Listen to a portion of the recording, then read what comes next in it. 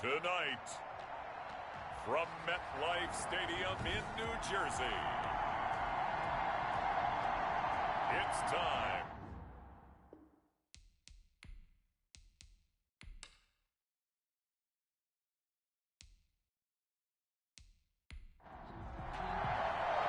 Lurching closer toward the midway point of this NFL season, and we're underway on EA Sports. And that'll carry over the back line of the end zone for a touchback.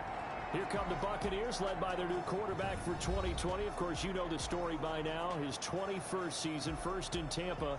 It's Tom Brady. And he ought to have a lot of pep in his step after last week's performance, because he did exactly as you want him to play if you're a coach.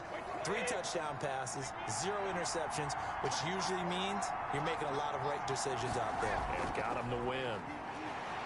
And not much to speak of. Call it a 1-yard gain up to the 26. Number 38. The last play got just a yard. Here's 2nd and 9 from the 26. You know, it's not just... And he can't get away from the pressure. The Giants get there. Oh, and after the sack, he's still down on the field. We'll get an update when we return to MetLife Stadium.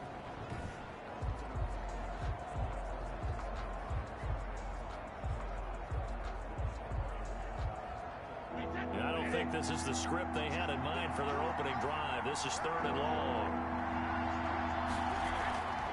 Working from the gun, it's Brady. Quickly to Gronkowski. That's caught. And this effort will not get it done. He stopped well short of the first down at the 29. One of the money routes for any offense, the drag route. So tough to defend because the receiver can stop at any point and make himself available to the quarterback and get a completion. But I love the communication we saw there. All the defenders pointing out the receiver where he was going, and then they're able to rally to the ball after the catch and stop him short of a first down. They only punted twice in the win last week as he gets this one away. Pushes past him. Golden Tate on the bridge. It'll be a 51-yard punt that time. And it'll be Giant football, 1st and 10. So here are the Giants under head coach Joe Judge. Leading them out, the man known as Danny Dimes, their 2nd-year quarterback from Duke, Daniel Jones. A little bit of broken record time, partner, because we know that this young man, Daniel Jones, was a surprise pick at number 6 overall. But I thought that he got better and better as the year went on in his rookie year. A lot of trial by fire. Needs to protect the football better while in the pocket. But when he's at his best, he can throw it and run it. And he's an ascending quarterback. 24 touchdown passes as a rookie. On 2nd and 9, Jones. That's caught by his tight end, Evan Ingram. 8 yards on the completion, but now they face 3rd down. It's a gain of 8. Brings up 3rd and 1. On the toss, there goes Gallman. And he's going to have the first down yardage to the 35. Just 4 yards on the pickup, but that's good enough to extend the drive. Not your normal call in short yardage, but the toss works very well there. Big people out in front, being physical, and they pick up a first down.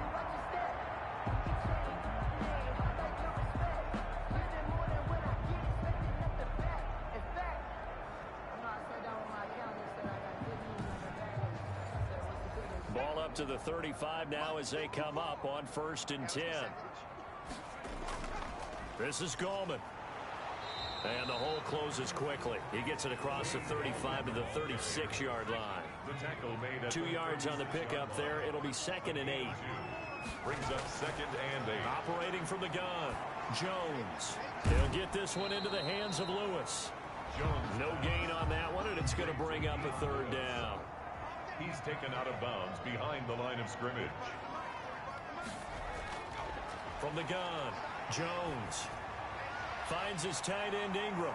And a nice job there defensively. They get him to the ground short of the first, right around the 42. Now, after the completion, we're going to get a timeout, an injured player.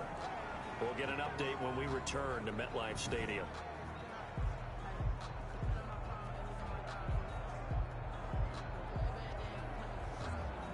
On 4th down, here's Matt Bosher on the punt. Back deep, Jadon Mickens. And he gets this away, and look at this. This is a good one. The Bucs take over 1st and 10 at their own 20-yard line. Tampa Bay, they're getting ready to set up shop here for their second drive. And on the first drive, 3 and out. I know that these are professional athletes, but I would imagine sometimes you get the nerves at the beginning of a game still, don't you? Those don't ever go away.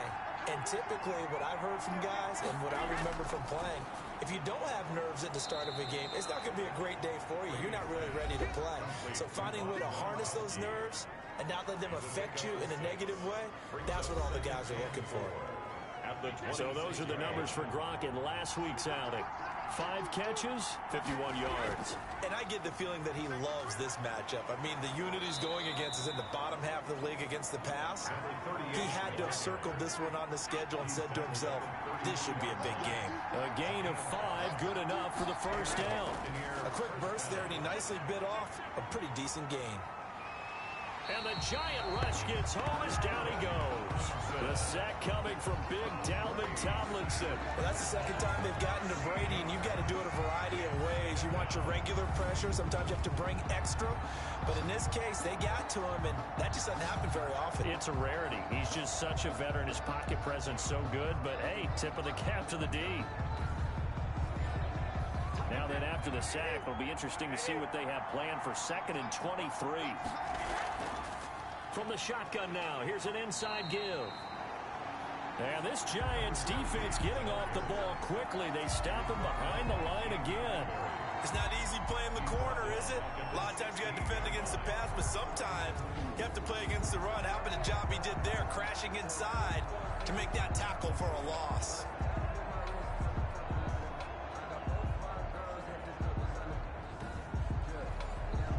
Need something from deep in the bag of tricks here after 1st and 2nd down went backwards. It's 3rd and very long. It's caught by Mike Evans. And he'll get to the 29-yard line, brought down there. They get 13, but it's not nearly enough. And it'll be 4th down. Those are the kinds of plays right there that show you why he's the number 3 man in the NFL in terms of receiving yards. Also tells you there's a full combination of what he's got going in his game. You name it, from route running to catching the football. That's why he's able to produce those types of numbers. Here's Bradley Pinion now, as he'll kick it away for the 2nd time.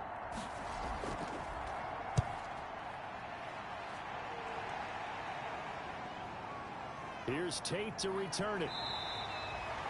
That'll go as a 46-yard punt with a return of 7. And possession will switch hands, 1st and 10.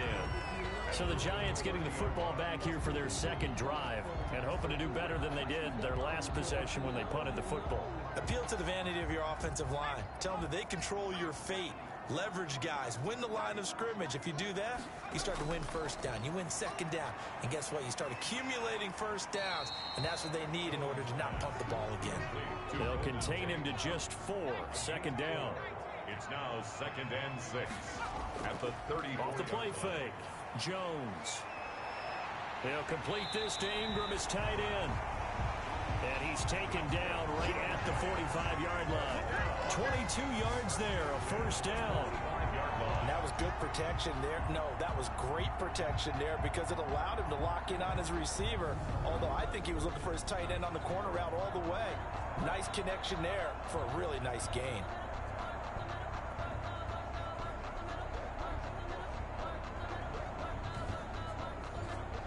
So from Buccaneer territory now, it's 1st and 10 at the 45-yard line.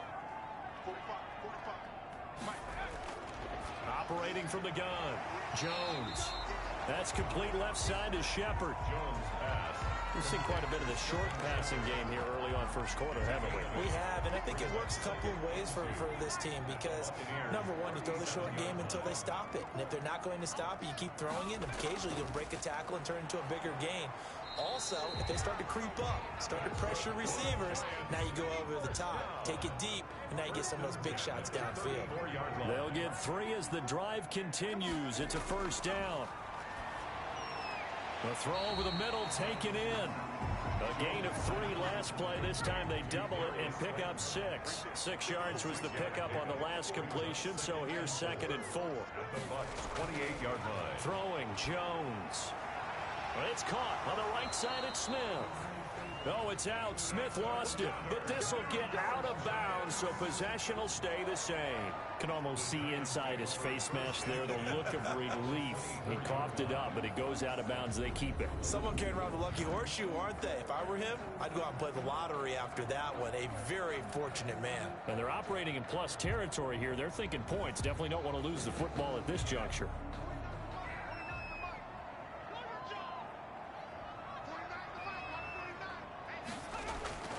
Jones throwing on first down. Caught right side, Tate. And they'll work it inside the 15-yard line before it's all said and done.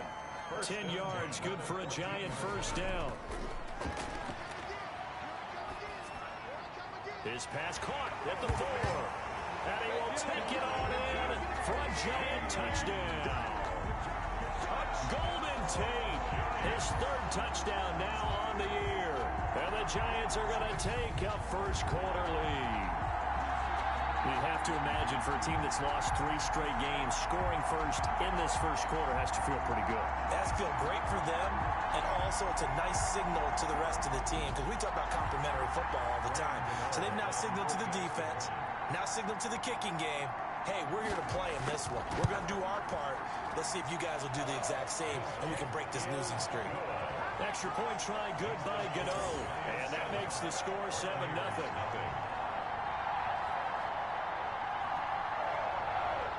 Gano now following the touchdown here to kick it away. And this will be a touchback as that sails over the end line. Now the Buccaneers offensive unit back out on the field. The crowd may be losing just a little bit of the edge after back-to-back punts. They want some big plays. They want to see some offense. They want to see somebody break away, whether it's through the air or on the ground. Now it'll be interesting to see where the patience is on both sides. Each head coach, can you hang in there and not try and force something that could put your team in some jeopardy? And this will be a gain of 5 as he gets it to the 30. 5 yards on the catch there, brings up 2nd down. Defensively here, you're facing a top 5 team in terms of points scored in the NFL. So when they're that high-powered, you've got to find a way to hold them under 20, because to me, that's the magic number. 20 points scored gives yourself you give yourself your best chance to win. So if they're up around 24, 28, 30, they could be in some trouble. And I think so, because then you turn it into a shootout, and that means your offense has to keep pace. And they get him down, but not before he takes it across the 40-yard line. 11 yards there, first down. First down, Buccaneers.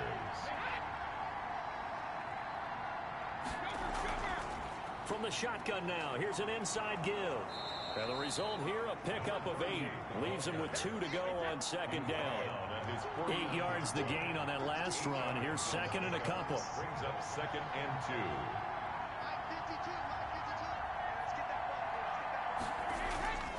2. Brady now to throw. Toward the center of the field, but it's incomplete. After the incompletion, here now, 3rd and 2. 3rd down and 2. Here's Ronald Jones, first carry for the USC man. And he is going to have the Buccaneers first down. At least it appears that way. And he got it by maybe the length of a football.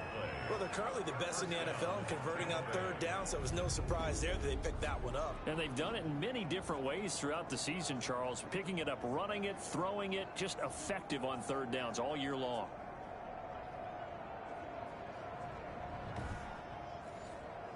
So the drive takes them into Giants territory now, 1st and 10 at the 49-yard line. Brady going to fake the give to Jones and set up to throw. That's complete to his receiver, Godwin. Brady's pass. 7 yards, the pickup on the pitch and catch. Able to get 7 on that first down pass play. 2nd and 3. Tom Brady, of course, a member of the Bucs now, but it was these Giants who were his Super Bowl nemesis. Twice they were able to take down Brady's Pats in Super Bowls 42 and 46.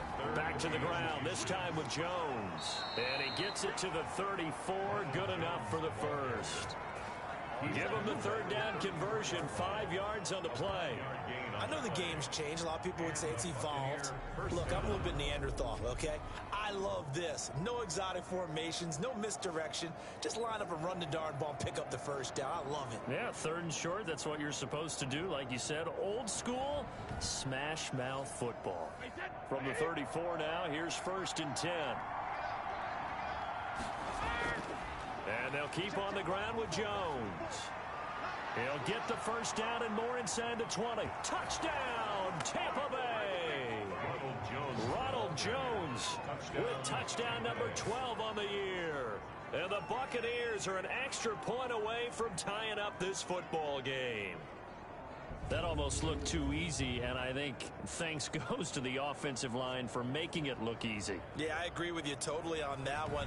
I'm not sure how much everyone understands the preparations that go into a game for an offensive line, because there's a reason that running backs and quarterbacks give them big gifts at the end of the season after a big year. The consistency and the continuity it takes to know each other and execute their blocks is pretty impressive. So all even at 7 now as they kick it away. Here's Dante Pettis on the return. The lane opens here. He's past the 30. Dante Pettis on the return.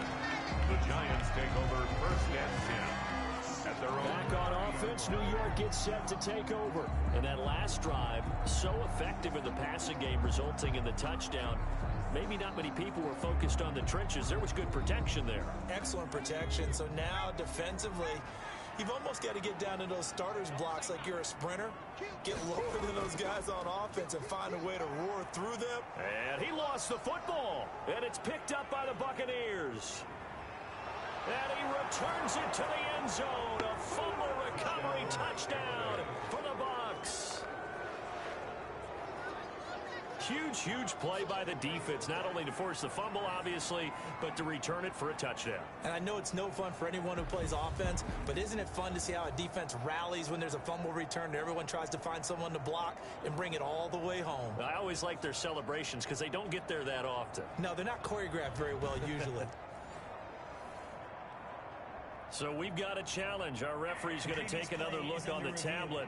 He's going to be watching to see if the knee was down prior to the ball coming out. Oh, I love what you just said there. You nailed it, because if the ball's shifting or moving before the knee or any other part of the body hits the ground, then that'll be considered a fumble.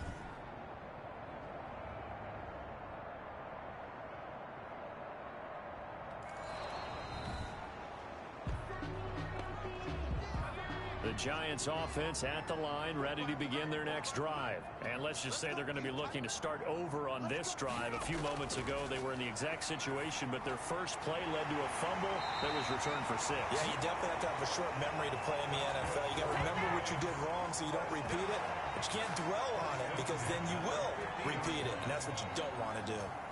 Right after the turnover, they come out throwing. And that means it's a sudden change situation. We used to practice it on defense. Sudden change, get out there, stop the offense. But you typically run out there a little bit unsettled. I think that's why he came right out throwing the football, hoping to catch him off balance. And he did.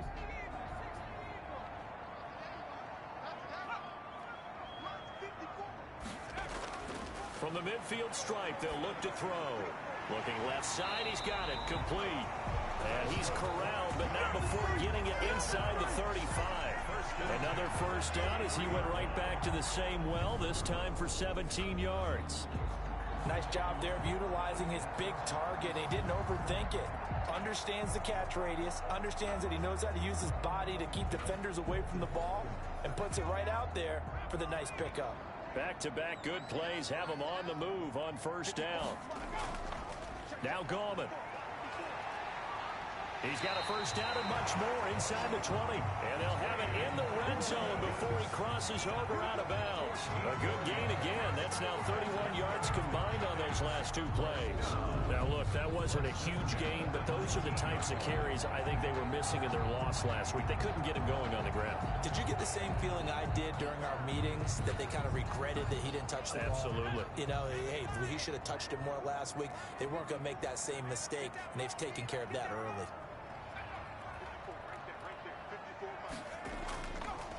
Gallman will run it. And just a couple yards there down to the 17. Ball carrier. The last run good for 2. Here's 2nd and 8. 2 yards on the pickup. It's 2nd and 8. Now Jones. That's complete right around the 8. And the Giants are going to have a 1st and goal as he's taken down at about the 8-yard line. I think a lot of people ask the same question all the time. Why do we see so many slants in the red zone? Well, the windows are tighter. Everything's more condensed. It has to be quicker, and you've got to deliver the ball on time. Your biggest worry? Ball gets tipped in the air, because if that happens, then it's fair game for the defense. Now Jones operating from the gun. And he will take it on in for a Giant touchdown. Golden Tate with his 2nd touchdown in this opening quarter. And the Giants have broken our tie as they take the lead. Still first quarter, 2 receiving touchdowns for him. How are they going to slow him down? I think they're thinking about altering their game plan. Whatever they came in with, now maybe you switch a better cover guy to him. Or you make sure you have more people in his general area wherever he lines up to at least try and discourage them from throwing the ball to him. It's up and good, and it's 14-7 now here in the first quarter. So the drive there took 6 plays, and it was finished off by a touchdown by the New York Giants.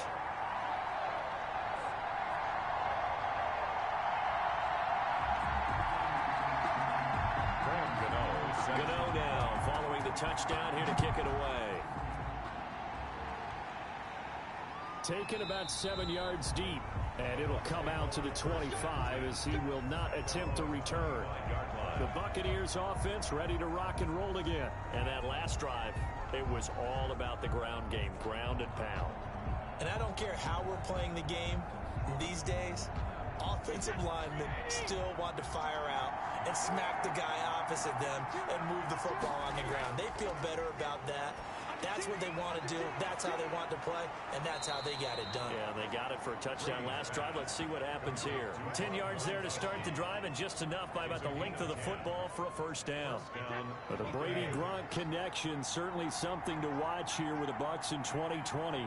Of Tom Brady's 541 touchdown passes coming into 2020, Gronk's 78 were the most. And now a fumble. Brady loses the football. But it looks like a Buccaneer was able to corral it. Yes, the Bucs have it. Tampa Bay keeps the possession. Much like a running back going through the line, quarterbacks have to be aware of protecting the football as well. He left it exposed that time, wound up having it knocked free, but fortunately, had an alert teammate who was able to get it.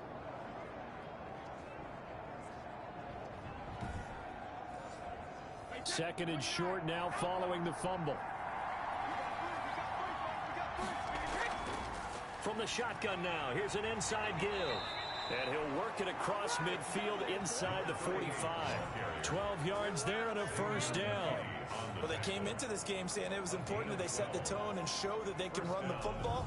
And I believe that they've done that here in the first quarter.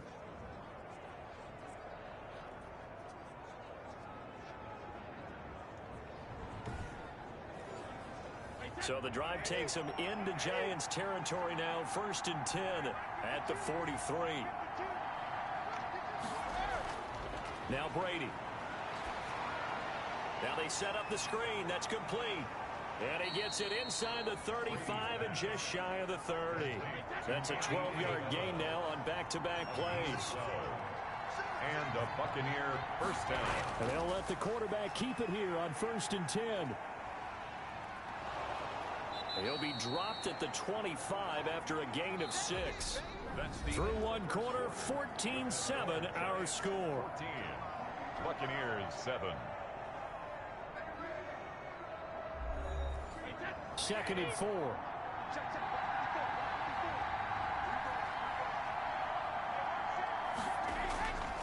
Shotgun now for Brady. That's complete to his running back, Evans. And he'll go out of bounds in the red zone just inside the 20. That one a first down pickup of 8. First down, Buccaneers. Brady gives this one off to Jones. Able to fight for about 4 yards there to the 13. The run got 4. Now they deal with a 2nd and 6. 4 yards on the pickup. 2nd and 6. At the 13. From the shotgun now, here's an inside give. And the Buccaneers are going to have a first and goal as he's inside the 10 down to the 7-yard line. I hope we give enough respect to the big guys up front because they have been getting it done on this drive. The holes have been large, and they've been barreling through and picking up first downs. And the Bucs are going to have it first and goal as he'll take this down to about the 3. So the ball position now at the 3. Here's second and goal. They'll try and run it in with Jones. And he's into the end zone for a Tampa Bay touchdown. Ronald Jones with his 13th touchdown of the year and second of the game. And the Buccaneers are an extra point away from tying up this football game.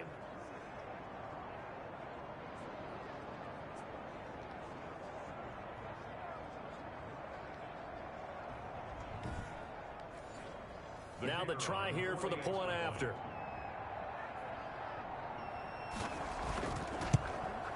And we've got a good one brewing. We're all knotted up at 14. So the drive goes 75 yards, 10 plays. And it's Ronald Jones that polishes it off with a touchdown run.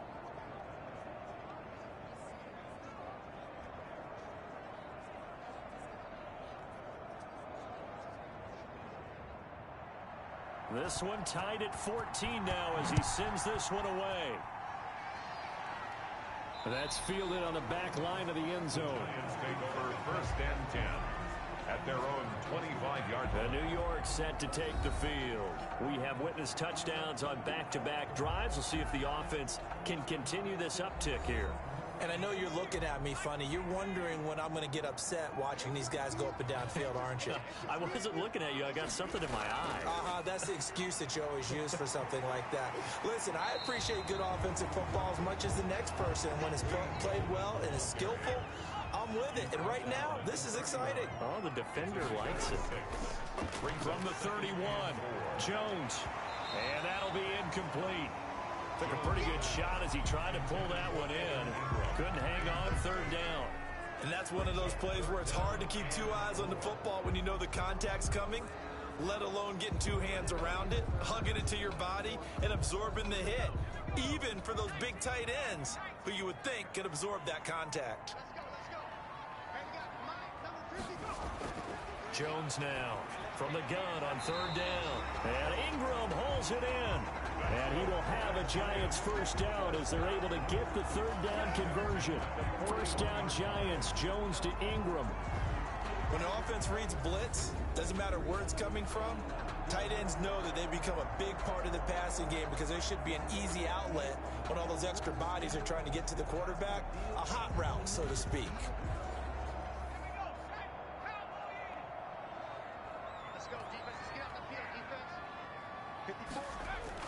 Here's Jones off the play fake. He's going to let one fly, and that's caught inside the 30. And he'll go down, but not before getting this inside the 30. It'll go as an impressive 31-yard gain. You know I'm going to lean towards the defender, right? You know I'm going to do that. I know. That's a tough situation for him as I see it. But the truth of the matter is, that ball was not streaking towards him. Had a little arc on it. He's got to find a way to get his head around to make a play on the football.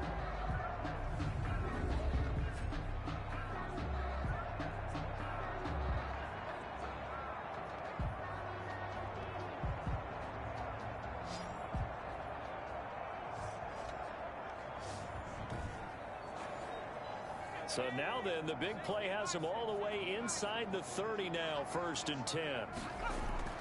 Off play action, Jones. Oh, hit as he throws there, incomplete. They were trying to get it there to Sterling Shepard. That'll bring up second down. It's now second and 10. To throw again, Jones. Open man right side is Ingram. And this is going to lead to another first down as the tackle's made at the Bucs 16. 12 yards there as they move the chains. First and 10 at the 16-yard line. Now a carry for the shifty Dion Lewis. And they get to him quickly here as he stops right around the 13. Give him 3 on first down. It'll set up a 2nd and 7. Brings up 2nd and 7. Here's Gallman. And he will take it on in for a Giant touchdown. Wayne Goldman, his 4th touchdown on the year. And the Giants have broken our tie as they take the lead. A solid blocking up front from the guys on the offensive line allowed him to get in for the touchdown. Yeah, some might say that the guys on the offensive line were in concert. I used to have a coach who called it marrying up, meaning when you get on a guy, you just stay right there. Each guy has his own assignment. That allowed the runner to make the big move towards the end zone. It's up and good, and that'll make the score 21-14. So that one an 8-play drive. It spans 75 yards. And it's capped off by a 13-yard touchdown run.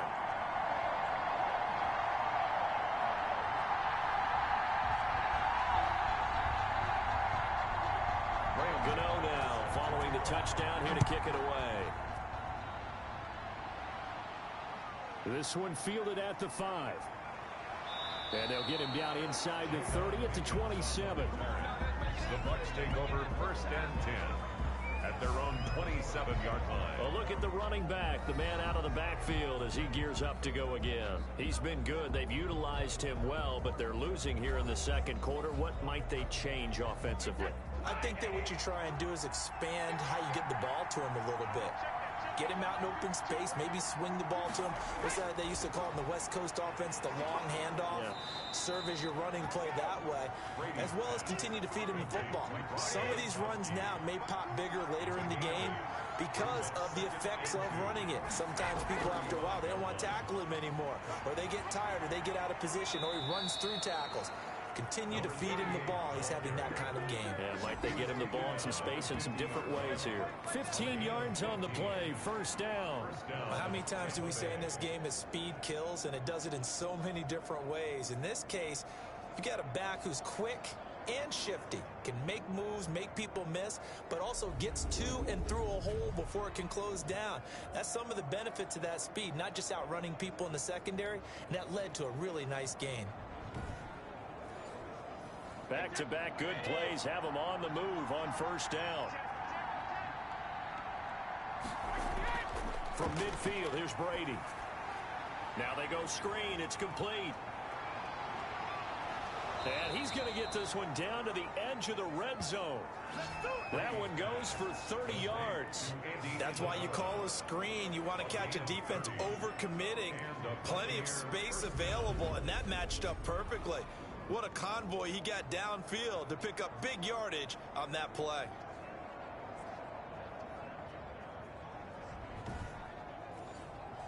So a big play as it gets him all the way down to the 20 now for 1st and 10. Into the red zone, it's Brady. He'll try and set up the screen. It's complete. And he'll be out of bounds, taking it just shy of the 10 at the 11 or the 12. A good 1st down call as the screen play gets him 9. For a second there, I thought that might break big. Screen pass. Looked like it was coming together. Looked like there was an opening. Still, ended up with a solid game. That last catch short of the marker by just a yard leaves him with a very manageable 2nd and 1. This is caught. Gronkowski. And the Buccaneers are going to be set up with a 1st and goal on a pass play that moves them all the way down to the 1. Brady on target to Gronk. 1st down Buccaneers. Now Brady again. And he hauls it in for the Buccaneer touchdown. Scotty Miller, his 3rd touchdown now on the year. And the Buccaneers are an extra point away from tying up this football game. There was no going through the progressions on that touchdown pass. Yeah, nor was it necessary. His receiver won that route early, presented himself. No reason to wait. Go ahead and put it on him and score a touchdown. Now they'll line up to kick the extra point.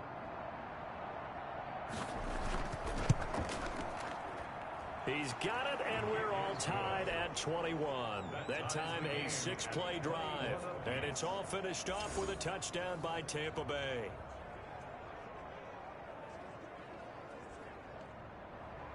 A couple of teams locked into a good one here. 21 all the score as the kick's away.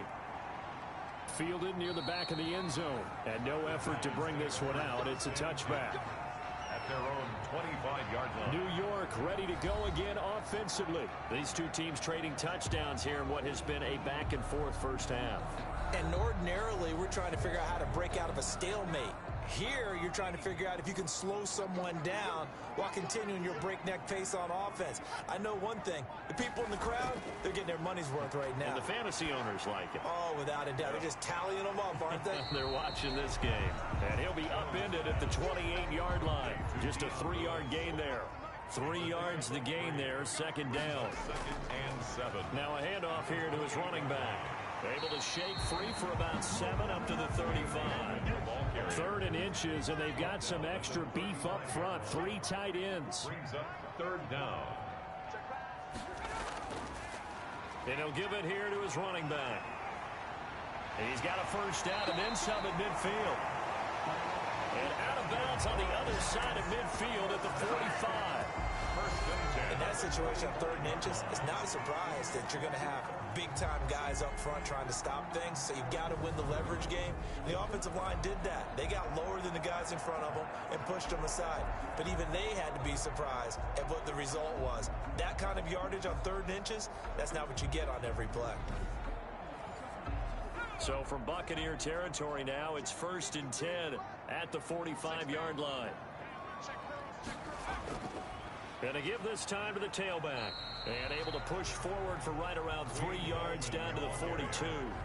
He was brought down. Yeah, I don't know if it's exactly a win-win, but if you're on offense, you'll take that kind of a run, all right? It was kind of stacked up, found a little bit of yardage, and frankly, they're pretty close to staying on schedule on offense. The playbook is still open for the coordinator.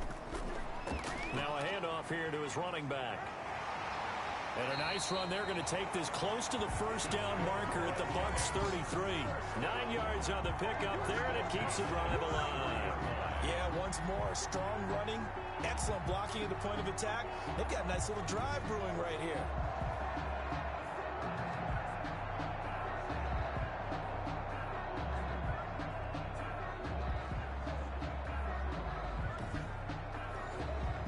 So they'll come up 1st and 10 now from the 33. Shotgun handoff for Lewis. Down to the 30 after a gain of 3. The ball carrier. Well, that's just a pile of bodies there, and that's when you kind of find out who's a tough guy, right? Who can stand up and make a play. It was only a 3-yard run, but for both sides, they had to walk away from that feeling like, okay, I can stand up when the going gets tough in here. The last run got 3. Now here's 2nd and 7. Now they try the right side here. And he'll be brought down at the 27-yard line. Still about 3 yards shy of a first as the 4-yard pickup brings it to 3rd down. Brings up 3rd and 3. From the gun, Jones. And Tate's got it. And he'll be out of bounds as he gets this down about the 21 or 22. 3 yards on first, 4 on second, and now 5 on 3rd down. Move the sticks.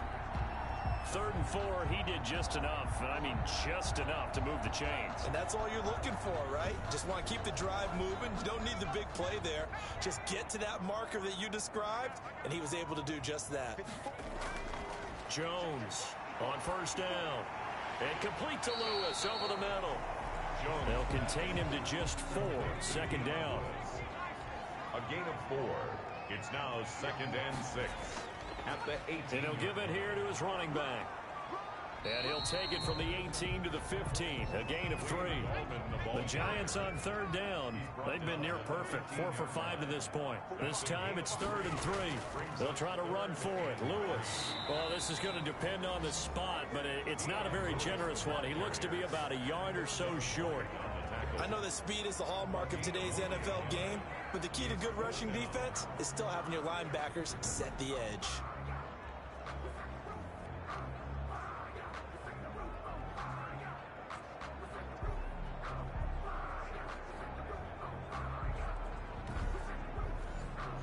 The offense staying out. They're going to go on 4th and 2.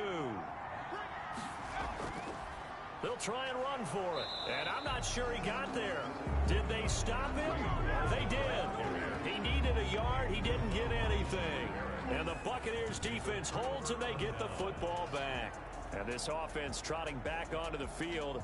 Let's turn our attention here to Ronald Jones. And he's found the end zone twice, and now I'm guessing he's thinking, hey, let's find it 3 times. And you got to figure from the defensive perspective, how has he gotten there twice? What are we going to do to keep him out for a 3rd time? How do we tighten things down? Because he and his offensive mates, they are really in sync right now. No gain on the play there, 2nd down. No gain on the play. 2nd and 10. Throwing on 2nd down. Brady over the middle to Evans. And he'll be taken down, but not before he gets this football out shy of the 30 to the 29. 1st down. Good strong throw and catch right there. And so far in this game, the alleys have been open for them to get completions, and they're taking advantage of it.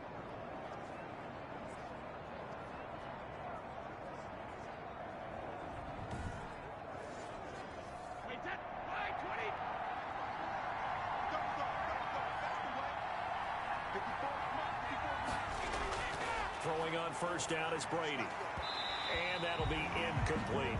Andy Isabella was the intended target, but it'll be 2nd down. It leads to 2nd and 10.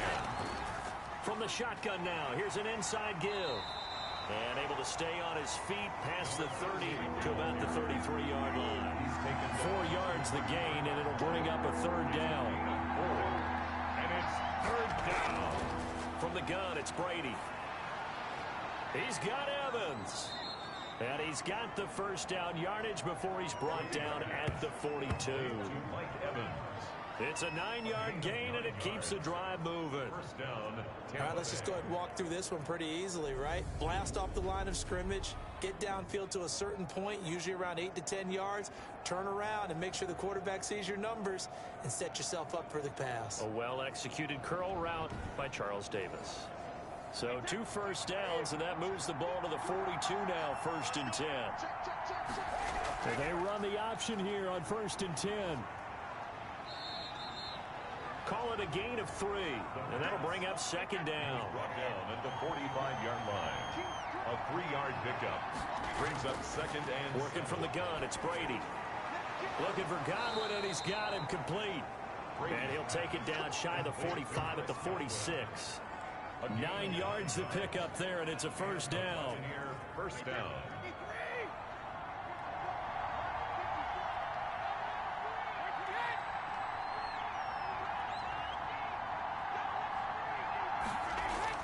Operating from the gun, Brady firing quickly here, and that's complete. Complete to Able to get 7 on that 1st down pass play. 2nd and 3. Brings up 2nd and 3 at the 39-yard line. From the shotgun now, here's an inside give. And he'll go down here at the 35-yard line.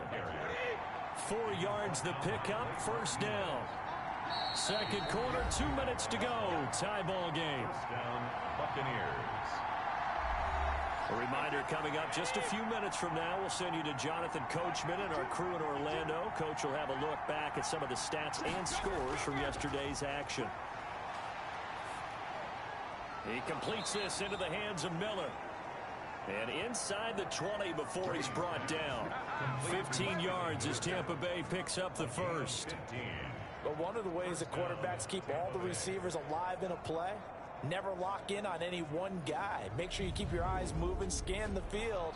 And here he finds the open guy for a nice pickup.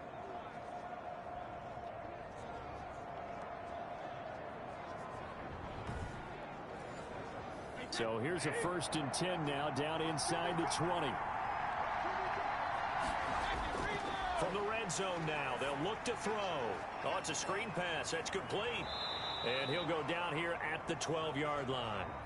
Brady's pass. A good pickup there on 1st as the screen pass gets him 8. 8 yards on the pickup. Brings up 2nd. To throw again on 2nd down. Brady, that's complete right around the 8. And the Bucs are going to have a 1st and goal as the tackle is made at about the 5. Now the Bucs going to use the first of their timeouts, as the stoppage will come with a little under a minute to go in this 1st half.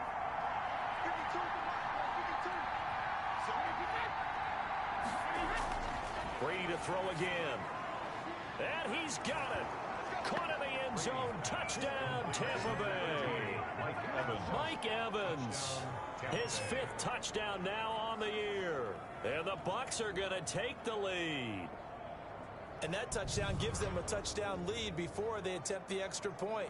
What a great way to end the half. Yeah, great job to put themselves in front. And now, see on the sideline, special teams defense scrambling, saying we want to preserve this for the final moments of this second quarter. And it's good. That makes it a 28-21 game. So that one a 13-play drive in total. And it ends with a touchdown for the Bucs. Set now to kick this one away, and off it goes. And this will not be returnable. It's out of the back of the end zone for a touchback. Getting set to go again as we look at the back, heading onto the field again. Now, he's having himself a little bit of a banner game. His team right now, though, losing. Needs a little bit of help, and I kind of equate it to a basketball game where you have the big score, and sometimes your strategy is, okay, he can go ahead and have all of his points. Let's hold down everyone else, and that's the way you win the game. And right now, he needs everyone else to start scoring, quote-unquote, as he's been. Yeah, and he's hoping to keep it close so maybe they can keep it on the ground, not start to go through the air as much. It's brought in left side by Tate. The Giants going to go ahead and use the first of their timeouts, as they'll stop it with just over 40 seconds to go in the first half. Now Jones from the gun on 3rd down. And down he goes, a Buccaneer sack. The Bucs going to go ahead and use the second of their timeouts as they stop it here with just under 40 ticks to go in this first half. Now punter Bosher on now as he gets this one away.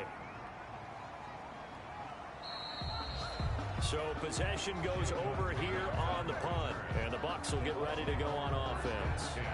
There again is the running back as he trots onto the field. And it may just be the second quarter, but he's in his zone, well on his way to eclipsing that 100-yard mark. And when a back has a game, as we're witnessing right now, his name's going to be in the books, but it's really a collective deal, isn't it? Because that means he's getting plenty of blocking, a lot of help from his teammates, but he's making the most of it. Yeah, he's made the most of it to this point. Nice way to start the drive, a gain of 12 and a first down. Now a timeout signaled for, and they'll get it with 10 seconds to go before halftime. Ball up to the 35 now as they come up on 1st and 10. From the gun, Brady, and that is incomplete. 7 seconds remaining. James Bradbury, he was right there to break it up. Leads to 2nd and 10 at the 35-yard line. Not wanting to take a chance this time, they'll keep it on the ground. And he'll just keep 2 hands on the football as he'll be taken down after a short pickup. So we've reached halftime in a wild first half. We'll take a minute to catch our breath as we'll get you down the coast to Orlando for Jonathan Coachman at our EA Sports Halftime Report. Coach. Okay, Brandon, thanks very much. Welcome in, everyone, to our EA Sports Halftime Report. Let's get you caught up on what's going on around the NFL. We'll get started up at Paul Brown Stadium in Cincinnati, where you see the final score there. Ryan Tannehill, a very good performance as his guys run the record now to 5-2. From there, we're off to check out another game. And it was the visiting Jacksonville Jaguars that go home with the victory. Keelan Cole, a touchdown catch in the victory. Lastly, let's get you to Charlotte, North Carolina. Check on the Panthers at home at Bank of America Stadium. And they were victorious in that one over the visiting Atlanta Falcons. Teddy Bridgewater leading the way in the victory with 3 touchdown passes. In the game you're watching, it's who else? Tom Brady with a strong first half. He's thrown for over 200 yards already, and his guys have the lead as well. As we get you back to Brandon Gaudin. Okay, Coach, appreciate it. A 1-touchdown game here as we get set to resume play in the second half. Pettis now on the return. And a good return as he'll be stopped just shy of the 30-yard line. The Giants take over 1st and 10 At their own. Back on offense, New York gets set to take over. They're close game, but they're going to need to do a little bit better probably here in half two, no? I would agree with that totally. I would guess it in the locker room. They talked about cleaning up some of the errors, but overall, I think they wanted to be positive with them. Guys, we're right there. Just not playing as well as we need to. Let's pick it up, and we still have a chance to win this game. Yeah, they do. We'll see if they can pick it up. Golden Tate, his intended receiver. And now it's second down. From the snap, he certainly looked like he knew where he wanted to go with the ball, but surprise, that guy was covered. Jones in trouble here, and down he goes. Jason Pierre-Paul in there to get him, and that is sack number 6 now for him on the year. Okay, you know my bias is about to come out here. A lot of people think that the offense is just moving in the wrong direction. I'd say they're moving in the right direction because the defense is pushing them back. Former defensive guy. Now, as a quarterback, third and long, you really got to rally the troops here, don't you? Yeah, you do in a big way, and what else do you have to look out for? More pressure coming at you because it seems to be working pretty well. After that sack, third and long, tough spot for Jones and the Giants. Operating from the gun, Jones. He'll complete this to Ingram, his tight end. And he's going to be taken down here with a penalty flag on the field.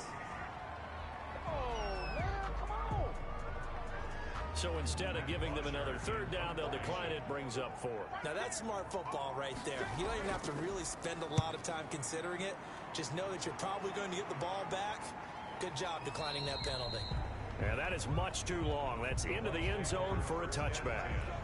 At their own 20. So here are the Bucs to take over on offense. They were winners last week, defeating the Raiders, and right now they're in the driver's seat here as they start off 1st and 10.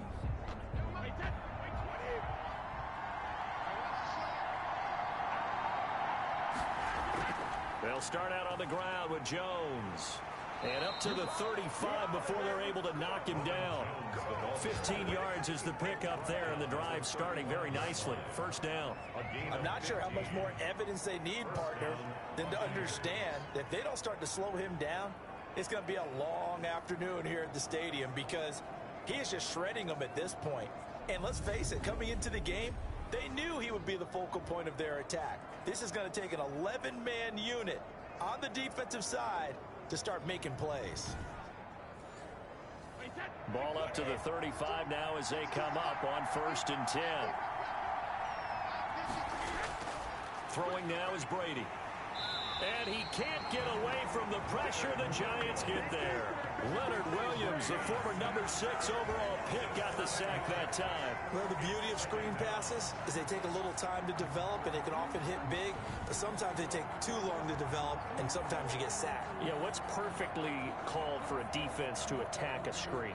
Typically a blitz, and even though people think that the screen operates against the blitz, if you have the blitz called and you still cover the screen, now that allows your blitzers to get there. Now following the sack, they'll look to make amends on a 2nd down and 17. Another try after the first down sack. Brady. Open man, Gronkowski complete. And able to rip off a big chunk of yardage before being dropped inside the 40.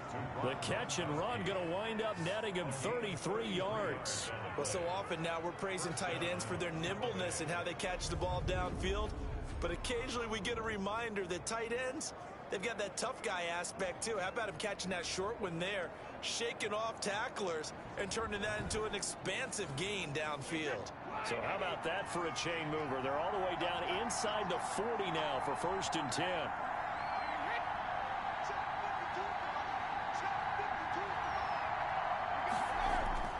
From the gun, Brady. Quick hitter here, it's complete. And they'll get him down after a pickup of 8, 2nd and 2.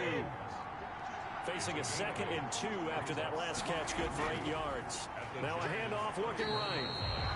And he'll lose yardage. Brought down at the 32. I'll tell you what, this defense hasn't played its best, but they're still right in this football game. And if they keep making plays just like that, they're going to give their offense a chance.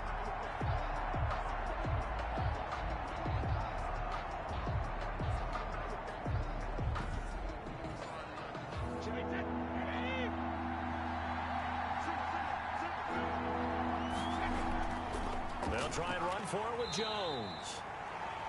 And he is going to have a Bucs first down. It won't be by much. He needed 3, and he got 3, barely. But the mark shows first down. Well, they gave themselves options there on the third down play, and were able to convert on that RPO. Shows a lot of trust with the guy taking the snap, doesn't it? Because you're counting on him to make the right reads and give the ball where it's supposed to go.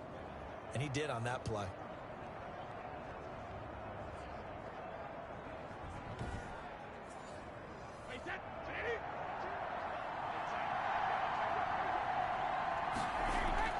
On first down, Brady.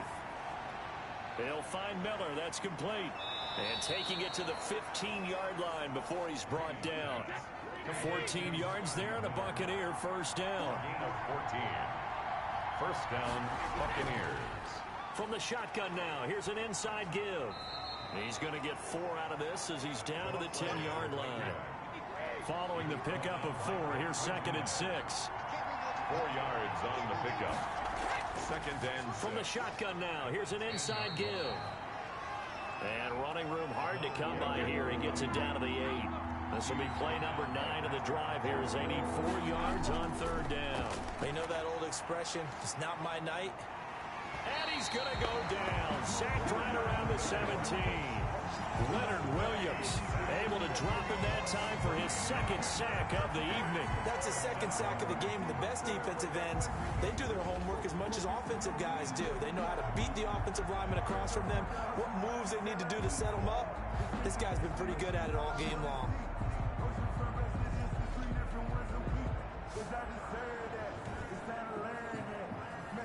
And now the Tampa Bay field goal unit comes out here. From the left hash, this from 34. And his kick is right there. It's good. And that will push the lead up to double digits now at 10. Giants, 21. So the field goal there caps what winds up to be an 11-play drive. Well, partner, that's a lot of offense to run there to only get 3 points. So I just wonder, are they going to recycle those plays because they were successful in getting 3? Or do you go to another section of the playbook trying to find ones that get you into the end zone, get you 6? A look at the running back, the man out of the backfield as he gears up to go again.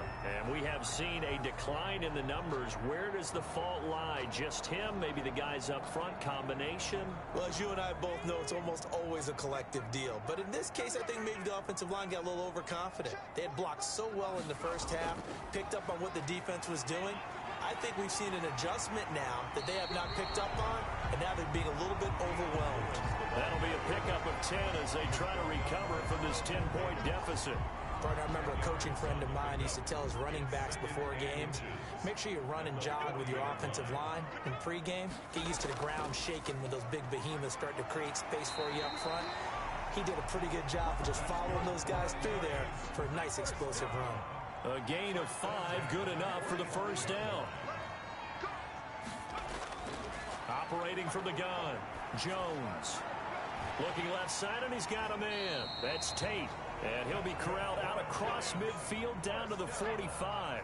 That'll be a pickup of 10 as they try to recover from this 10-point deficit. Jones now. From the gun, he'll throw.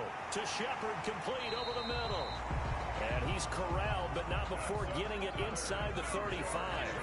That'll be a pickup of 10 as they try to recover from this 10-point deficit. You always worry about those smaller receivers running through that gnarly patch of land in the middle of the field. He did a really nice job there holding on to the football and protected himself as best he could while completing the play. 10 yards. They still need about the length of the football here, maybe a little less as they come up on 2nd and inches. Throwing, Jones. Throwing the out route and complete. It's Shepard. And taking it to the 15-yard line before he's brought down. It's a first down on a gain of 10. And to give this time to the tailback. He takes us down to about the 12 for a gain of 3. 3 yards on that last carry. Here's 2nd and 7. It's a pickup of 3. Looking to throw. Jones. This will be caught just inside the 10. Not a big window to throw. Coverage wasn't too bad there. Yeah, they had him under wraps pretty well, but somehow able to muscle his way open and catch the ball. Here's Jones from the gun on 3rd down. And that's going to be incomplete. The contact there enough to jar that ball free, and it brings up 4th down. Normally you think the tight end's going to be able to catch the football and handle that contact, but in this case, maybe a little too much target to hit. That one was timed well, incomplete. That drive took him inside the 10. Good job defensively to hold him to 3. Yeah, I like how you did that. Give a little tip of the cap to the stop troops there because they didn't give up a touchdown in that situation, right? Made them kick the field goal. And yeah, points went against them, but that feels a whole lot better running off the field. So here are the Bucs to take over on offense. They were 7-point winners a week ago, and they lead by 7 here as well as they start out 1st and 10.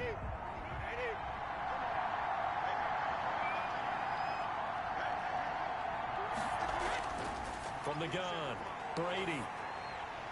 Throwing the out route incomplete. It's Miller. He's going to be dropped following a pickup of 7 past the 30 to the 32. 7 yards, the pickup there. Throwing again on 2nd down. Brady. He gets it into the hands of Gronkowski. Complete. And brought down, but not before reaching the 45-yard line. A gain of 13. That time a slant. Brady in general on those quick hitters, he just releases the ball so fast. He does, and he's so accurate, but most of the time he wins before the ball's even snapped by his pre-snap read. Finds out where the defense is and delivers it to the proper place. On 1st and 10, here's Brady. Quickly to Gronkowski. That's caught. 7 yards, the pickup on the pitch and catch. Able to get 7 on that 1st down pass play. 2nd and 3. I don't care what sport you're playing. Everyone likes to build up a little momentum, don't they? And look at this, back-to-back completions to the big target at tight end. That one not as profitable as the other, but still a decent gain. A gain of 13, it's a 1st down. Now this is an example of breaking down a defense because on a lot of these runs, he's getting past the point of attack, and guess what he's doing? Forcing the secondary guys to have to make a lot of tackles.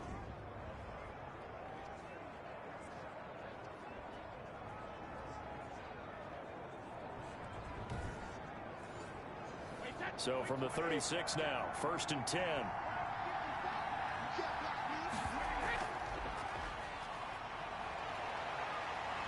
And brought down, but not before they're inside the 25.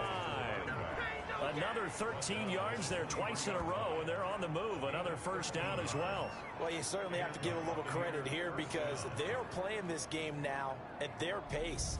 This is ball control football, sustained runs, taking their time, and making it work.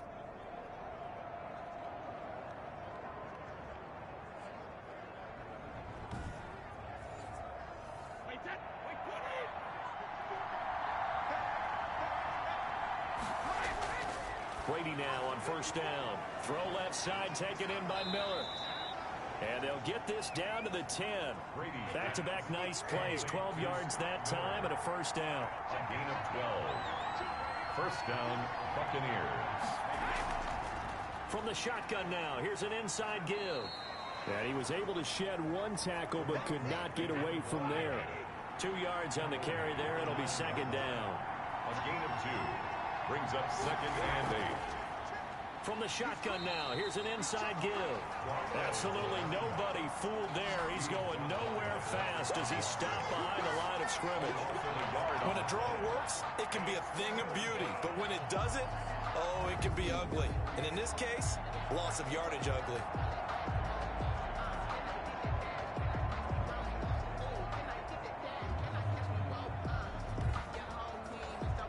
An important play right here, 3rd and 10.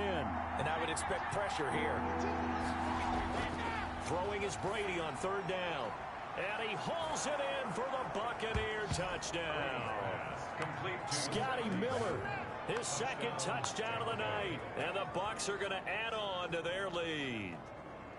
Circle that drive because that might be one to remember. Well executed to give them a little cushion. Well, let's take it into the boxing ring. You talk about them commanding it, keeping the fight where they wanted to, whether it was in the center of the ring or putting them on the ropes because it was jab, jab, jab. And finally, the haymaker to put that drive away.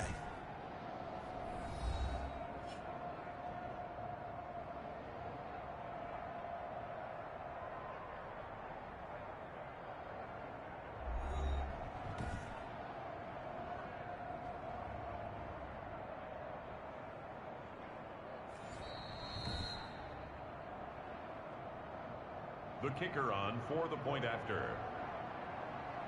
They had to go to the monitor, get an extra look. That's what the technology is for. And this touchdown will count. Is good. Point after, right down the middle. And the lead now up to 14. Giants 24.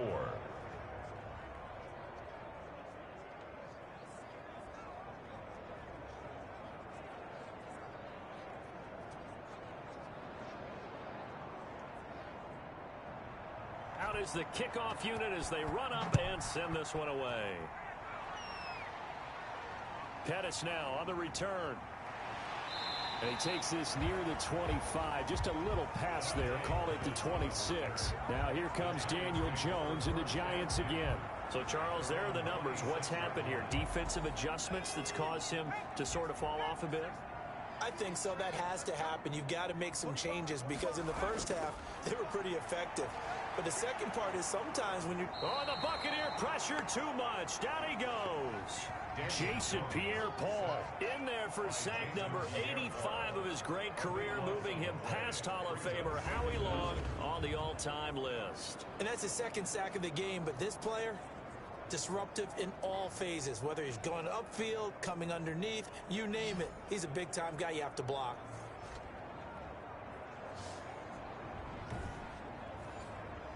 Now that after the sack, it'll be interesting to see what they have planned for 2nd and 23.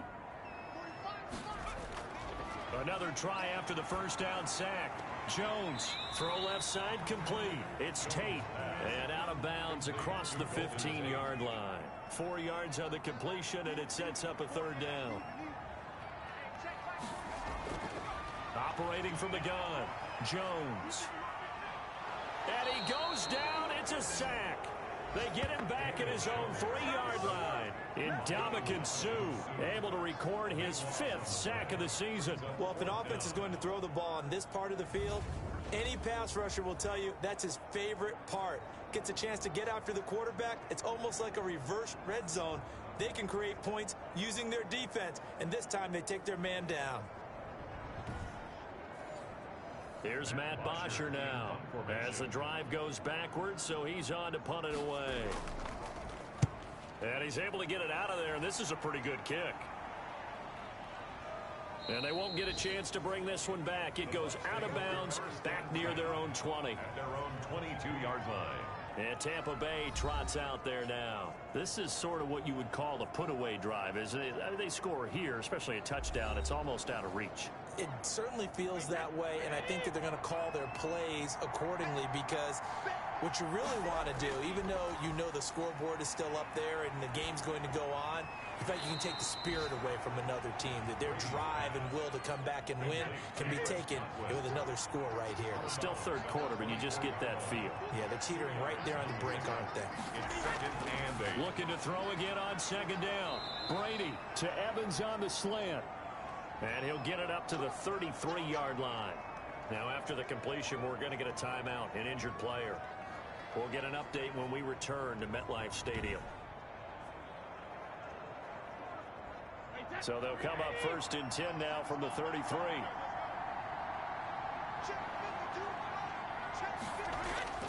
To throw, it's Brady.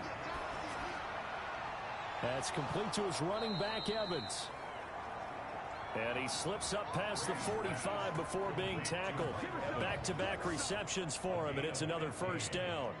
First down. And passing yardage-wise, now up over 350 in this game. Pretty nice performance. Definitely that, which usually means you're putting a lot of pressure on guys trying to cover. If you're a defensive back and they put over 350 yards on you, you've had a long day. The key to everything, if you're doing it without throwing interceptions or turning the ball over. Under a minute to go in this 3rd quarter as they come up 1st and 10. From the shotgun, a give to Jones. Just a yard on the pickup there, and it'll bring up a 2nd and 9. The tackle by Leonard Williams. A gain of a yard. Brings up 2nd. Shotgun now for Brady. That's complete to his receiver, Godwin. 4 yards on the completion, and it sets up a 3rd down. A gain of 4. And it's 3rd down. From the gun on 3rd down, Brady. Oh, there's that man again. It's complete.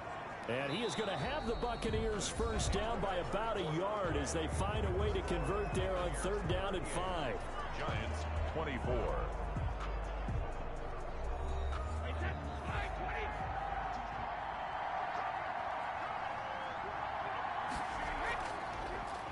And they'll run on the inside handoff.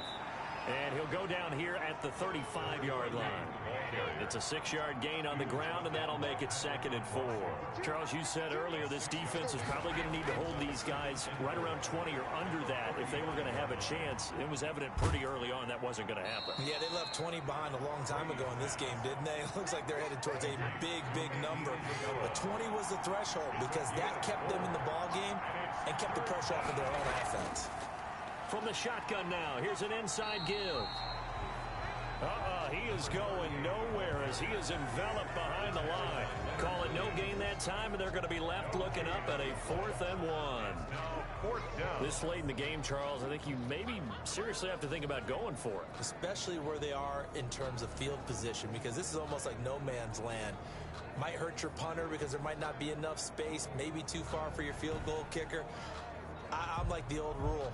Possession is 9/10 of the law. Possession is 9/10 of winning the game. Go for it. Get the first down. Close it out.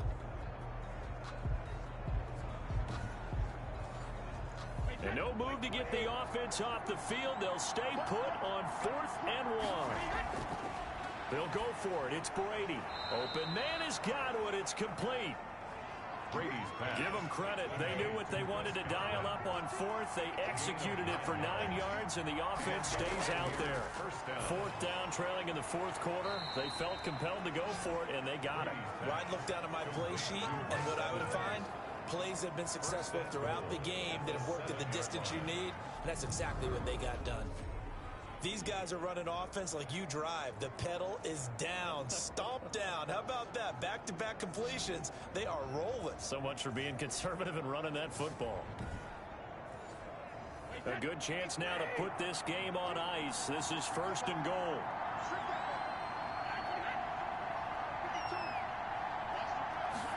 And they'll try the option on 1st and goal. And down he goes. Pressure gets him back at the 14. Dexter Lawrence, his 2nd sack of the night. Well, that was point-counterpoint, wasn't it? They decided to throw for it on 1st and goal. Instead, the defense counters with pressure, and the defense wins, getting a big sack.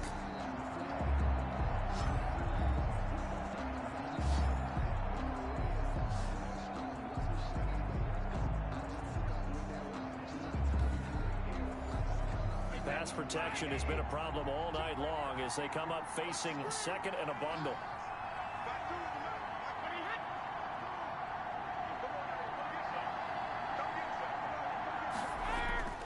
Another try after the 1st down sack.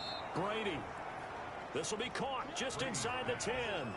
5 yards that time on the completion, and now it's 3rd and goal. Another nice pickup through the air, and I think a lot of people might expect them to run the ball in this situation, Brandon, but with this lead, they're electing to throw the football. Swings, slants, quick outs, things that they consider safe. He'll be hit and taken down at the 21. Credit that sack to Jamal Sheard. This has been a tough one for this offensive line. It appears almost like they've been on roller skates this entire game, the way they've been pushed around. 6 sacks given up in this one.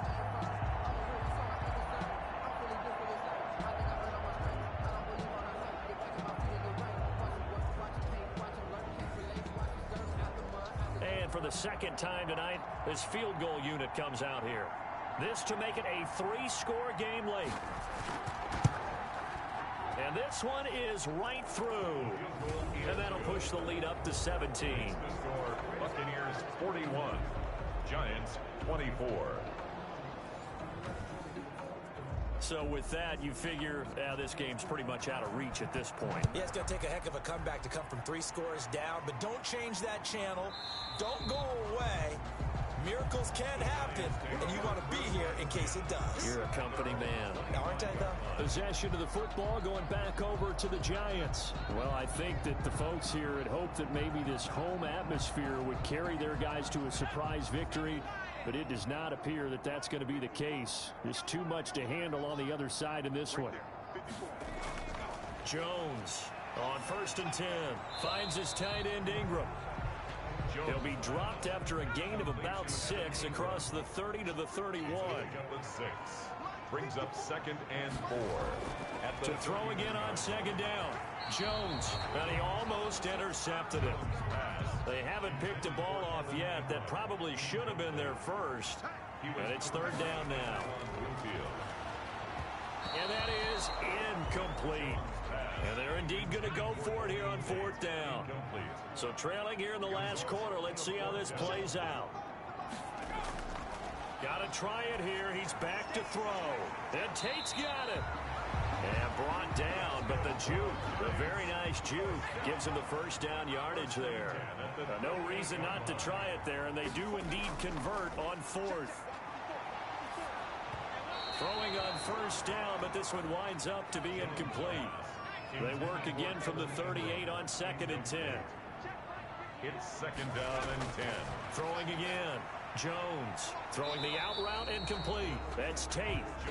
9 yards, and that leaves him just short, so it'll be 3rd and less than a yard. Never make the mistake that the slot receivers, especially the little guys like we're watching here, are just quicker than fast. A lot of them combine quickness and speed, and they catch a lot of footballs, as we just saw there. The last catch nearly got him a first, but it did not, and they'll try to convert on 3rd and inches. From the gun, Jones. Over the middle, complete to Tate. And he will have a Giants 1st down as they're able to get the 3rd down conversion. 12 yards there as they keep this drive rolling. It's another 1st down. And with that last play, he's now up over that 300-yard mark. And in today's NFL, it almost feels routine. And I hate that when you talk about a 300-yard passing game. To me, 300 yards still signifies excellence, and he's achieved that in this performance. So from Buccaneer territory now, it's 1st and 10, right at the 40. Operating from the gun, Jones. Caught right side, Tate. And he gets this down inside the 35 before going out of bounds. A gain of 6 there on 1st. A 6-yard pickup brings up 2nd. 6 yards was the pickup on the last completion, so here's 2nd and 4. From the gun, Jones. His throw incomplete. Jones pass. This will be play number 9 of the drive here as they need 4 yards on 3rd down. 3rd down and 4. Operating from the gun, Jones. Jones pass. Another incomplete pass there. What do you take from this game offensively? Well, you know it's tough to really analyze for him because it is a team game, right? And let's be honest, though. The defense did him no favors in this one at all. Offense actually moved the ball. So, bottom line, film session, defense is going to be a real tough one for him. Offense, they'll get a little bit of praise. Well, with that field goal, you can argue they needed to get back within 2 scores, and they did indeed do that, but still a pretty uphill battle. Still going to take 2 fourth-quarter touchdowns to get back into it. And as you and I know, that's a tall order against any NFL defense. They're going to need their own defense to make some plays as well to give them an opportunity. Their own 26-yard line. Mike Evans and the rest of the offensive unit heading back out there now. And I know that they've double-teamed him a couple times, but not a ton. Whatever they're doing isn't working. He's up over 100 yards. We'll see how they adjust. And when they do that, they weaken their defense in other places as well. And how many times have we done games where we've seen a guy have a big game like this? But it's usually not by himself, is it? Right. Usually it opens it up for other people to have big games as well. Here's a throw caught by Gronkowski. 7 yards, the pickup there. Gronkowski. It's a gain of 7. That's tough to play zone defense when they can just curl up right there in front of you. Yeah, absolutely. Well, we talk about finding the soft spot. Defensively, how do you make sure they don't find the soft spot like they did there? Tough to do because what they normally will do is run routes that'll pull you out of that spot that they want to get into. That's what we call not taking the cheese, right? Don't go for the mousetrap. But it's hard to do because when you see a guy cutting that in that direction, you tend to go towards him. A 3-yard pickup on 2nd and 4. Now they'll need to convert here on 3rd and a little more than a yard. They'll go again to Jones. And he's got the first before he's brought down at the 39-yard line. They're able to convert with a gain of 4. Brandon, when a defense just simply can't get off the field on 3rd down, and we all know how important that down is for both sides of the ball, you often feel like you're just a step behind whatever they're doing offensively. And one of the differences in this game, no doubt, third down conversion, and that is going to be a story they'll talk about after this one. So from the 39 now, they'll come up on a 1st and 10. Working from the gun, it's Brady. Oh, incomplete. A turnover would have really helped there, almost intercepted. Instead, it's just 2nd down. It's now 2nd and 10. To throw again, Brady. And the giant rush gets home as down he goes.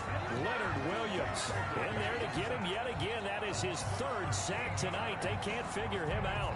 Offensively, they're going to have to figure this out before next week. 7 sacks in one game. Yeah, that's more than any quarterback should have to bear. And if this continues on, there will be another quarterback in the game because no one can stand up to this week after week. The sack backs him up, 3rd and long. Tough challenge for Brady and the Bucs. Now Brady. Oh, the pressure too great, and he goes down once more.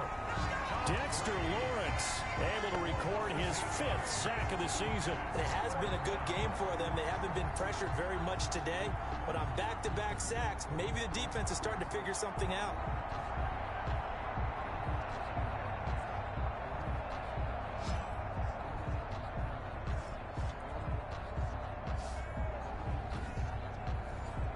Here's Bradley Pinion now as he's on to punt for Tampa Bay. He steps into this one, and this is a rocket.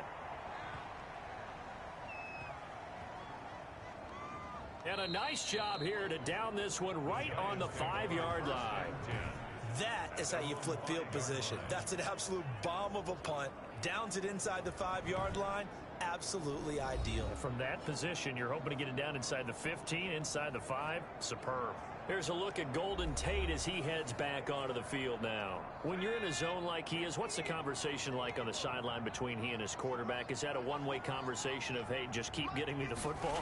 It actually is probably a two-way conversation because he wants to keep getting him the football because he's seeing the payoff.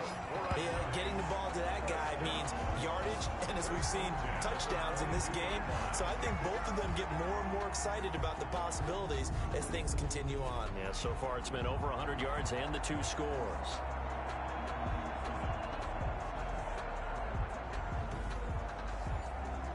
Now they can breathe a little easier, some room to operate as they've got it 1st and 10 now out past the 20.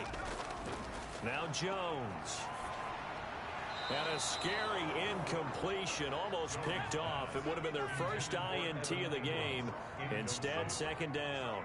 Brings up 2nd and 10 at the 20. Throwing again. Jones. Now the pressure comes and he goes down. Just inside the 10, back at the 9.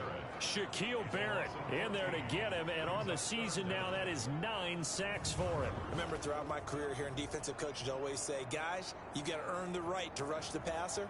Well, they put themselves in a great spot with this big lead, and they know they've got to throw the ball. These pass rushers have to be salivating. It is pin your ears back time indeed. After that sack, 3rd and long, tough spot for Jones and the Giants.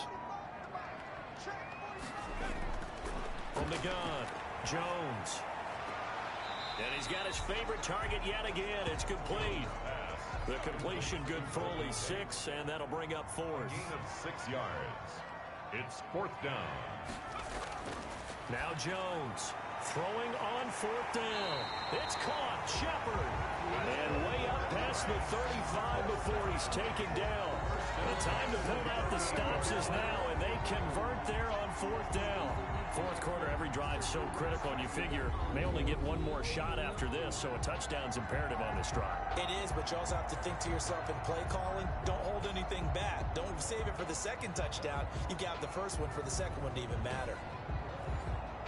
So here's a 1st and 10 at the 38. Operating from the gun, Jones throwing the out route incomplete. It's Tate. And he'll be out of bounds up near the 45 at the 44. 44-yard line. It's a pickup of 6. Brings up 2nd and throwing again on 2nd down. Jones sets up the screen to Lewis. And this is going to lead to another first down as the tackle's made at the Bucs' 45-yard line. Give them 11 yards that time and a new set of downs. Jones now operating from the gun. He'll complete this to Ingram as tight end. And he's going to get this one down to the edge of the red zone. A really nice gain of 25 yards. The goal for any offense versus his own defense, find the holes where guys are available and put the ball on the receiver before any defender can step up and fill it. They did it well there. Perfectly executed crossing route.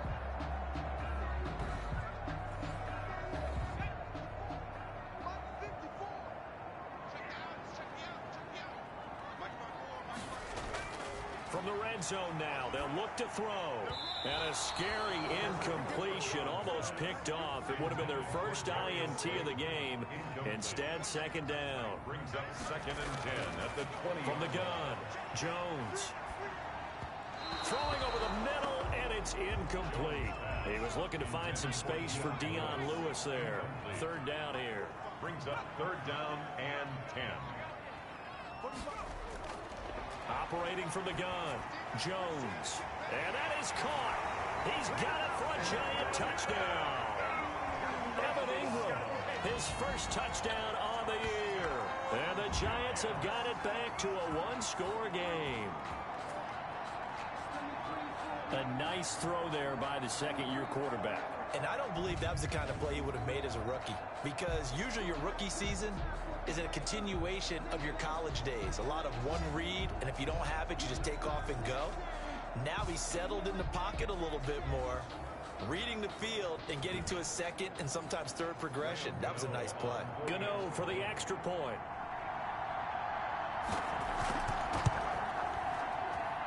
And that'll cut the lead down now to a touchdown. A pretty long drive that time. 11 plays all told. And it was polished off by a Giants touchdown.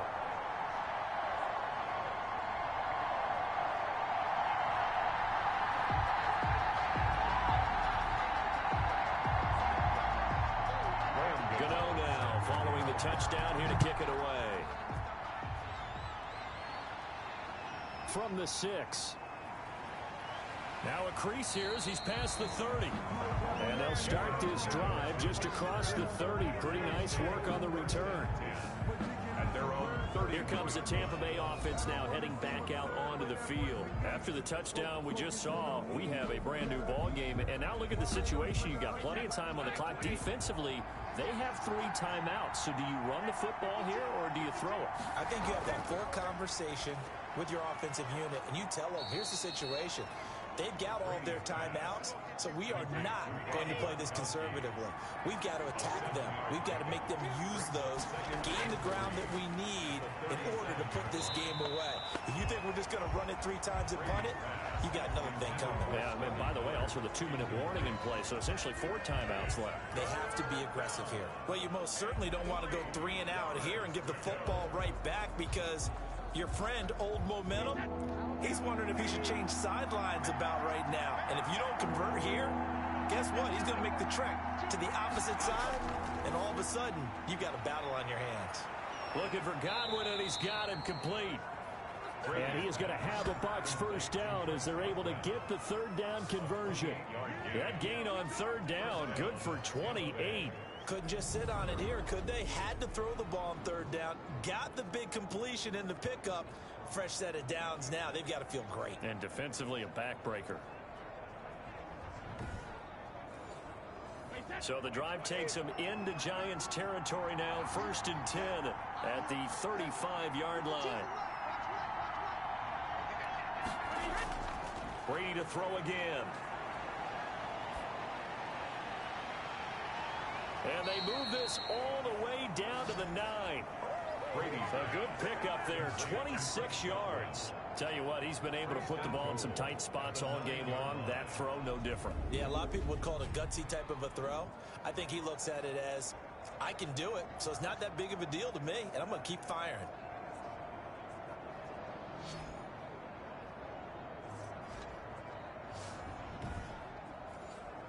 So 1st and goal, 6 points here would go a long way toward wrapping this one up.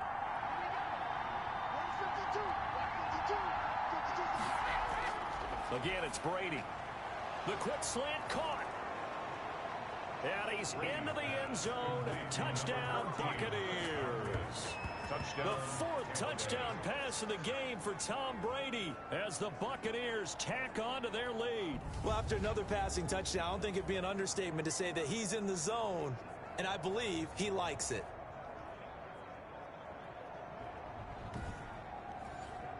Extra point attempt to come here.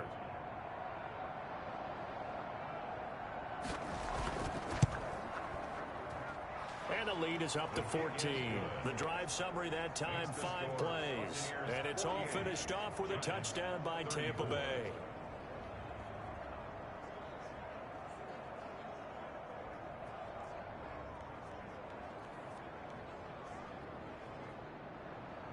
The kickoff team on the field now as they will send this one away. Takes this about 5 yards deep. And he'll just take a seat, and the drive will begin at the 25-yard line. So now Jones and the Giants down by 2 touchdowns. Just over 2 minutes to go. They'll have one play here just north of the 2-minute warning.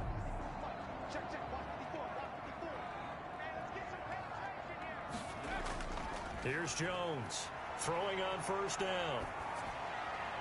And he's brought down, getting this one up to about the 35. Down under 2 minutes to go in this football game. So it's Giants football here as we welcome you back. And let's see what they've come up with offensively after having time to talk it over. Now left side on the swing pass. And he will lose yardage back to the 34-yard line. Looking to throw again on second down. Jones. You know the key to a good screen pass is, don't you? Bet you're going to tell me good blocking? Well, good blocking eventually. But first is good acting. You want to let the defenders go past you, leak out to whichever side or even in the middle where you want to set up the screen, and then you do your blocking. How about the read, though, by the defensive guys? They weren't fooled at all and actually ran with the lineman to where the play was and smothered it for a loss of yardage. And that's going to wind up incomplete. However, we do have a flag down. Let's check in with our referee. Line of scrimmage, the 37 on 1st and 10.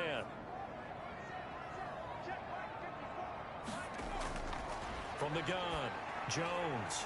He'll get this one into the hands of Lewis. And he gets it down a yard or two shy of the 30 before he's out of bounds. It's a gain of 7, and that'll make this a second down. 7 brings up 2nd and 3. Operating from the gun, Jones. And complete to Lewis over the middle. And this is going to lead to another first down as the tackle's made at the Bucs' 12-yard line. 19 yards there on the catch and run. Open man right side is Ingram. And he'll get it here to the 10-yard line. That catch good for only a couple. To throw again on second down, Jones. Well, they were unable to make anything really big out of that, but it's not a bad idea to find your tight end and give him an easy completion and keep moving things forward. Almost his bread and butter. It's a good running back dive play. And this is caught for a touchdown. So hang on now. Things just got a little bit more interesting here in the final minute. Okay, game on. Don't go anywhere yet. You got a one-score game now. Probably going to rely on the onside kick coming up. Yeah, they have to. It's not a high percentage play, but it's better than not having a chance at all. And that's when you put your leapers and your flyers on one side, get that high hop, and hope that one of the guys can come up with it. And on the other side, get that hands team ready. No doubt about it.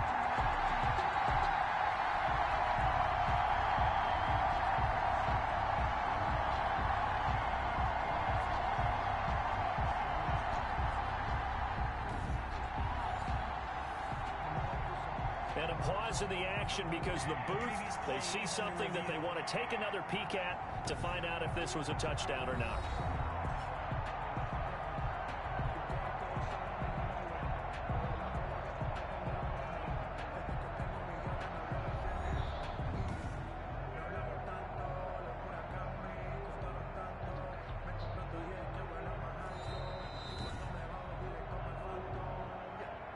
Graham Gano on for the extra point.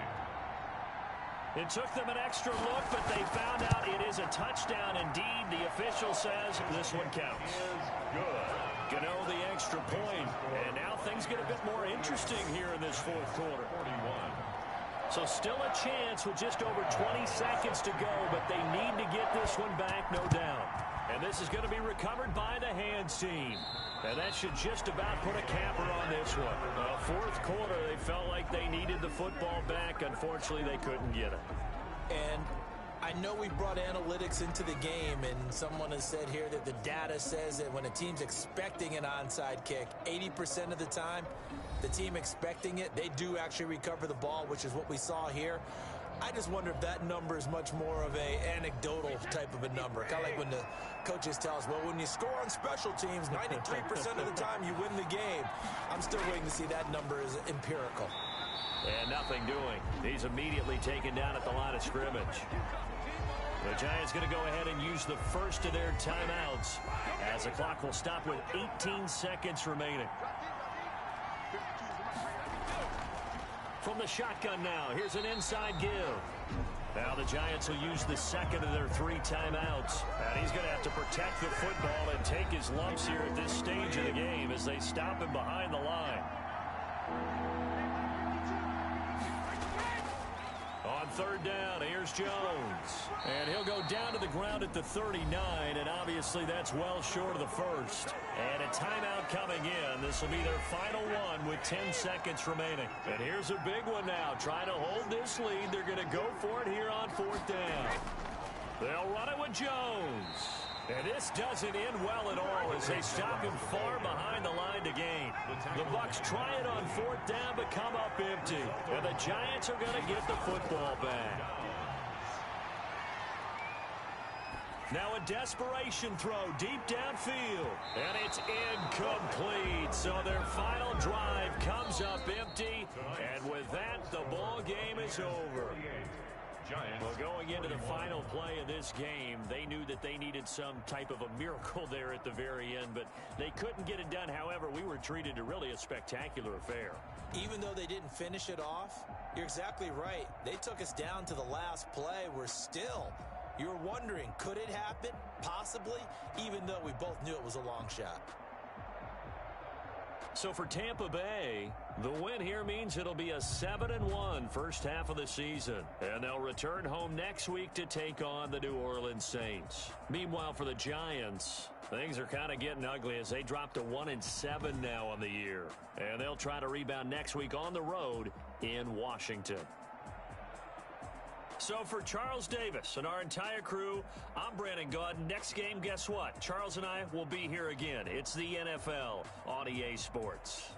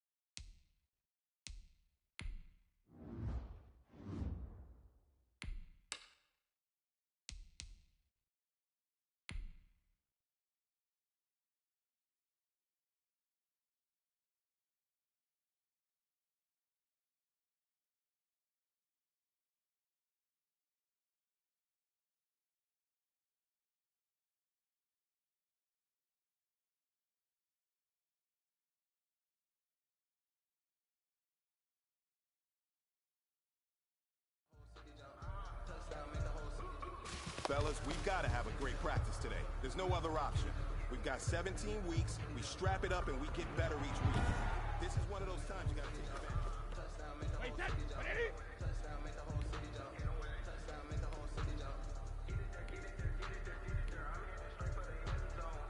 Hey, both 66.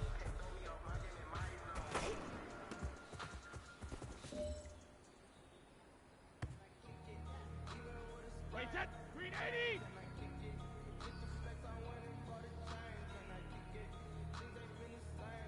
Green 80, hit.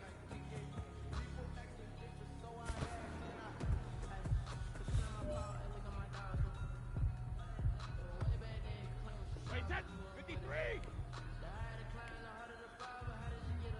53, Linda.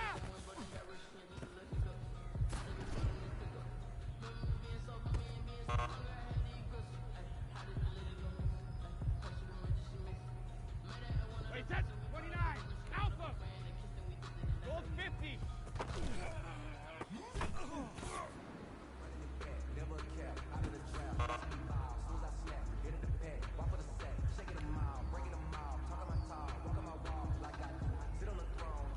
Wait, set, down 80.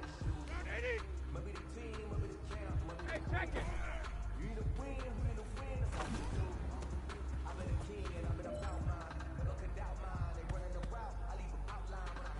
Wait, set, 520. Regular, regular.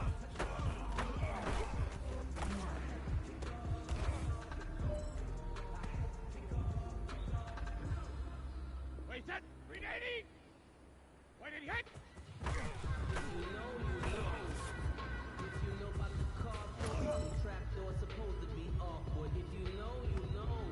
Wait, set, Alabama, 380, hit.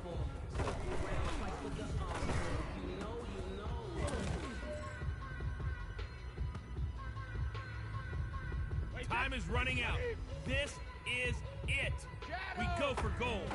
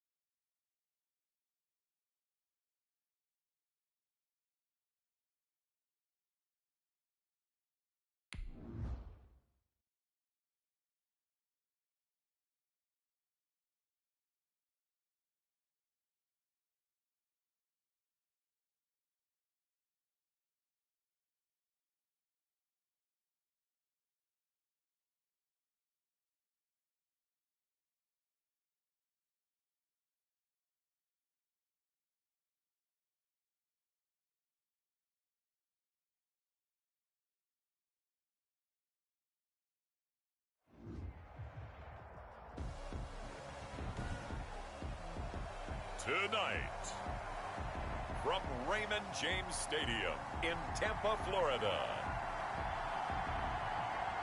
it's time for Monday Night Football on EA Sports.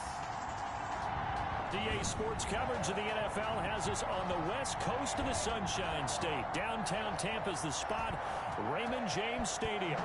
Tonight, we wrap up Week 11 with a good Monday nighter between the Los Angeles Rams and the Tampa Bay Buccaneers. And he opts to not bring this one out. The first drive will start at the 25. The Buccaneer offense taking the field with all eyes in the stadium glued to their quarterback in season number 21. His first, of course, in Tampa, the great Tom Brady. I love just about everything about him. Love his game, love his makeup, love his moxie. One of my favorite words. This guy's a competitor. Gritty, tough, you name it, he's got it. But he did throw an interception in last week's game. That contributed to a loss. And despite the fact he threw 3 touchdown passes, he's going to be out there redoubling his efforts and trying to play better. They'll operate from the 32-yard line here, 2nd and 3. From the gun, it's Brady. It's caught by Mike Evans. And they'll get it up just short of the 45 at the 44. 12 yards there and a first down. That's the number 2 receiver in the NFL in terms of yardage. And tell you what, a few more plays like that, he won't be number 2 for long. Well, that's what often happens when you have competitors running around the field. These guys know where they stand in relationship to yardage, totals, numbers, the whole deal. And let's face it, all of them, they all want to be number 1. Brady's throw there complete.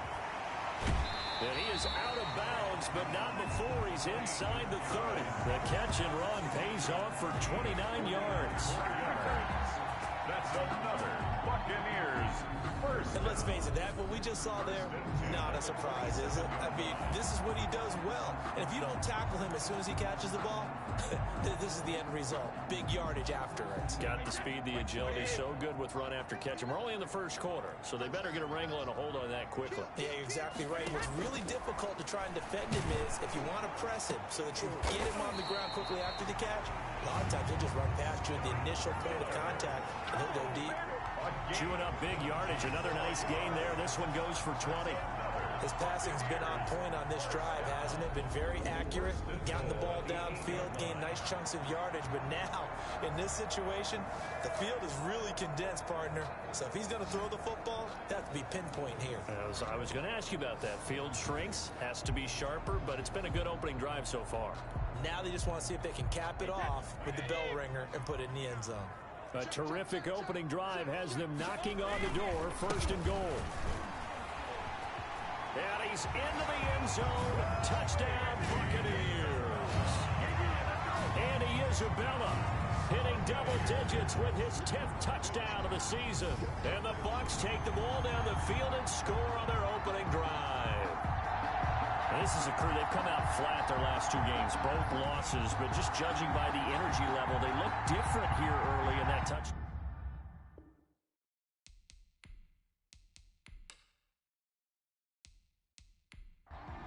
The extra point forthcoming.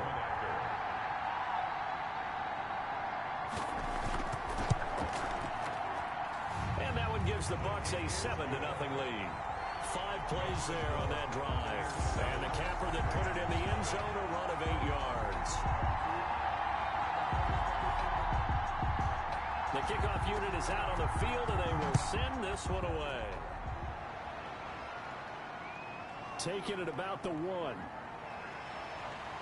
And he'll be tackled just shy of the 25. The Rams take over first and... The Rams ready to take over on offense, and they will do so behind the first overall pick in the 2016 draft.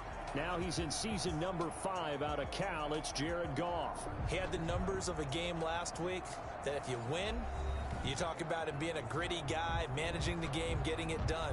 But they lost. So obviously 2 interceptions, 1 touchdown pass, that's not going to be good enough. Got to get that changed around.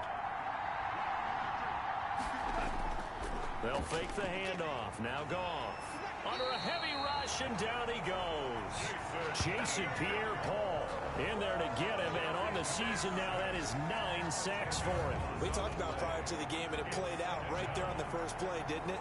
This offensive line is going to have his hands full all night long. Well, you often speak of scripts to start a game. Does this mean that play number 2, they're going to go off the script a little bit? Yeah, what's interesting is that most people, when they script now, they actually script those contingencies in, okay, in case they can't run the play they want to. It's long distance now. Let's go to that play. Now left side, a completion to his tight end. 8 yards on the completion, but now they face third down. To Tyler Higbee. A gain of 8 yards. And it's third down. From the gun, here's Goff. Gets this into the hands of the tight end, Higbee. And this effort will not get it done. He stopped well short of the first down at the 29. The completion good for only 6, and that'll bring up fourth. So much about this game is just understanding situations and then having to execute, isn't it? Guard the first down sticks. Don't let them get there. And they rallied and made the tackle.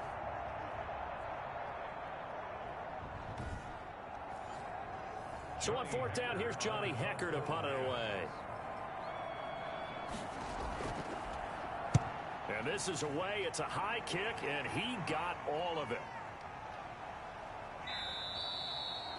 And this one hits at the 1, continues on into the end zone for a touchback.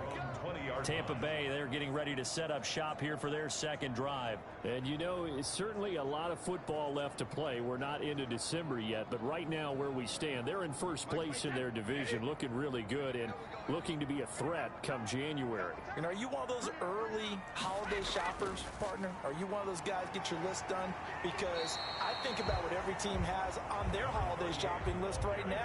What's the number 1 goal? Make the playoffs. Number 2, win your division.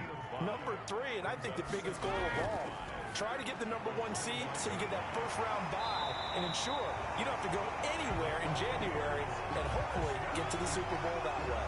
He's already topped his receiving output from a week ago, and we're just in the first quarter as that's a first down.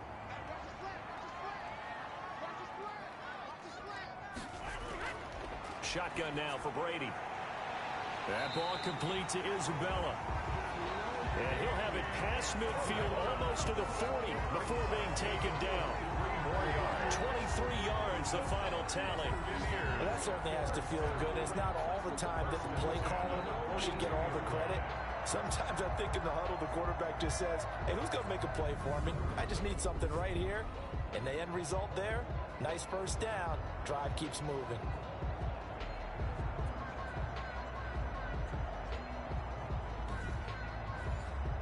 So from Rams territory now, it's 1st and 10 at the 42-yard line. From the gun, Brady. There's the Penn State man. It's Chris Godwin.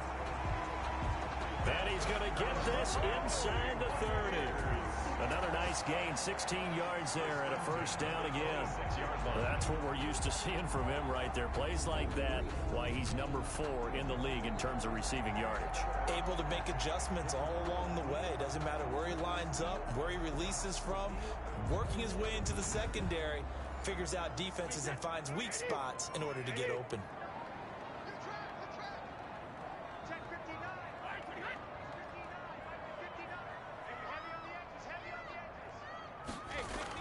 On 1st and 10, here's Brady. That's caught by Howard. And he'll be brought down inside the 20 at the 19. 7 yards, the pickup on the pitch and catch.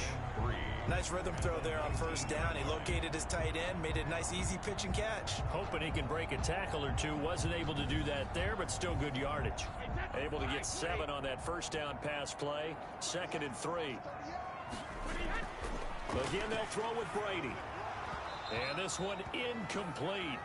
Too much contact to hold on to that one, and it's 3rd down. Gronkowski, incomplete. John Johnson on the coverage. Brady going to try and throw on 3rd down.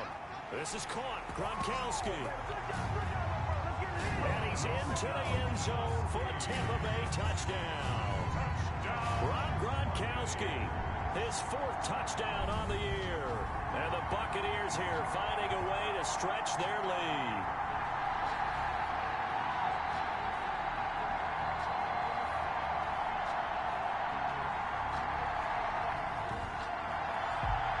call is to go for one and kick the extra point.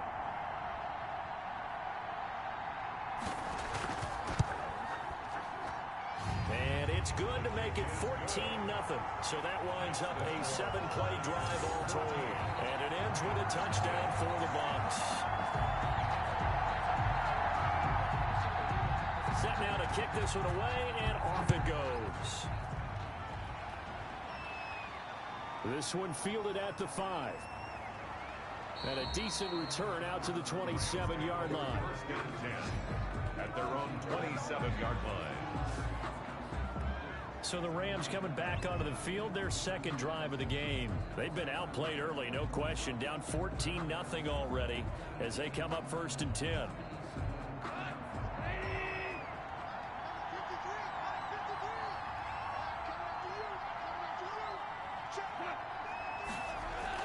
They hand off to their big tight end. 5 yards is the tally on first down. That brings up second and 5. By Mike Edwards. A gain of 5 brings up second. Out of the gun. Goff. At the 32-yard line. Open man, Higbee, the tight end. And he'll be stopped right at midfield. That one good for a first down pickup of 18 yards. First down. Well, that was a fun one to watch right there. A nice in-breaking route and plenty of room in the middle of the field. And he was able to get behind the linebackers and grab the completion for a really good pickup.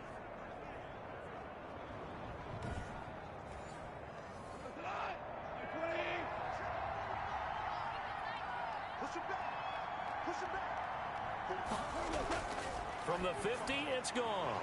Trying to find Cup, but it's intercepted. Picked off by Levante David. And he'll take it across midfield and down to the 48-yard line. So more problems here in this first quarter. Already 2 scores down, and here they give away the football. And if I'm the head coach, I think it's time to start lighting a fire under some of these guys. Now, you have to do it within your personality. They can't perceive it as fake. But I'd go get after some guys because they don't look ready to play to me. They look flat, uninspired. It's time to get moving. So after the INT, it's Brady. He gets it into the hands of Gronkowski, complete.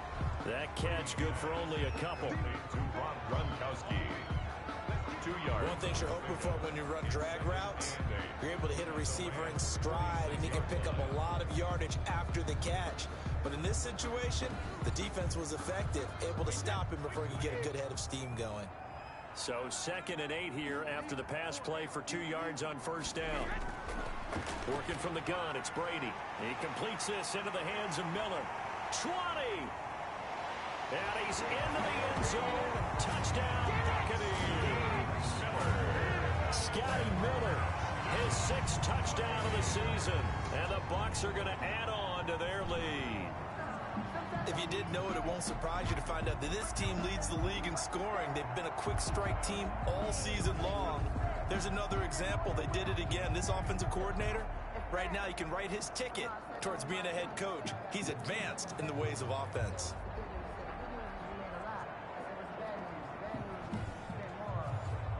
Now the extra point. Point after.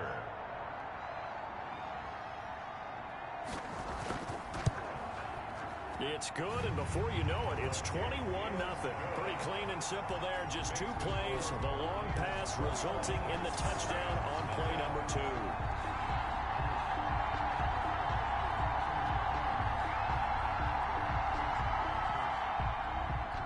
Out is the kickoff unit as they run up and send this one away.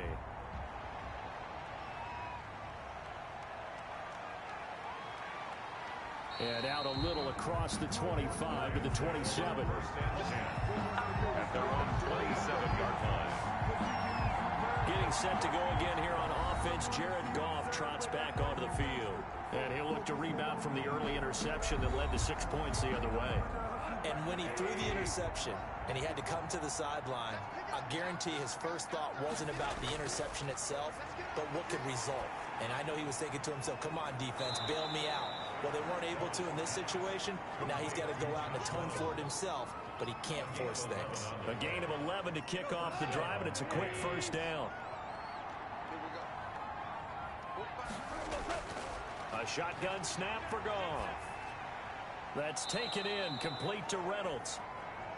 It'll be a pickup of 10 yards. And that'll make it second and a foot or so. On the pickup. It's second and inches.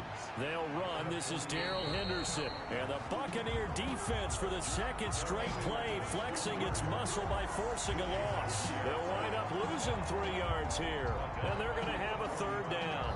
This defense is a difficult one to prepare for, one of the best in the league. They'll come at you from all angles, and they did a nice job there stopping him for a loss.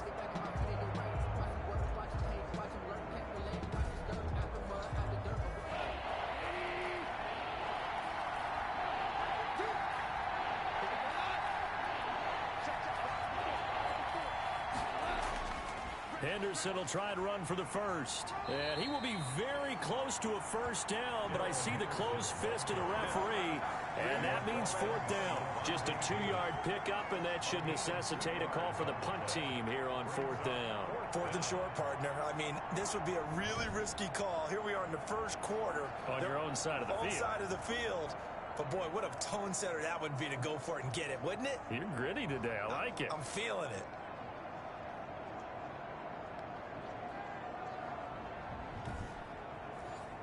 Here's Johnny Hacker now as he'll punt it away for the second time. He gets us away. It's a good one, drawing toward the sidelines. And now where will the side judge stop his walk? That's the question. He says it crossed out of bounds at about the 17-yard line. And here we go again with Tom Brady in Tampa's offense. He's had one of those games that any quarterback loves, not only being able to complete some passes, but some deep passes. And it's pretty to watch. I mean, it's an absolute joy to see, but let's face it, we got to give a little bit of credit where it's deserved, right? Well, the protection's been great, if that's where you're going. The protection's been phenomenal, but how about how it's been spotlighted, right? Our producer, Christian McLeod, our director, Kyle Burt, the rest of the crew, what they put together with these images and pictures, if you're an offensive lineman, that's what you're taking with you to contract time. They're going to have a lot to take to contract time if this continues. Just about every quarterback is trained to really look downfield first before you come back and make a nice, safe throw. And in this case, that's exactly what he did. Found his running back, let him create some space, and it turned out to be a nice play for the offense. Now a man open down the middle of the field, and he'll get it up to the 33-yard line. 9 yards to pick up there, and it's a first down. And defensively, they were in zone coverage there. Do you have to be a little careful? You're losing, playing against a good quarterback like he is, to not play too much zone? Yeah, you have to be careful about how much time you're giving up. I think it's a good point you just brought up. So maybe if you still want to play zone, you go to a zone blitz scheme. And you can drop anyone out of your defensive front. Defensive end, defensive tackle. It doesn't matter. You just exchange someone to bring more pressure towards the quarterback and still try and cover downfield. It's a gain of 5. Brings up second. From the shotgun now, here's an inside give. And he'll take this up over the 40 to about the 41. Still a couple yards short of the first as the 3-yard gain brings up a third down. Brandon, all things considered, they have to feel pretty good about getting that type of a gain considering the blitz that they just had against them. That might be the third down stop that they needed because they've had a lot of trouble slowing down this offense in the first half. This might be their opportunity to get off the field. And did they keep it in? They did. They kept it in. It's down close to the goal line at the 1-yard line. Amazing. Perfectly placed. If that ball goes 1 extra yard, maybe not even an extra yard, the starting point is the 20. So there is a reason that a lot of punters are also excellent golfers. They know distance control. You know what else they have? Same groove motion over and over. Once they have that down, it repeats under pressure.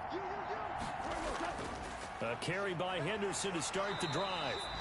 And he'll get this only up to about the 3-yard line. Levante David in on the tackle. A gain of 2. Brings up second and... They'll run for the first time here with Brown. Well, that gives them a little room, but not much. A gain of 2 to the 5. Just a couple on the ground there. That's going to bring up third and about 6. Just not a whole lot of room to operate there on that carry. No, not at all. They did a really nice job staying in their proper places and not allowing any lanes to open up. A gain of 2 yards. Brandon, perfect defense in this situation would have meant that there was an incompletion. They would have picked it off. Okay, so they gave up the completion. But I really enjoyed watching how the defense stayed in sync, stayed in great communication. And as he dragged across each zone, you see him pointing, communicating. There he is, and they passed him off to each defender.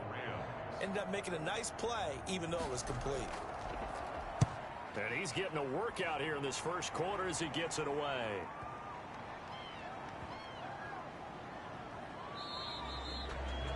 And when it's said and done, it's a 58-yard punt. And that will come the offense as they take over. So here are the Bucs to take over on offense. They lost 2 straight coming in, but good news for them right now. They've got the lead and the football. Brady and the Buccaneers here, 1st and 10 at their 25-yard line. And they'll run the option to start the drive. He'll have a first down past the 40. And now look at him go. Touchdown, Tampa Bay. Andy Isabella with touchdown number 2 in the game, and now 11 on the year as the Buccaneers tack on to their lead. Now, first quarter, and this lead is already getting into dangerous territory. They better be careful on the other sideline. Yeah, it feels a little bit more like a basketball game where one team is pressing and that team can't get the ball over half court. I mean, it's stealing it and scoring it, layups, the whole deal. That's what it feels like right now. They are all over them. It's good, and they stretch their lead to 28-0 now. One of the shortest drives you'll ever see. One play, 75 yards, 6 points. The kickoff team on the field now as they will send this one away. This one fielded at the 5. And it's a pretty good return here as he'll get this up to the 29. 1st and 10 at their own 29-yard line. L.A. readies for its next possession. They've got to be absolutely reeling right now. Couldn't have expected to be down this big, this early. But that's the spot they're in as they come up to try again here.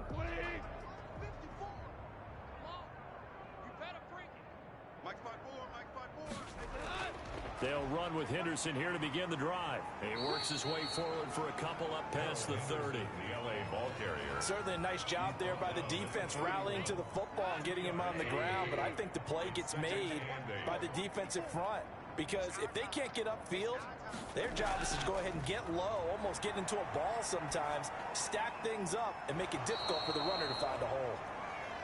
And able to get this one across the 45 before he's brought down. 15. Well, these guys certainly need something good to go their way because this first quarter has been something of a disaster for them trying to move the ball. But that completion there maybe can get them focused and moving in the right direction.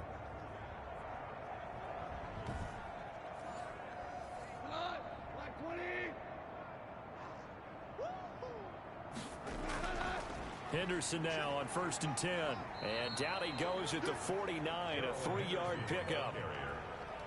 We haven't seen much from him running the football here in this first quarter. No, you're right about that. We haven't seen much of him at all so far. They've stacked him up pretty well, but when you're trying to run the football, sometimes you got to play the long game. Keep handing it to him, and some of those runs that aren't working now, they turn into 6, 7, 8, and maybe more later on. Well, it's a jet sweep, the football to Woods. And he's able to get across midfield and down into Buccaneer territory. 3 yards on the pickup. That's going to set up an interesting 3rd and about 4 to go. And it's 3rd down. Goff. And that one's going to be knocked away and incomplete. And that's a nice job there because you've got to play the ball, not the man when in coverage. That'll keep you away from a lot of needless penalties, and he's able to knock that one away. Here's Johnny Hacker now. He's been one of their few bright spots so far. And no return here. Where will they spot it? They say just outside the 20-yard line. At their own 21-yard line. Back now comes Tampa Bay. And they hit the home run last drive. One play on the ground all the way to the house. Now the defense, maybe they're expecting a run here.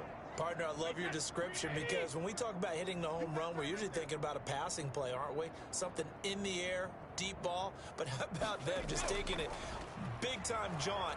Now if you're coming back out, now they've established this run game, the play-action pass could very well be open. On the stop was Aaron Donald. A gain of 2. Brings up 2nd and 8. Throwing on 2nd and 8. Brady. This one caught by Isabella. And they're going to get this beyond the 40 before he's taken down. That good for 21 yards on the catch and run. And now with that completion, he's north of 200 yards here in the first half. And he's going to break our statistician Marvin, isn't he? Because Marvin right now is just tallying it up. Hope his hand doesn't hurt too much doing this or keeps hitting the calculator. But my goodness, what a start he is off to. By the end of this game, he could have monster numbers. He just wants to continue to be accurate.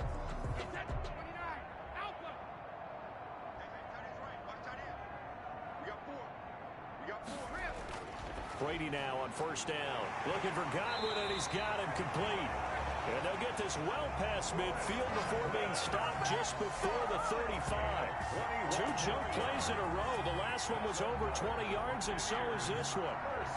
And that pass puts him up over 200 yards already here in the first. And what it also does is it allows the offensive coordinator to be not selective anymore, but a little looser, right? You're feeling good about things. Accurate, balls being completed, yardage is being gained. Go ahead and keep taking shots. The whole team has confidence now. Nothing doing. Barely able to muster a yard to hit the 35. The run only got a yard. Here's 2nd and 9. 1 yard gain. Brings up 2nd and 9. Operating from the gun. Brady quickly to Gronkowski. That's caught. And this is going to be another first down as the tackle is going to be made at the Rams' 23. And a good quarterback facing zone coverage. If he has just a little bit of time to survey the scene, that's what's going to happen. No doubt about it. If there's no pressure, he's going to continue to pick them apart because he'll have all that time to find someone open downfield. You can only cover for so long. So maybe they want to go to a zone blitz scheme, get a little bit more pressure. Remember when Carolina did that against Denver? They lost the game ultimately. They dropped the defensive end out, and he ended up with an interception in that game in Super Bowl 50. Maybe some sort of scheme like that to try and get more pressure at the passer. Trying to get one more in here before the quarter breaks. Throwing again on 2nd down. Brady, it's complete. He's got Gronk. And he's going to be brought down on what will be the final play of this first quarter. 11 yards there, first down. Second quarter now in Tampa Bay. It's the Buccaneers in control of the football as they've got it with a 1st and 10. Coming to you. Mike, check. Brady to throw again. This will be caught at about the 5. And he's going to get a solid gain of 9 before being brought down. 2nd and right at a yard. A gain of 9 brings up 2nd and 1. From the shotgun now, here's an inside give. And he's in. Touchdown, Buccaneers. Andy Isabella on his way to a monster game. 3 first-half touchdowns. And the Bucs offense continuing to pour it on. This is becoming quite the half he's had here. Remember in our pregame meetings, they talked about wanting to run the football and staying with it. Well, when you're scoring this many touchdowns, there's no reason to go away from it, is there? They are off to a fantastic start. They hope it continues. 3 already for him. And he's been a busy man, 5 for 5 now as he knocks another one through to extend the lead. That time, a 9-play drive. And it's culminated by a 2-yard touchdown run.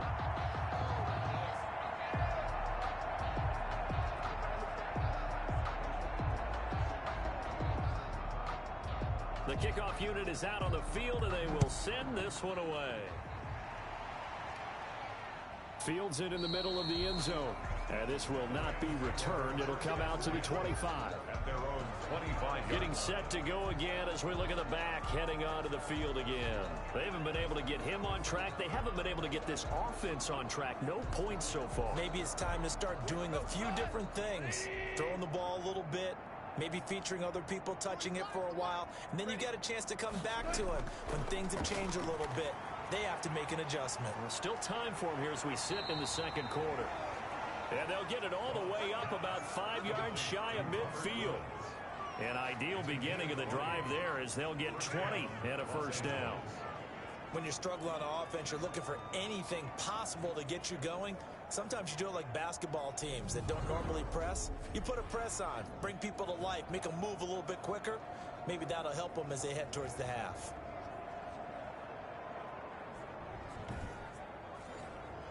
The big play to start him out has him at the 45 already.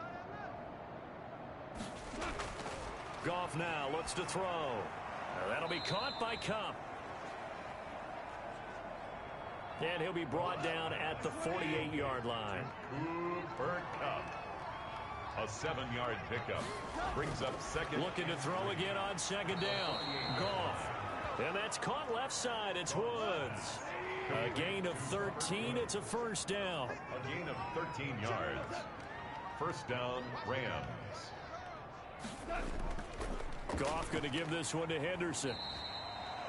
Tackle made that time by Vita Vea. Well, on every play call, you realize it's not going to go for a touchdown. So a lot of your calls are setting things up for maybe later in the game, trying to establish the inside run with toughness now, hopefully get to the perimeter later. And let's face it, you could do worse than a 4-yard run on first down. And that is incomplete. A lot of force bearing down on him there. He could not hang on. It's third down. He was covered by throwing on third. Goff. Man open, it's Kupp. He's got it. And he'll be out of bounds as he gets this down to about the 21 or 22. A Ram first down as Goff finds Kupp. Looking left side, and he's got a man. It's Woods. And this will be a gain of 6 when it's all said and done. Down to the 15 from the 21. Brings up second and 4 at the 15-yard line. Second down, it's Henderson. And he'll get it here to the 10-yard line. Henderson, the ball carrier. This offense finding its legs now. Here's another first and 10. Pick up on the play. And a Rams first down. This is Henderson. And he's going to be brought down just shy of the 5 at the 6. Give him 5 on the carry there, and it'll be second down. That's a strong pickup right there on first down. And as this drive goes on, we're seeing an offensive line and running game imposing its will. The first down run got 5. Here's second and 5.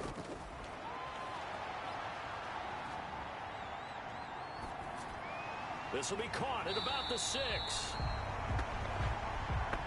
And he goes backwards on this one, losing yardage to the 7. Well, the protection was pretty good there. He was able to hold on to that for a long time, but just nobody could get open. Excellent coverage downfield. As you mentioned, no one could get open, and he's just trying to avoid the sack and get the ball out of there, but he ends up dumping it off, and it ended up as a negative yardage play. The Rams on third down, just 1 for 5 to this point. This will be third and 6. And he's going to take this one in for a Rams touchdown. Complete to number Robert Woods, his 4th touchdown on the year, as they are now on the board here in the first half. I'm not sure that they have illusions right now of, okay, we're going to score 8 times in a row and we're going to be terrific. But to get 1, that was huge for them. That has to feel much better right now. And you do have, we're still in the first half. You do have the entire second half. There's something about that goose egg that just looked bad on that board, but now they've broken it. Yeah, broken through. Can they maintain the pace? We'll see as we go along.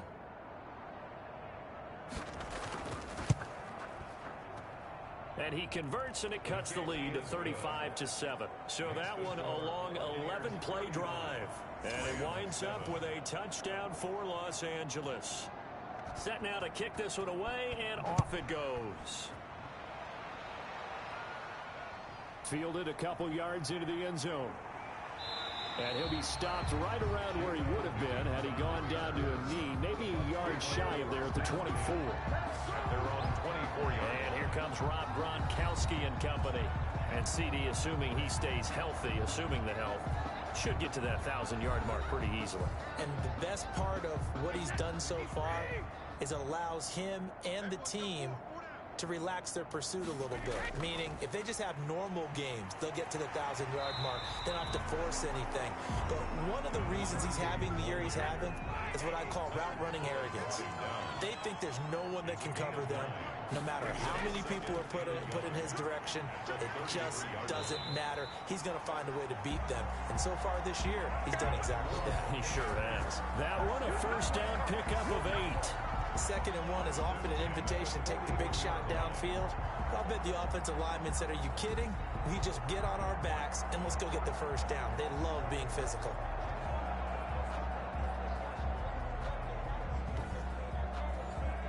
Back-to-back good plays have them on the move on first down. On play action, it's Brady. That's Isabella open on the right side. They'll contain him to just 4.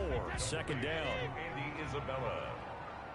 4 yards on the pickup. 2nd and 6. At the 45-yard. Brady now to throw. And that one goes incomplete. He's maybe lucky it wasn't a fumble as he got hit as he threw it.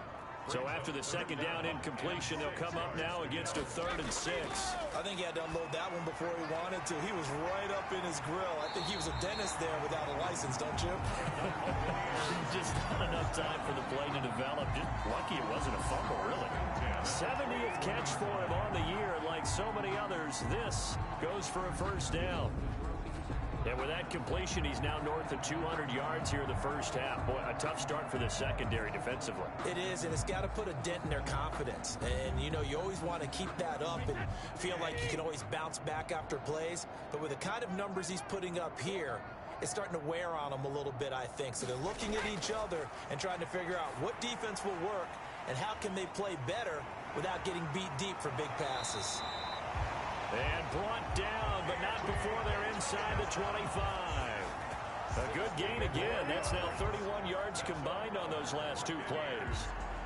Let's just call it what it is. This has been a flat-out struggle for this defense all game long. They've really had a hard time slowing them down. And while I'm not big on speeches and guys jumping up and down, they might need their team leader on defense to get in their face right now and light a fire under these guys. They've got to start playing better assignment football and start getting guys on the ground. Throwing on first down is Brady. And he finds Gronk. Brady's pass. A gain of 6 there on first. A 6-yard pickup. That's a staple of this offense. Drag route to the tight end. Yeah, he's unable to use his size to break off much more yardage after the catch, but still an effective gain nonetheless. 6 yards was the pickup on the last completion, so here's 2nd and 4. Now Brady again. Open man, Gronkowski complete. And they'll bring him down at the 13-yard line. Back-to-back receptions for him, and it's another first down. Again, it's Brady. This will be caught at about the 6. And the stop will come inside the 5 at the 4. That was the 9th play of the drive, and they pick up 9 yards with it. 2nd and 1 at the 4-yard line. On 2nd down, it's Vaughn. And he's into the end zone for a Tampa Bay touchdown. Keyshawn Vaughn with his first career NFL touchdown. And this Buccaneer offense is running away with this one. And that moment we just saw, always so special for any rookie, the first touchdown of his career. And there's nothing like anticipation, is there? You know he's been dreaming about it, thinking about it. It's been a part of every bit of his being. And finally, it gets done. He's got to feel great right now.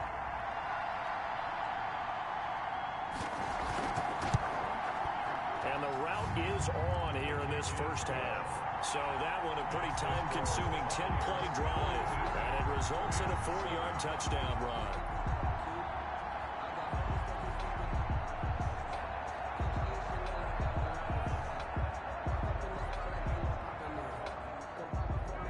Out is the kickoff unit as they run up and send this one away.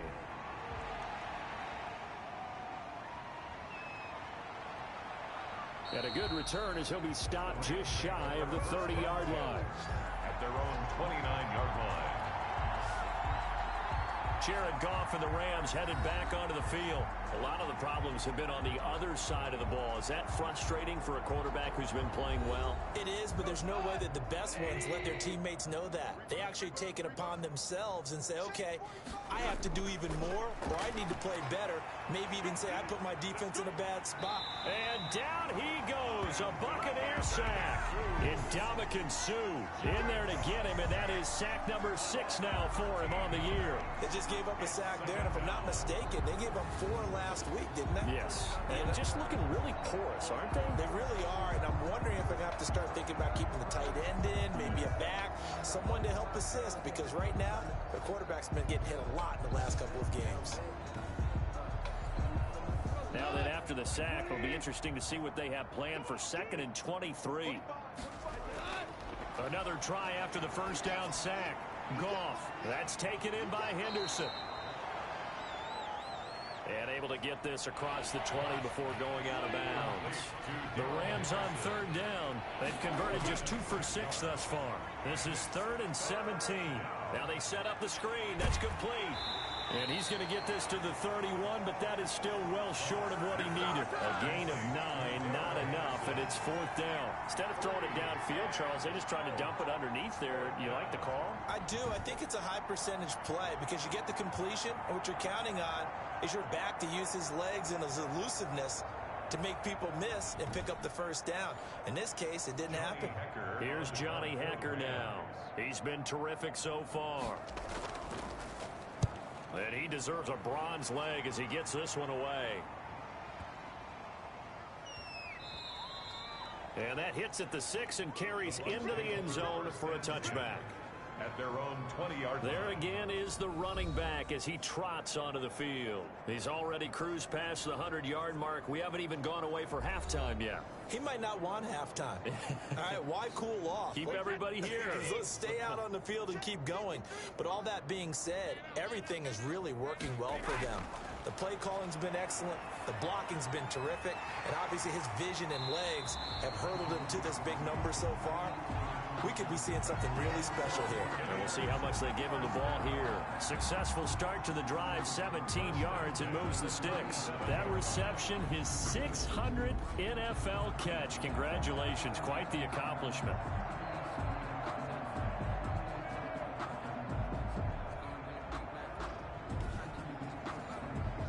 One play has him to the 37 here for 1st and 10.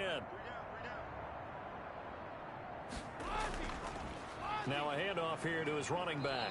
And this winds up a pickup of 2, maybe 2.5 to about the 39. The last run got a couple. Here's 2nd and 8. It's 2nd and 8. From the shotgun now, here's an inside give. And he takes this up right near the 45-yard line. The Bucs on 3rd down. They've been okay, 2 for 3 thus far. Here it's 3rd and 2. And boy, he is very close to a first down, but from where they're spotting that football, he's going to be a foot or so short. Give him a couple on the run as it brings up a 4th down. Well done to sniff that out defensively. He had it diagnosed pretty quickly. I love that description because diagnosed is perfect on that one. Read his keys, made the play, and he couldn't even get going moving the football. Here's Bradley Pinion now as he'll kick it away for the 2nd time.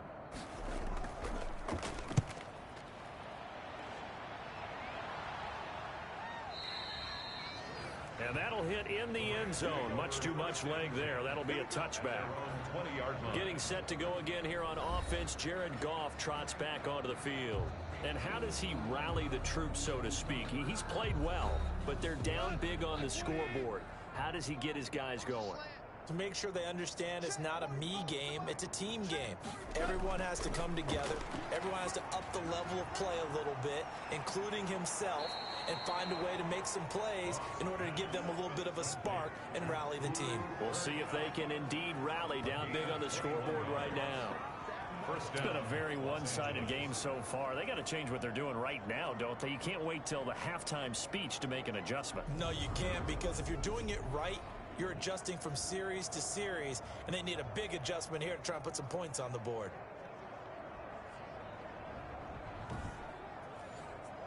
One play has him up past the 40 already, and another 1st and 10. Here's Goff. That's into the hands of Reynolds. And he'll be taken down, but not before he gets into enemy territory. Another strong gain on the last 2 plays. They've moved it a combined 33 yards. And I don't think there's any question that this offense is going to need to hit on a few more plays like this. It's been a difficult first half for them, to say the least. And I do believe if they want to get back in this game, they need to start right now. It's kind of like making adjustments. If you try and wait until the half, it's probably too late. They need to get going right here. So after the run for no gain, here's 2nd and 10. Gone. And he'll find Henderson there. It's complete. And he'll go down inside the 45 before going out of bounds. 4 yards the gain, and it'll bring up a 3rd down. And it's 3rd. From the gun, here's Goff. And that will be incomplete.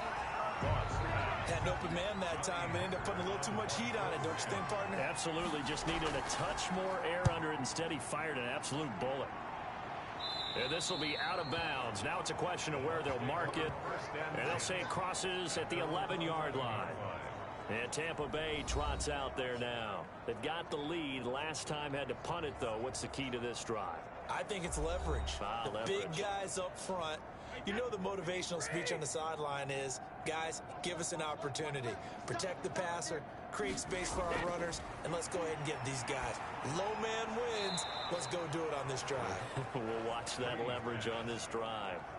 But despite the completion, they're going to wind up losing 3 there. 2nd down. Got to give some credit there defensively. They snuffed out that screen early on 1st down. Really read it well, didn't they? Because they didn't bring the pressure that they expected. They covered all the passing lanes. So once you see it break down as the passer, I think in this situation, you're either throwing it at the feet of your back to make sure no one picks it off, or you throw it away. Throw it over the sideline. Don't try and freelance and try and make a bigger play.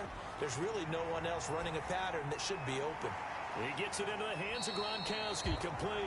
And he'll get it up to the 12-yard line here. 4 yards on the completion, and it sets up a 3rd down. And we've hit the 2-minute mark in this first half of action. They had the catch on 2nd down, but it didn't help at all, and now they're looking at 3rd down here. To throw is Brady. And he's going to be brought down. Back at his own 6-yard line. Aaron Donald in there to get him, and that is sack number 6 now for him on the year. Well, maybe that can give him a little bit of a pick-me-up, a little bit of a jolt. One of the few things has gone right defensively. Because other than that, it's really been a first half to forget.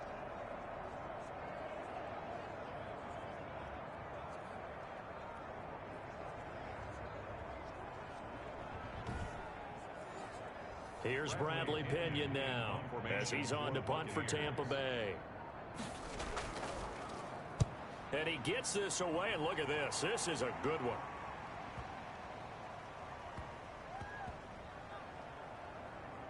And this will be touched by a member of the kicking team inside the 20, and it's at the 17-yard line. At their own Jared Goff and the Rams headed back onto the field. He's had a solid start to this game, but bottom line is they're losing, so he doesn't care about his stats. He just wants to right the ship on the scoreboard. He wants to actually increase his stats because he feels like if he does, that means things will get better for his team, maybe get them back into the ball game or into the lead.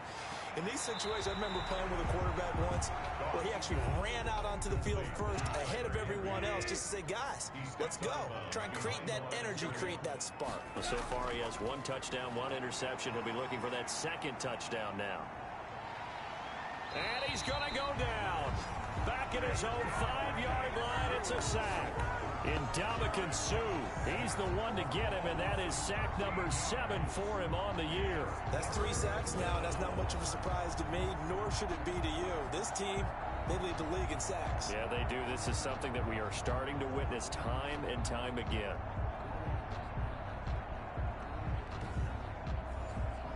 So Goff, he'll try to refocus after the sack. The Rams now set up with a tough one, a 3rd and long.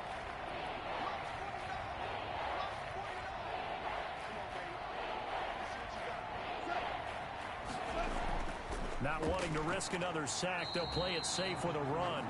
And they will bottle him up behind the line, and now will they use a timeout? This will be a 2-yard loss on the play, and that'll bring up 4th down. Well, I think it's back to the drawing board, or should I say in today's game, the Surface tablet after this drive. 3 plays, they go backwards. They will have liked to have gotten something going right there, but they'll have to punt the football away to end this one. Here's Johnny Hacker now as he's on to punt for L.A. So a short drop, but he's able to get it out, and this is a good kick.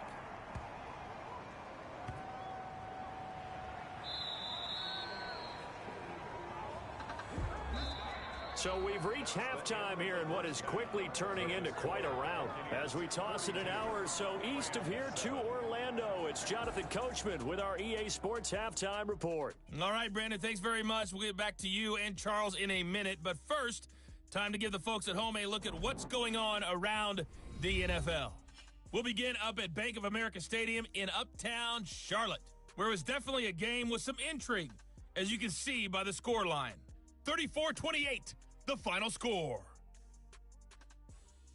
Next, we head off to check out another game, and they were winners in that one over the visiting LA Chargers. 24-23, the final score. Lastly, let's get you way up to Seattle. See what's happening with the Seahawks.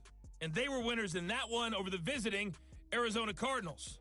38-24 was the final.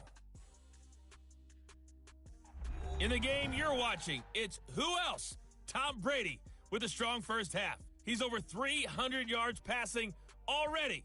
How high can he go? To find out, let's kick it back over to Brandon Godden and Charles Davis.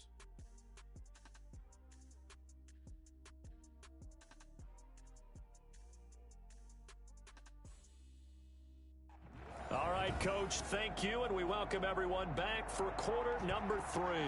The Rams set to receive the second half kickoff, and they trail here as we resume play. Taken in at the 3. And able to get this out to the 25. First and 10 at their own 25-yard line. Here's the Los Angeles offense as they get set to take possession. These guys had to punt their last possession, and that's become too familiar of a refrain. Too many of these drives just wound up going nowhere. But you know how in baseball, when the pitcher gets a base hit and he's on base, they bring his jacket out to him to keep him warm? A lot of times the punter goes to the sideline, puts on sweatpants or a wrap over his leg to keep it warm. He might need a massage from the trainer right now from all the work he's getting. Give him a couple on the carry there. 2nd and 8. Now Goff. Now they go screen. It's complete. And he's able to take this one up to the 35-yard line. That one a first down pickup of 8. An 8-yard pickup. First down, Rams. A shotgun snap for Goff. That's complete to his tight end, Higbee. And he gets this to the other side of midfield across the 45 before going out. A well-executed 22-yard gain. There's a nice pickup right there, and after watching that play, I'm thinking about all the lost opportunities that they've had so far in this game. But right now, just focus on continuing to move the ball the way they did on the last play. So from Buccaneer territory now, it's 1st and 10 at the 43. They'll fake the give. Now Goff. Pressure, and he's going to be taken down. They sack him back right around the 44. Shaquille Barrett racking up sack number 12 for him on the year. That's number 4. Sack number 4. They had 4 last week, so he's been down on the ground a lot. Partner, they say the eye in the sky does not lie. And that's indeed the case because they watched the game tape from the previous week, incorporated it into their own defensive scheme, and continued to get after this quarterback. And now this defense will be searching for sack number 5. To try again after the sack. Goff. A quick pass to Cup. You can see the time and effort and thought that they put into their passing game because it was evident right there. It looks like a simple pitch and catch, but you and I both know that they have planned for this and worked hard to make it happen. Back to throw. Goff. And this is going to lead to another first down as the tackle's made at the Bucs 17-yard line. 27 yards there on a very nice third down conversion. Really? Really? Did we just see that? That's a big catch. One-handed, I might add, to pick up a first down. I was going to say on third down for the defense, it's one thing to give up a reception. You just got to shake your head on a one-handed catch to pick up the first. So from the 17 now, here's a 1st and 10. From the red zone now, Goff. This will be caught just inside the 10. And he gets this inside the 10 to the 9. It's also a gain of 9. It's a gain of 9. Give him 9 there on the first down completion. At the 9-yard line. Now a run with Henderson. And he's going to take this one in for a Rams touchdown. Darrell Henderson, his second touchdown on the season. And the Rams are in for 6. Great call to hand that one off, and his running back did the rest. Someone read their keys correctly, and on the defensive side of the ball, they certainly did not, because they really essentially were just going to swarm the quarterback. They kind of guessed themselves out of the play, and guess who benefited? The guy with the football.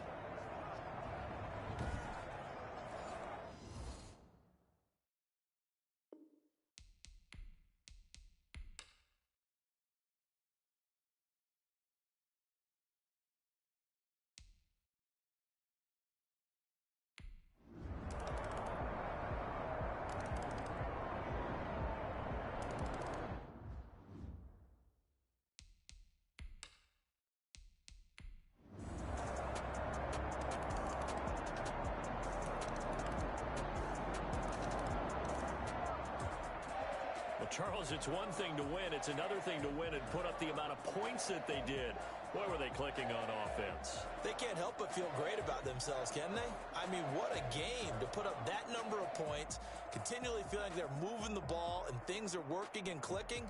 They think that they can bottle this and carry it with them. And as an offensive coordinator, you just don't think you can do anything wrong. Whatever you call, run, pass, it's all going to work. That's called being in the zone.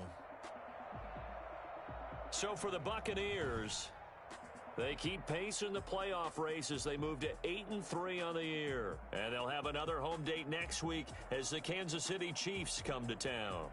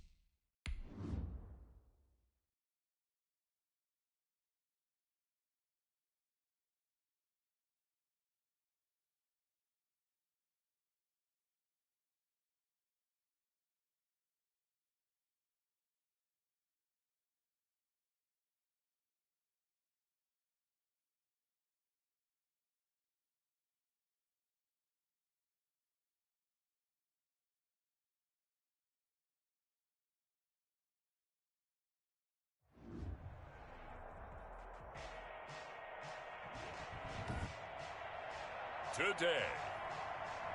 From Raymond James Stadium in Tampa, Florida, it's Week 12.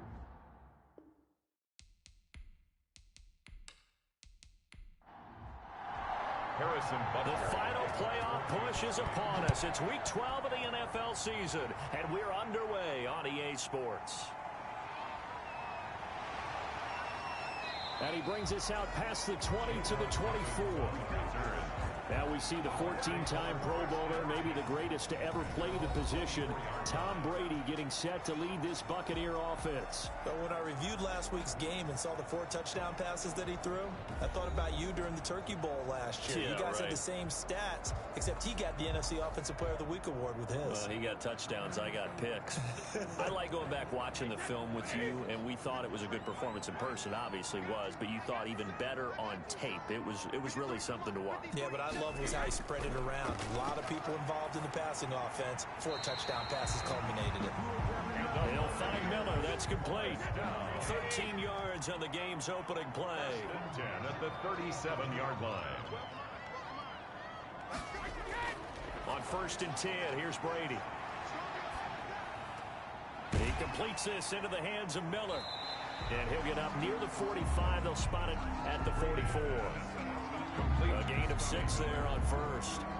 And I think we can see early on they're making a concerted effort to get him the football. So to me, that means they like the matchup that they have. They feel like he's better than the guys that are covering him. 2 plays, 2 passes. We'll see if they go back to that well. And he'll take this one up close to about the 45. And he got half of what he needed there, 2 yards. And it'll bring up a 3rd and 2 more. And he'll give it here to his running back. And he's got a 1st down as he's up to the 48.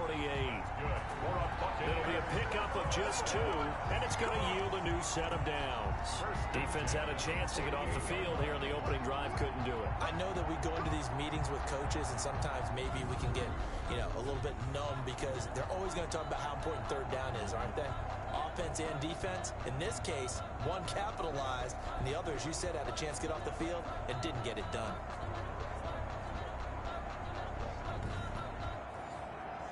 Two 1st downs have them up near midfield now on 1st and 10. From the gun, it's Brady.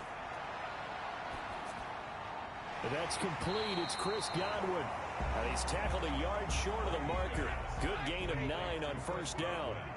Give him 9 there on the 1st down completion. 2nd and 1. And to give this time to the tailback. And he'll take this close to a 1st down at the Chiefs' 36. Simply not much more you can ask out of your running back. Over 100 yards and the 3 touchdowns. And for an old coot like me, I loved it because he did it on the ground. A running back taking control of the game. That's what I like to see. Hold on. An old coot? Coot, C-O-O-T. All right, I'll look that up later. And they'll have it in the red zone before he crosses over out of bounds. That good for 19 and a 1st down. Quite the opening drive march they're on right now. It looks a lot like what we saw in practice prior to the game, doesn't it? Because on that last big practice beforehand, you go through your offensive script, you go through your play calling, you go through all the stuff and establish things, and it looks like it's going like clockwork right now for them.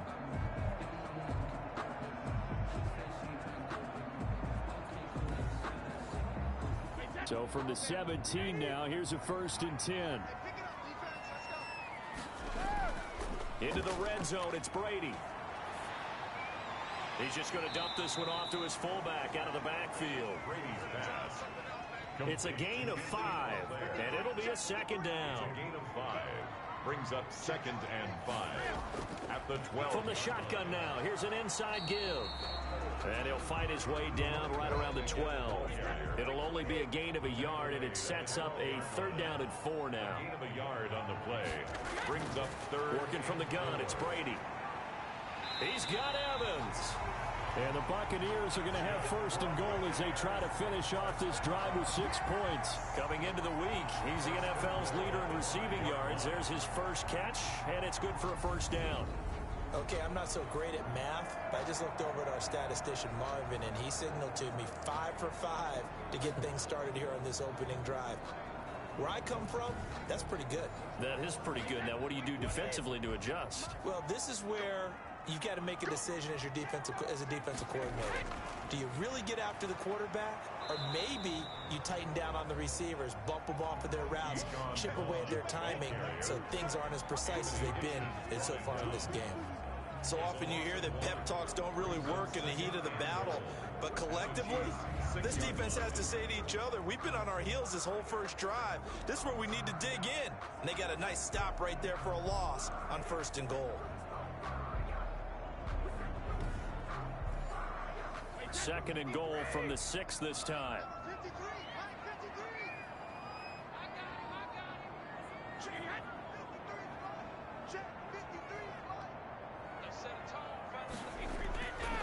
Shotgun now for Brady. And it's caught. And he's into the end zone for a Tampa Bay touchdown. O.J. Howard, his 4th touchdown on the year. And the Bucs take the ball down the field and score on their opening drive. Now, these guys scored touchdown after touchdown in that win a week ago. So how do they come out this week? Same way. They got that momentum going, a touchdown on the opening drive. I think it's safe to say that they're in a groove, isn't it? I mean, a lot of times we've seen where teams have scored a ton of points the week before. The very next week struggle to score almost as if they used it all up. Not in this case. This group appears locked in. And we're going to have to make some adjustments if you're on the other side of that football. The extra point splits the uprights, and it's now a 7-0 game. The kickoff team on the field now as they will send this one away. Takes this about 5 yards deep. And bring this out to the 25. No return there for Hardman. Here comes Patrick Mahomes leading out the defending champions. And Patrick Mahomes, of course, the Pro Bowl quarterback in his 4th season now. That was a solid performance last week, wasn't it? 2 touchdowns, no interceptions, ran the team well, won the ball game. Bottom line, may not have been earth-shattering, but it didn't need to be. Mahomes now on 1st down. And this one caught by Travis Kelce. And they work this well upfield across the 45. A good pickup there, 21 yards. Good job there to locate his tight end, Charles, in the middle of the field. Yeah, he has good pass-catching abilities, and if they're able to continue to find him here in the early going, I think it'll help out his teammates out on the perimeter. You can take the big shots later if he occupies their attention.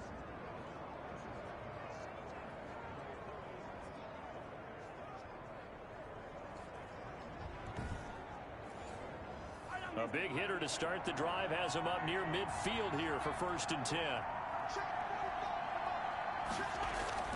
From the gun, it's Mahomes. This one complete to Mecole Hardman. Mahomes pass. And they'll get to him after a gain of 7 to the 47. It's a gain of 7. In so many ways, throwing the hitch route is actually one of the safer things an offense can do.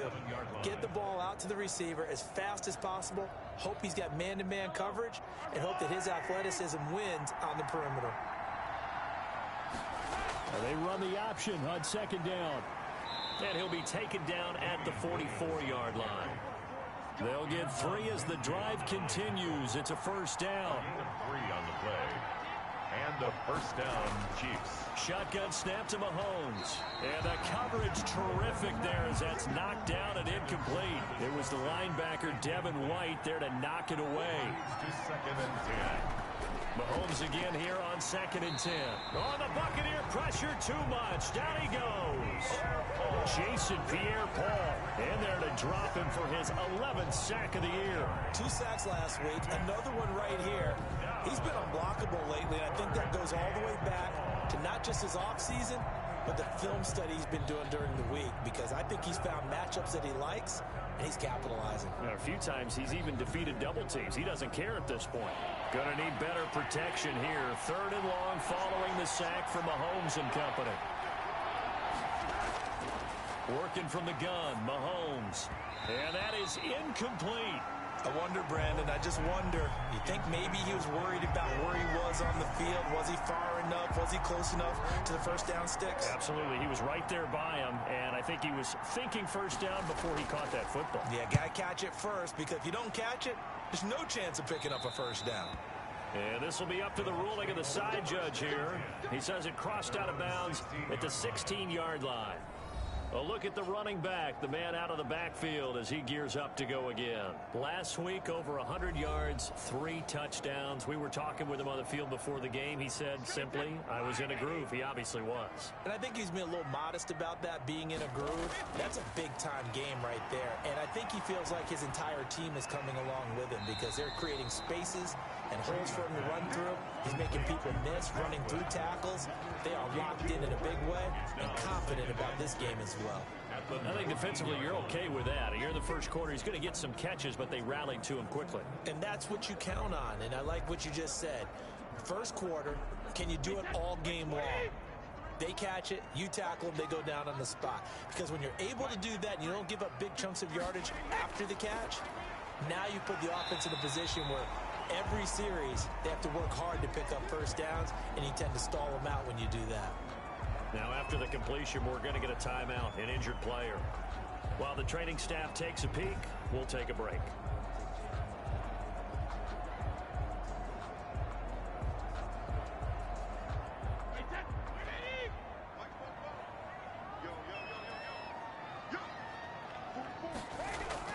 Throwing on first down is Brady.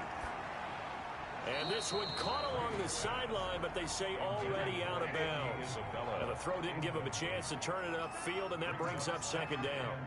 Certainly appeared to take away his first read, and by the time he tried to look elsewhere and find an open target, the coverage was too good. That one falls incomplete.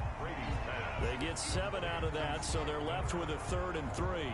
He decided to run a hitch route. It really helps to have a guy who can turn it loose. And, boy, he rifled one in there on that one. Not much run after catch, but it worked really well.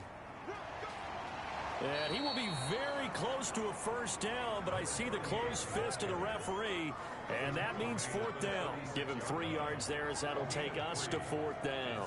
Partner, that's another short run there, and I think the easy thing is to look at him right now and say, let's get away from him entirely. Let's start throwing the football, but I don't think you ever entirely abandon the run. It helps set a tone for the game for you, keeps your offensive linemen feeling good about themselves, and it actually tamps down a defense's pressure because if you just throw it all the time, it's going to tee off with the pass rush.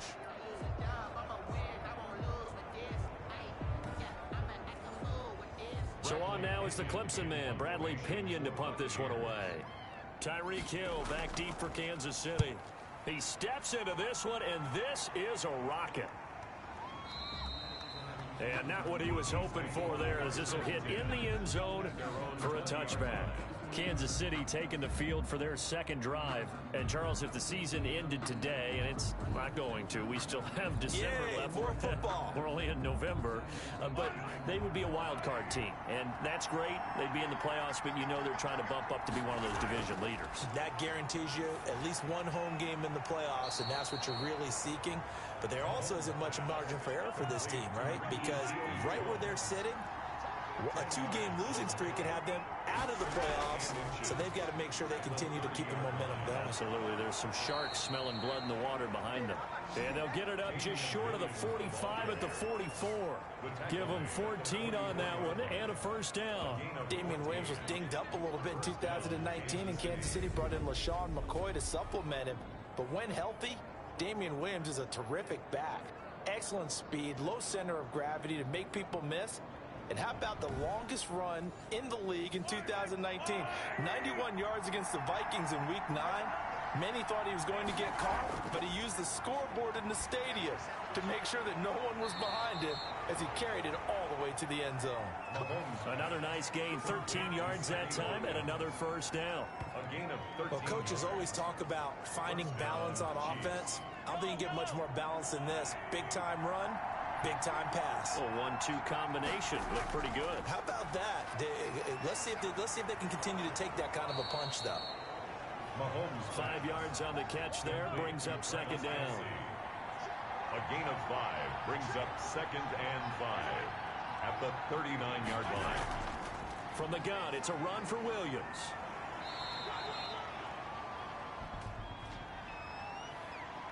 Holding offense. That's Laurent Duvernay-Tardif. Actually, correction, Dr. Laurent Duvernay-Tardif, MD, guilty there. Mahomes completes that one to Watkins. And past the 35, he'll be dropped a yard or two shy of the 30. The catch and run, good for 18 and a first down. Fired that one in there, able to make connection on a nice in route. With those faster passes when they're going that fast, any hesitation as a quarterback that the deflection, if you miss, might be bigger and lead to an interception? Yeah, and the deflection works both ways. Maybe a defender gets a hand in the way and it pops in the air. And sometimes you throw it so hard your receiver can't handle it, and he pops it up in the air for the defenders to grab as well. But a moot point there as they were able to connect. Looking for a cutback lane, but nothing there as he's met at the line of scrimmage. Brought down right at no gain on the play. It'll be second down. On the play. 2nd and 10. Looking to throw on second down. Mahomes completes it to Hardman. And he's got this down almost to the 20 before he's dropped. It's a first down on a gain of 10. It's a gain of 10. First down, Kansas City. Throwing now is Mahomes. That is caught at the 7. And all the way down inside the 5 to the 4. 17 more yards on that one as they keep the drive rolling. Now that was pretty. They executed that curl route versus zone coverage, and that changes things a little bit because against man, it's often a tight curl, tight, sharply run route. Against zone, you're just looking for that open spot, that dead area, so you may curl it a little bit wider just to get to that place. And usually a tight window. He fired a bullet in there for the completion. They'll try and run. This is Williams. And he will take it on in for a Chiefs touchdown. Damian Williams with touchdown number 8 on the year. And the Chiefs are an extra point away from tying up this football game. People always talk about one of his biggest strengths, running the football, vision, and he found the spot there, went into the end zone. You're exactly right about that. It wasn't just the vision, right? Once he saw the gap, decisiveness, made up his mind, and about the power to finish the play.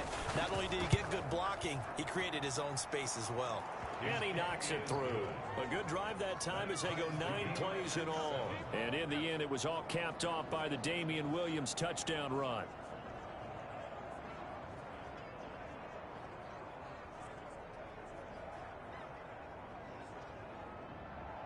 So all even at 7 now as they kick it away.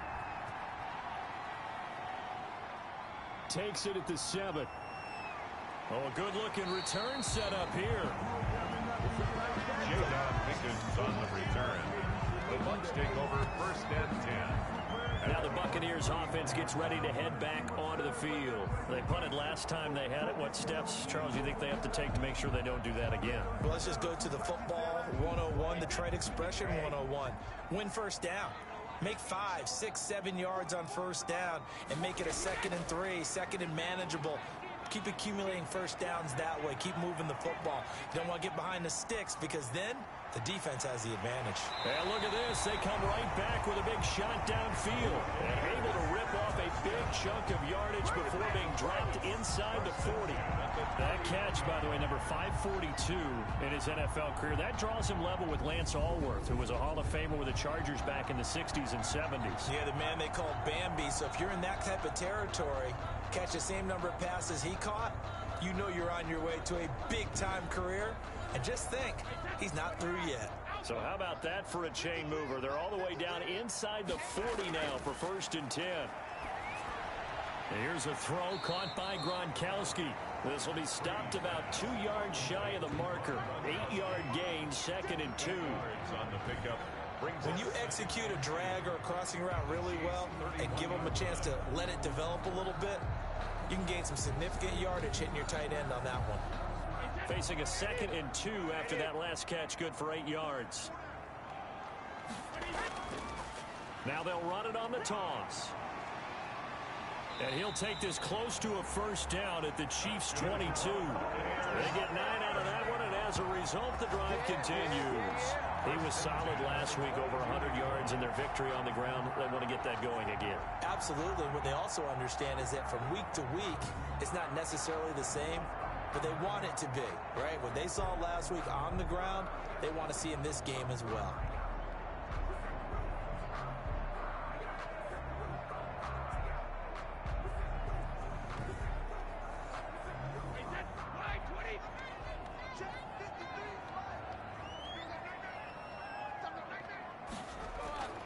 Brady now on first down.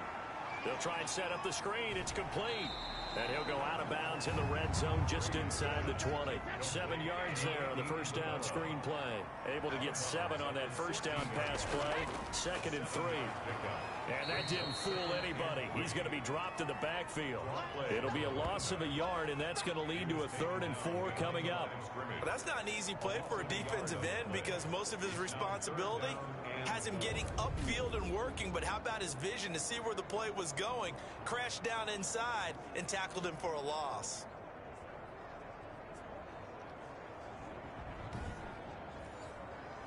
Now on 3rd down, an extra DB out there for the Chiefs.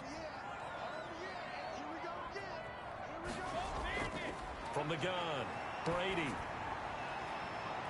And he's got it. Caught in the end zone. Touchdown, Tampa Bay.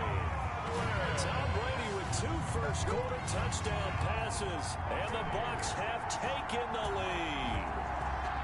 Sometimes when I see these types of plays executed, I think of basketball. Guys boxing other guys off to go out and get a rebound. And he got the rebound right there. But the defense was really placed well.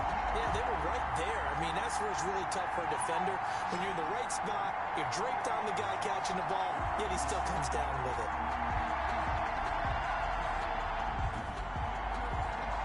Now for the point after.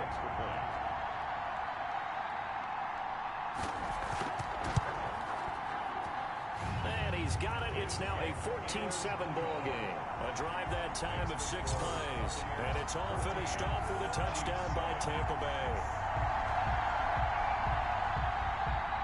The kickoff unit is out on the field, and they will send this one away.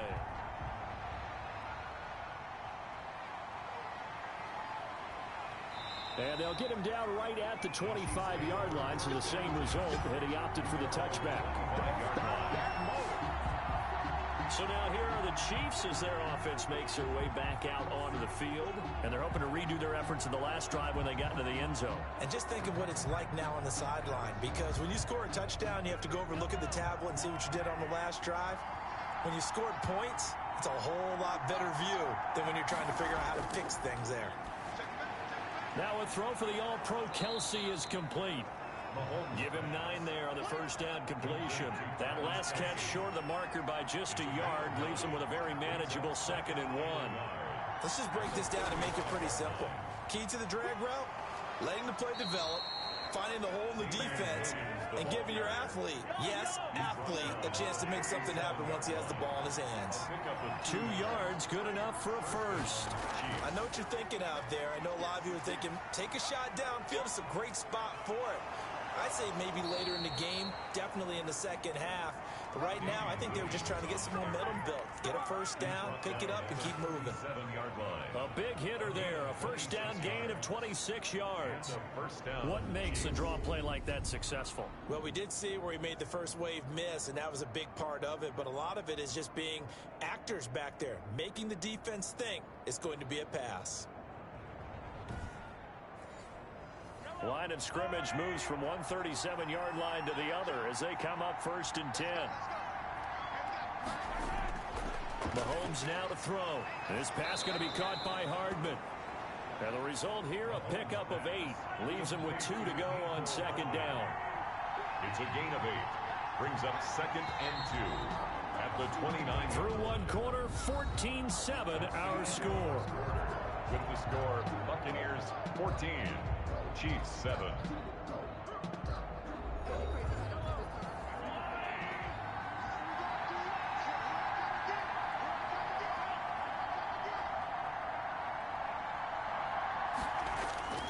On 2nd down, a run with Edwards-Helaire. And gets by him, and now a little daylight. And he takes this into the end zone for a Chiefs touchdown. Clyde Edwards-Helaire, his 6th touchdown of the season. And the Chiefs are an extra point away from tying up this football game. A strong, determined run there, Charles, to get in for 6 points. This is why it's such a team game, isn't it? And I know that sounds really generic and it sounds almost trite, but the blocks were made up front, offensive line, collective victory at the line of scrimmage and downfield. And how about the finish to the run all the way into the end zone? And his kick is good. So that drive spanned 5 plays. And it's capped off by a touchdown run from Clyde Edwards-Helaire.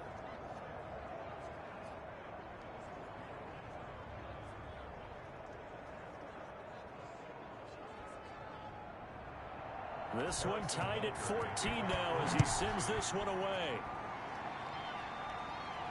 Taken about 7 yards deep. And this will not be brought out. It's a touchback. At their own 25-yard. Here comes the Tampa Bay offense now heading back out onto the field. And they'll be looking to build off of a nice drive last time, a drive that really relied on the quarterback. Making good decisions, distributing the ball well, distributing it accurately, keeping it away from danger. A really nicely run drive. But now the defense, what adjustments do they need to make in the passing game? Pass rush, pass rush, pass rush. Whether it's the guys up front or maybe you bring additional guys, but you've got to disrupt the timing of them throwing the football. We'll see if they can disrupt it here. The throw over the middle taken in. And this will be a gain of 5 as he gets it to the 30. 5 yards. Now it's 3rd and 5. Brings up 3rd and 5.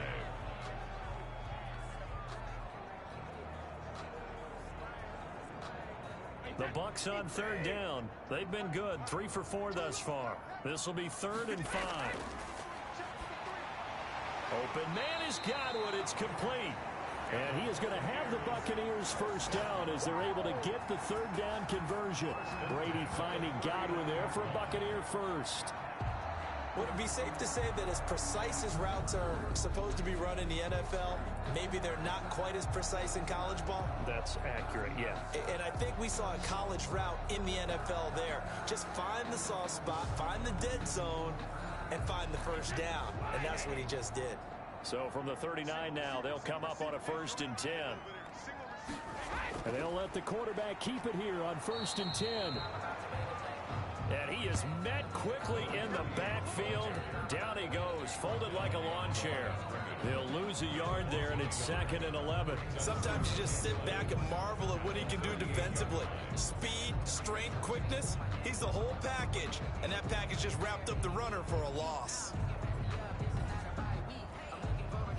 38-yard line, 2nd and 11. Operating from the gun. Brady. And a quick throw here. That's complete. That catch good for 5. It's 3rd down. When you see zone defense and you know you got a drag route on as your primary call, you got to be really careful as a passer about how far you let your guy go because he might wander into some tough coverage. Throwing is Brady on 3rd down. And the Chiefs are going to get him. Chris Jones able to record his 5th sack of the season. So this has been a lot like a tennis match, hasn't it? Back and forth. Both of these offenses having their way so far. So maybe the question isn't who's going to score the most points in this game. Maybe it's who's going to get some stops. Yeah, absolutely. And that sack, finally a first step in the right direction for a stop.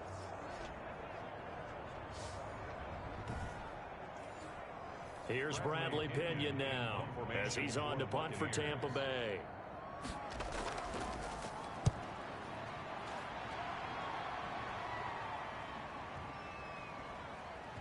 And a great job here. This is going to turn out to be a beauty. This is marked out at about the 3-yard line.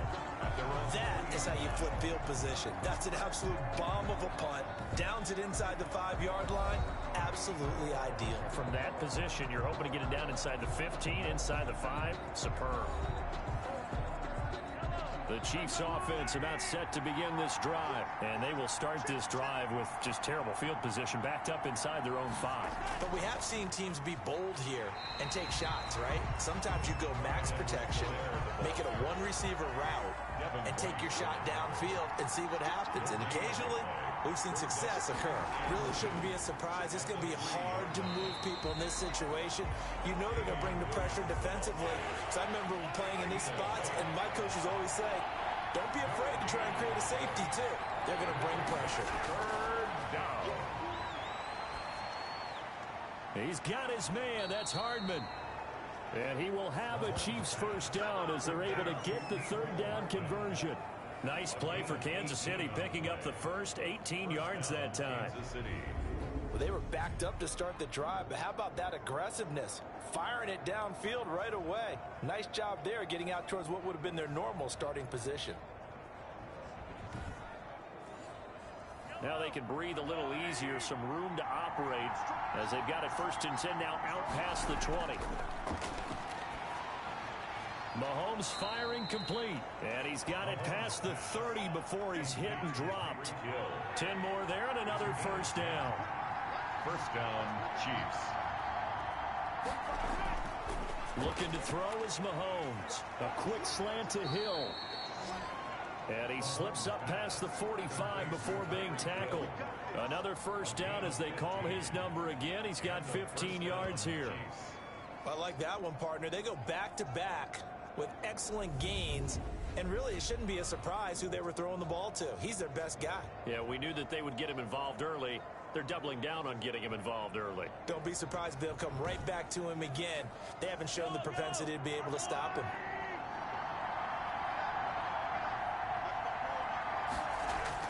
On 1st and 10, here's Mahomes. Well, Mahomes can't get away, and down he goes. Levante David making his presence felt in the backfield. Well, that play was the very definition of fast, quick, and in a hurry. Suddenly, he was there. In a blink of an eye, that happened fast and a big sack.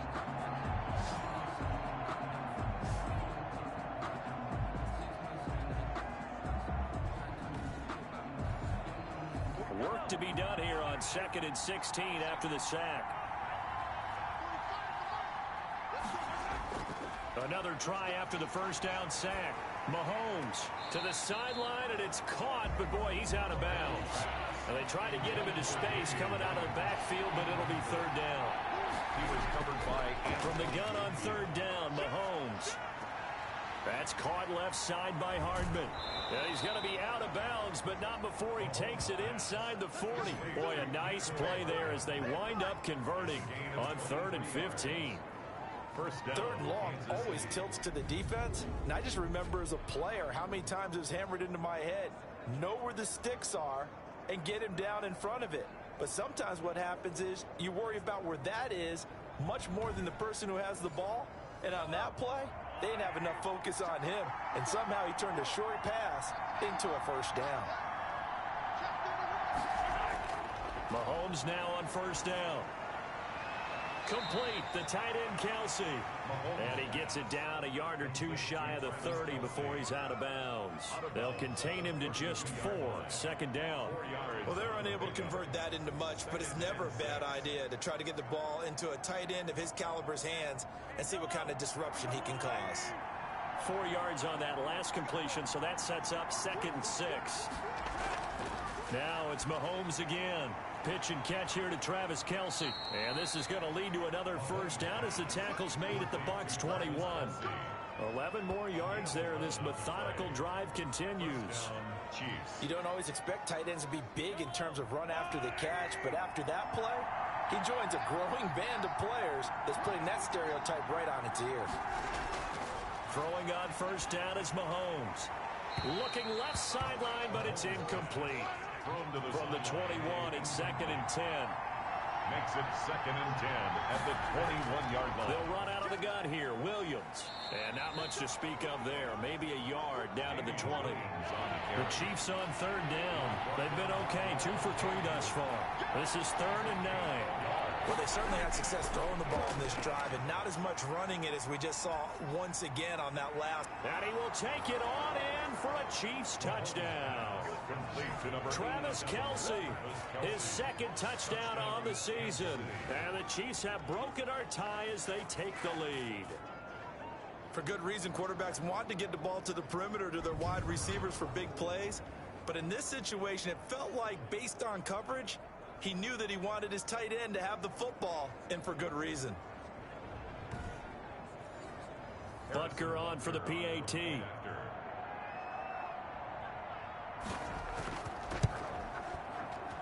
It's up and good, and that'll make the score 21-14. So that drive spans 13 plays, and it's capped off with a Kansas City touchdown.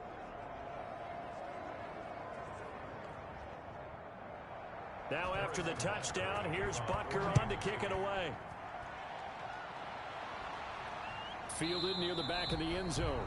And he'll decide to not bring this one out as their drive will begin at the 25. Back now comes Tampa Bay. They'll look for a drive to tie this up, down 21-14 as they have it 1st and 10.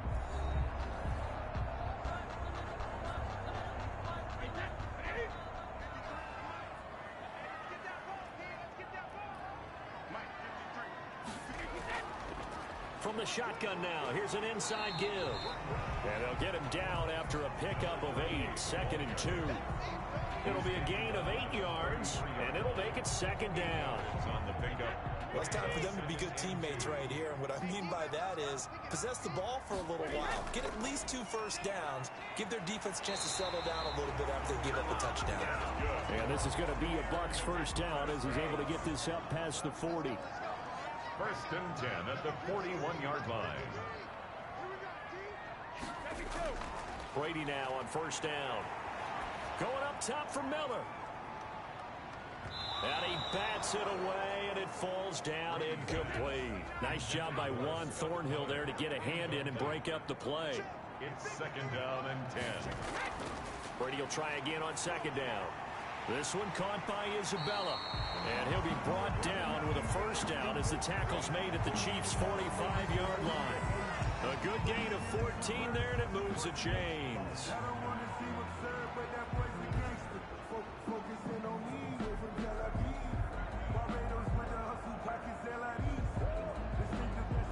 So now 1st and 10 in Chiefs territory at the 45-yard line. Working from the gun, it's Brady. A quick pass here to Godwin. And shedding the tackle, and now some room. And he takes it down deep into enemy territory. A big play that time for Tampa Bay. 45 yards. We know play callers can be very creative in this game today, but sometimes when they've got receivers with speed like this, they don't need to design incredibly complex calls. Sometimes it's just get the ball in his hands and let him do his thing. In a sense, less can become more, and it was right there. Again, it's Brady.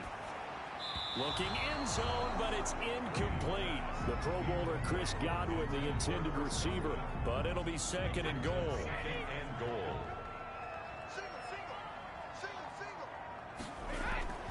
Now Brady again.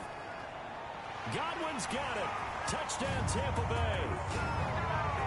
Chris Godwin with touchdown number 2 in the game, and now 11 on the year. And the Buccaneers are an extra point away from tying up this football game. These two teams in this first half, it's been fun. Back and forth, back and forth. Well, it's not fun for the defensive coordinators, but offensive coordinators are enjoying it. Yeah, they're having streaks here, aren't they? Being able to put scores together and really bunch them up, and we have a tight game here. You know, we often talk about having the right shoes for the right turf. Today it's track shoes. That's what we've seen with these offenses. Yeah, it's been an absolute track meet so far, and fun to watch.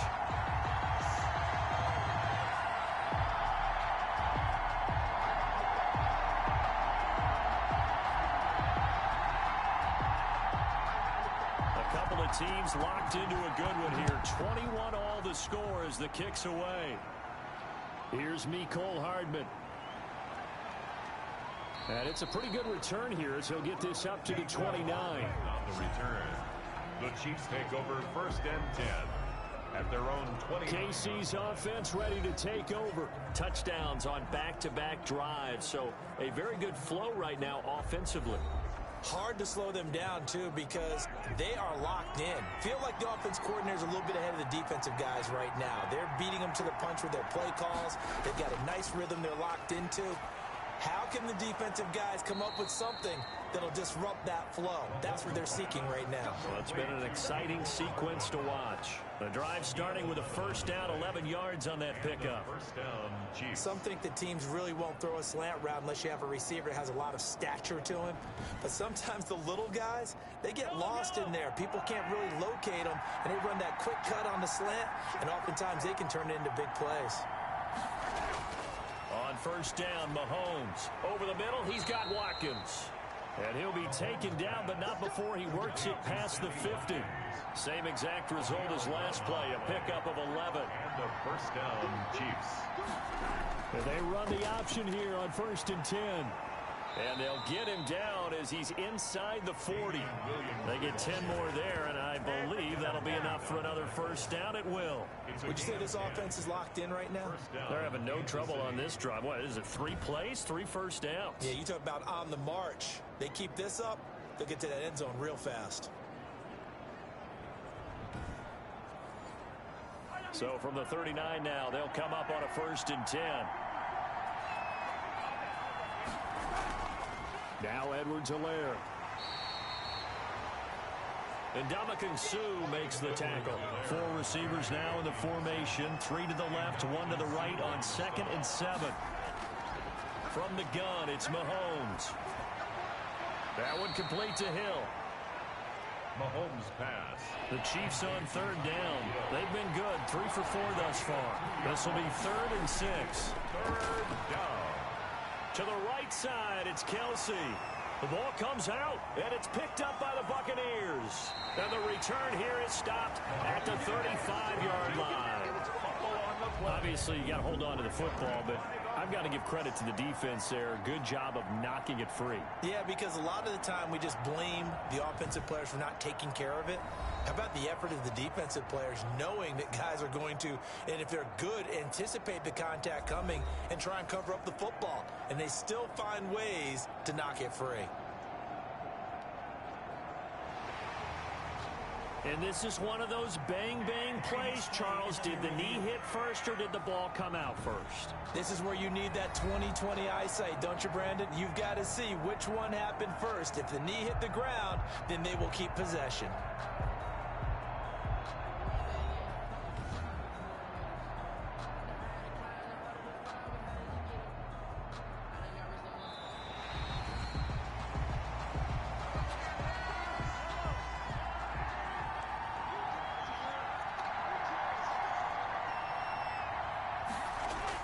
Mahomes now on 1st down. And incomplete as he was knocked as he threw it. And it took the ball off course. Incomplete.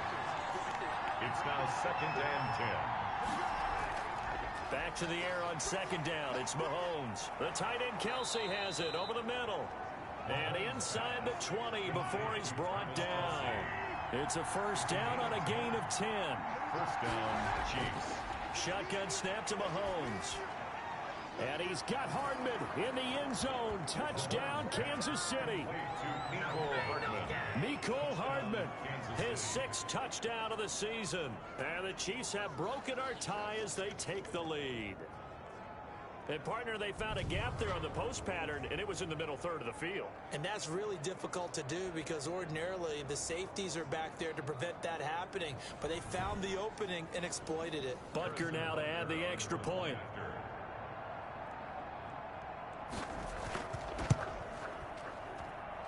And it's good. That makes it a 28-21 game. So they only needed 3 plays on that drive. And it winds up with the Chiefs hitting pay dirt. Harrison Butker. Now after the touchdown, here's Butker on to kick it away.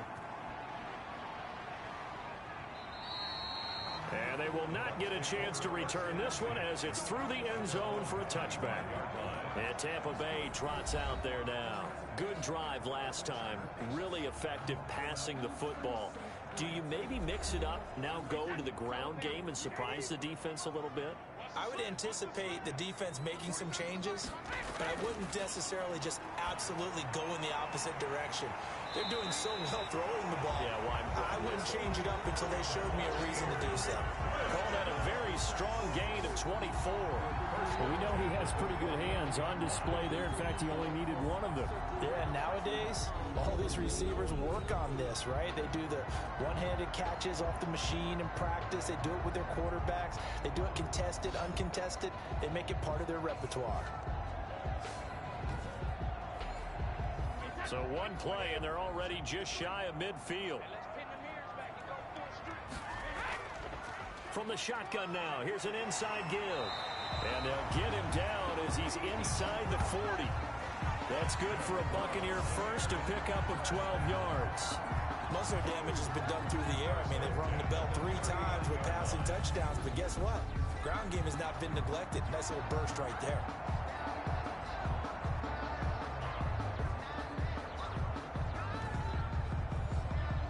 Back-to-back good plays have them on the move on first down. On play action, it's Brady. That ball complete to Isabella. And he's going to get this inside the 30. 10 more there and another first down. 10 more yards. That's another Buccaneers. Shotgun now for Brady. That's Isabella open on the right side. And he'll go down here right around the 23-yard line. It's a gain of 5. Brings up 2nd and 5. To throw again on 2nd down. Brady. Oh, it's a screen pass. That's complete. And he'll get him inside the 15 down to the 14-yard line. 9 yards to pick up there, and it's a first down. 1st and 10 at the 14-yard line. They'll run with a former Tar Heel, T.J. Logan. And he's into the end zone. Touchdown, Buccaneers. T.J. Logan, his first touchdown on the year.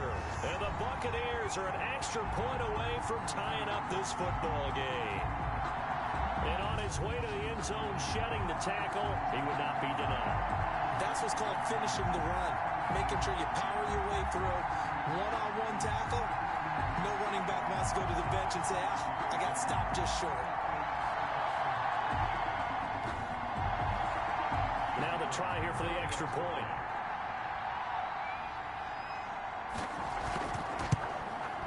He's got it. This thing's turning a bit wild here. We're tied at 28. So the drive there took 6 plays. And it was finished off by the 14-yard touchdown run. So right back to square one. Tied at 28 as he kicks it away. Here's Hardman on the return. And a good return as he'll be stopped just shy of the 30-yard line. The Chiefs take over 1st and 10 at their own 29. Here's the Kansas City offense now as they get set to take over. There have been points on the board. We just saw back-to-back touchdown drives. I love it. I'm high-fiving our statistician, Christian McLeod, and you're angry. You're a defensive guy. If you met one of my defensive coordinators, God rest his soul, I'm surprised he isn't in this booth right now wanting to really take you on. This is not football the way he sees it. He wants a good old-fashioned kicking game, defense, field position, and we're getting an up-and-down-the-field game here. I'll take him. Where's his tombstone? Boot Hill, baby. We remind you that coming up at halftime, we'll send you cross-state to Orlando, where Jonathan Coachman will have all the stats and all the scores from games going on during another busy Sunday in the National Football League. And he'll go out near midfield at the 49. It's a pickup of 17 and a first down. And how about this throw right here? Had to throw it to the left sideline, and you know the timing's got to be correct on this one. Ball's got to be right where it needs to be, and it was. That's because he had great arm strength on that one, able to drive the football. Quarterbacks love it when they can show off their arms.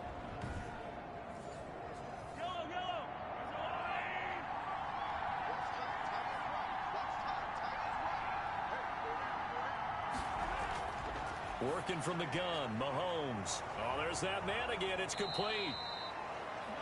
And this will leave him a yard short.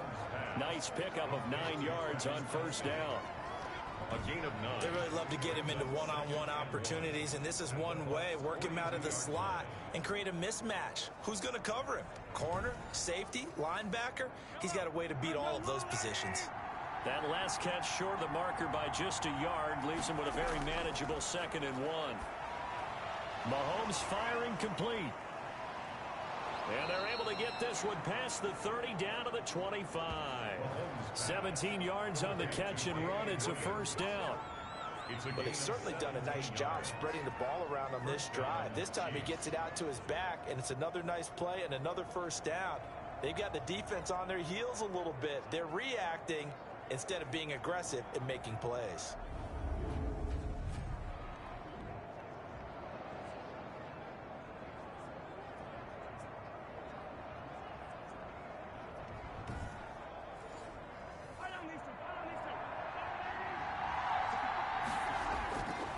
Again, they'll throw with Mahomes. Oh, that was dangerous. Mahomes pass. Threw it into coverage, almost picked, but instead they'll keep it on 2nd down. It's now 2nd and 10 at the 20. Mahomes to throw once more. Mahomes hit. He lost the football, and it's picked up by the Buccaneers. And they will set up shop at their own 41-yard line. The defense, they were swarming that time and ultimately got to him before he could get rid of the football and knocked it free. And don't you feel just a little bit of sympathy for him back there, though? So much going on, so much swirling around. He's trying to find someone downfield. He's trying to move around to find an open target. Sometimes you forget the number one thing, take care of the football. So good starting field position for him here as they come up 1st and 10 at the 41-yard line. Now after the fumble recovery, it's Brady. Looking for Godwin, and he's got him complete. And he's able to get this one out closer to midfield across the 45. Out of bounds at the 47-yard line. A 6-yard pick. Throwing again on 2nd down. Brady, he gets it into the hands of Gronkowski, complete. Now the Bucs going to use the first of their timeouts as the clock's going to stop with 47 seconds to go in half number 1. On 1st down, Brady. He completes this into the hands of Miller. And now Miller hit, and he fumbles. And it's picked up by the Chiefs. Through an opening, and there he goes. And he has brought this one back. A fumble recovery for a Chiefs touchdown. Touchdown, Kansas City. The offenses have success. You could say they've run wild a little bit. Time for the defenses to get into the act, and one does here. Nothing like a little bit of revenge for the defense. They've had to deal with it all game long. Both offenses going up and down the field. How about it when they take the ball away and take it to the other end zone? Butker on for the PAT.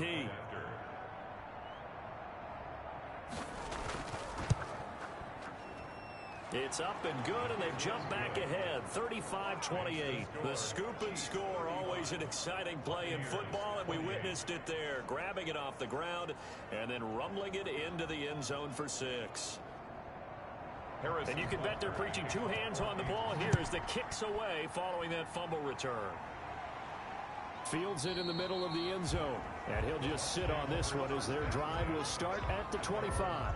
25-yard line. Here comes the Tampa Bay offense now heading back out onto the field. And what do you think goes on here in this situation? If you got the football, you're trailing, you're back in your own territory with just a little time. Do you try something? You're thinking about jump-starting your team, right? You just mentioned it. They're down. They're trying to get back into the game. But you got to figure if something goes wrong, you may have put yourself in a spot where you may not be able to come back in the second half. Managing risk, this is a big decision here. And that one will fall incomplete. Clock here now just under 30 seconds to go in this first half.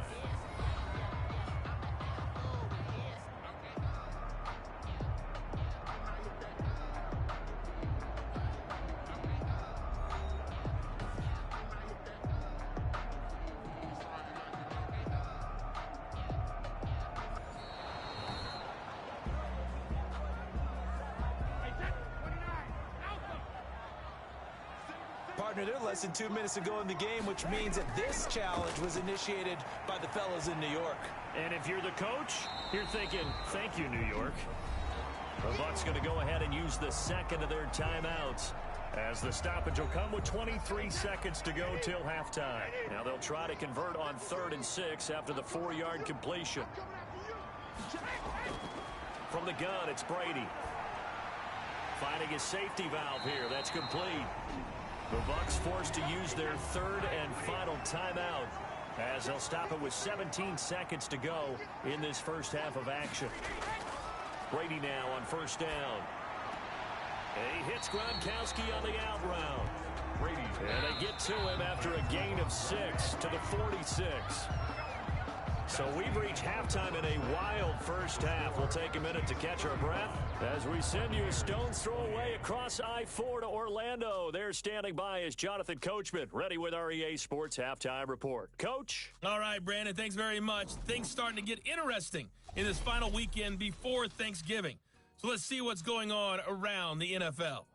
We'll get started out in Denver, and it's the Broncos who are out in front. Tim Patrick, 2 touchdown catches on the afternoon. From there, we head east to Detroit to check on the Lions at home at Ford Field. And they were losers in that one to the visiting Houston Texans. 31-21, the final score. Finally, we're off to Atlanta to check on the Falcons at home at Mercedes-Benz Stadium. And things didn't go so well as it was the visiting Raiders who come in and grab the victory. The final, 26-14. Meanwhile, in our game, no shortage of offense as each team has been able to move the ball effectively. Will the defenses show up in the second half? To find out, we give it back to our commentators, Brandon Gotten and Charles Davis.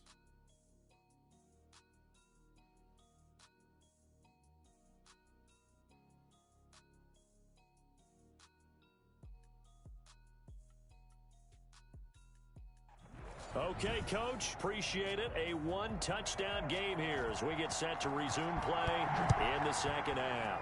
It's been a shootout so far. We'll see which defense can make the adjustments as we get back underway in the second half. And Hardman going to go ahead and sit on this one as it'll come out to the 25. Out comes Patrick Mahomes in the Chiefs offense. And Charles, he's already north of 300 yards in this game. And while watching him work, I just keep coming back to what a magic number that is. We've almost made it routine, haven't we? 300 yards, wow, what a great day.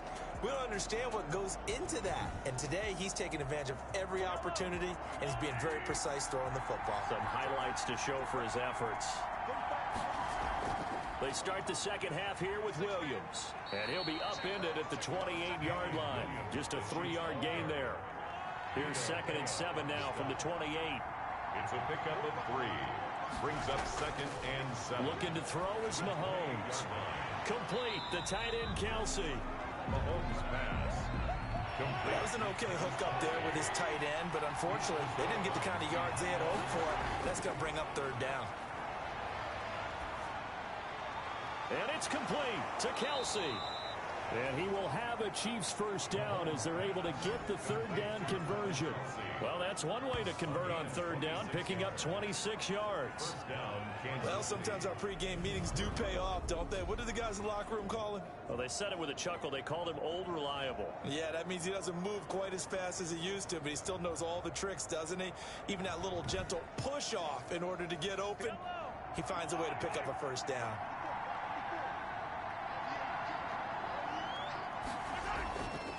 They'll run. It's Edwards-Helaire. And he gets it inside the 35 and just shy of the 30. Back-to-back nice gains. That one for 14 yards and another first. They've got the lead early here in the 3rd quarter, and runs like that are how they established that lead in the first half. I love the fact that you're using the word lead because they are leading from the front, pounding on the defense right now with the running game, and truly establishing themselves here in the second half. Line of scrimmage, the 31 now on 1st and 10. Now here's Mahomes. And he's got his favorite target yet again. It's complete. Mahomes pass. And he'll go down at the 28. 3 yards the gain there, 2nd down. Brings up 2nd and 7 at the Buccaneers. Mahomes now to throw. Open man is Hill. He's got it. And he takes this into the end zone for a Chiefs touchdown. Tyreek Hill with touchdown number 7 on the year. And the Chiefs add on to their lead. That seemed pretty ideal there for the offense, Charles. You take a little bit of time off the clock here in the third quarter, decent length drive, and you pad your lead as well at the end of it. And what it does is let you feel like you're in control of this game, even more so than a 2-touchdown lead, right? Because you have taken that time off, as you noted, which means they couldn't get you off the field. You ran your playbook the way you wanted to, and you gave your defense some rest. What a big-time drive in that situation. Extra point right down the middle, and the lead now up to 14. Now after the touchdown, here's Butker on to kick it away. This will be fielded inside the 5. And up to about the 26-yard line, just across the 25. The Bucs take over first and 10 at their own 26-yard line. Here comes the Buccaneers offense. They get their first reps of the second half. And their halftime hole now even deeper. And they need a big drive here just to answer the first touchdown of the second half scored against them. They were down at the half. Now, as you mentioned, they're down a little bit bigger, but no time for discouragement. Just got to get back to it, right? Put your shoulder against the boulder and start pushing and try and get back to where you were to start the half. Now we're going to get a timeout. Appears we've got an injured Buccaneer. We'll check on his status when we get back.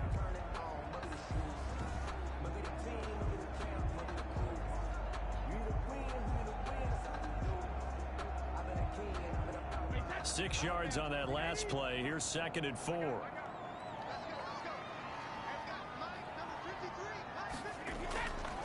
Working from the gun, it's Brady. They'll find Miller. That's complete. And they get him down, but not before he takes it across the 40-yard line. 11 yards there, first down. From the shotgun now, here's an inside give. Credit him with a 1-yard gain there to make it 2nd and 9. William Golston on the tackle. A gain of a yard. Brings up 2nd and Brady going to throw at the 44-yard line. And he whips that one incomplete there. This offense in desperate need of a conversion as they come up on 3rd down. It's now 3rd down and 9 yards to go. To throw is Brady. He's got Evans. And he is going to have a Bucs first down as they're able to get the 3rd down conversion. That's a 3rd down conversion of 24 yards there. Nice play. When Mike Evans sees man coverage, I don't think he's the only guy who gets excited. I'll guarantee the guy throwing the ball does, because guess what? He's got a lot of options about where to place it because of Mike Evans' size and frame. So now 1st and 10 in Chiefs territory at the 32-yard line. And they'll let the quarterback keep it here on 1st and 10. And he'll go down at the 26 following a gain of 6. He decided to hand it off that time on the run-pass option. Appeared to be an easy decision. Just gave it inside. Nice steady gain. The last run got 6. Now 2nd and 4. From the gun, Brady. A quick pass here to Godwin. And brought down, but not before they get it inside the 10 to the 7. He's certainly been a huge factor in this when he's got the 2 touchdowns to his credit. Now they look to him again. He picks up the first. Yeah, I can hear everyone saying, well, why don't you cover him? Double him, triple him, do what you have to do. But sometimes they get locked into such a groove and such a connection, it doesn't matter how many guys are in his area. He certainly looks to be in that groove right now. 1st and goal, and they got to be thinking a chance to get right back into this football game. Operating from the gun, Brady to the end zone, but it's incomplete. They'll try again here from the 7 on 2nd and goal. Leads to 2nd and goal. From the gun, Brady, and he hauls it in for the Buccaneer touchdown. Andy Isabella with a lucky number 13 touchdowns now on the year. And the Bucs have made this a 1-score game. And it was a tight window. He knew he had to rocket that thing in there. He got it done. And when you're able to complete one like that, your confidence has to just go sky high. You just mentioned it. Tight window, zings it in there despite excellent coverage. Result, touchdown. Extra point attempt to follow here.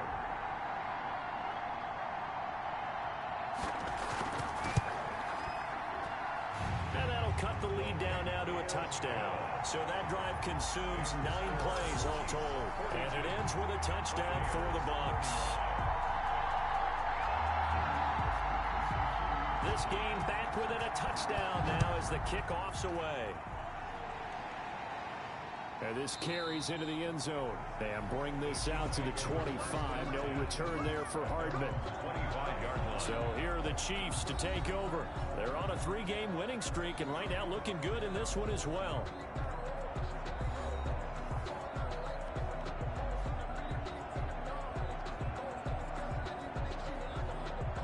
Mahomes will lead the Chiefs up 1st and 10 at their own 25-yard line.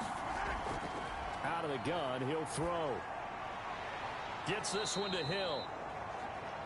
And he's able to get this one up to his 30 before he's out of bounds. They'd love to just strike back with a touchdown right here, and if it's a long play, so be it. But the main goal, get a couple of first downs, run some plays, run some clock, allow their defense to get a chance to catch their breath, settle down, and relax a little bit after they just gave up a score. Steps away to his left. Now he'll pull it down. He'll wind up with positive yardage. It's a gain of 3, but now it's 3rd down. Brings up 3rd down. Throwing now is Mahomes. And this is caught by Watkins. And he will have a Chiefs first down as they're able to get the 3rd down conversion. It'll be a pickup of 16 and a Chiefs first down. Chiefs. That's a play that will likely be forgotten when you talk about big moments in this game. But plays like this are critical to keep drives going. And if points result, we'll call this play significant.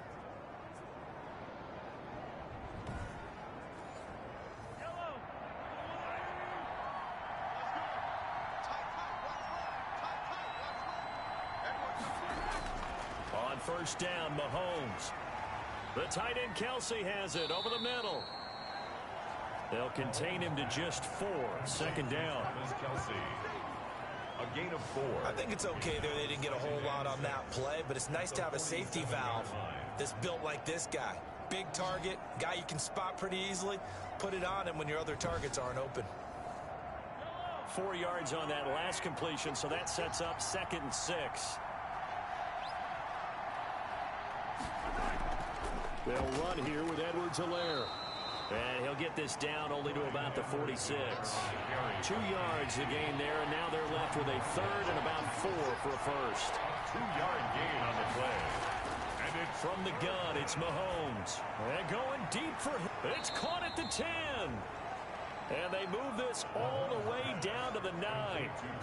They're able to convert on 3rd down, and that sets up a 1st and goal. Well, if you're a fan of offensive football, this game is for you because this one's been much more like a tennis match than a football game. Back and forth, and there's another example right there of another big play in the passing game. The chain gang hustling to catch up. Here's 1st and goal from just inside the 10. Shotgun snap to Mahomes. That is caught at the 7-yard line. And inside the 5 here before he's out of bounds right at the 3. That's good for a gain of 6, 2nd and goal. And there's a completion to the tight end. And look at the size of these players nowadays. At that spot, 6'4", 6'5", and up. A lot of guys used to be basketball players, somehow came back to football. That's really good for the game of football. You get better athleticism, great hand-eye coordination, guys who know how to control. And he's going to bowl his way into the end zone for a Chiefs touchdown. Damian Williams, his 2nd touchdown of the game and his 9th on the year. And the Chiefs are able to grow their lead. And he certainly played a pivotal role with those 2 TDs and why they're up on the scoreboard right now. Well, someone's all about winning, aren't they? Because he's not worried about the number. Sure, it's great to have 2 touchdowns. But the bottom line is what he's doing is contributing to their lead. He wants to continue to do so. Butker now to add the extra point.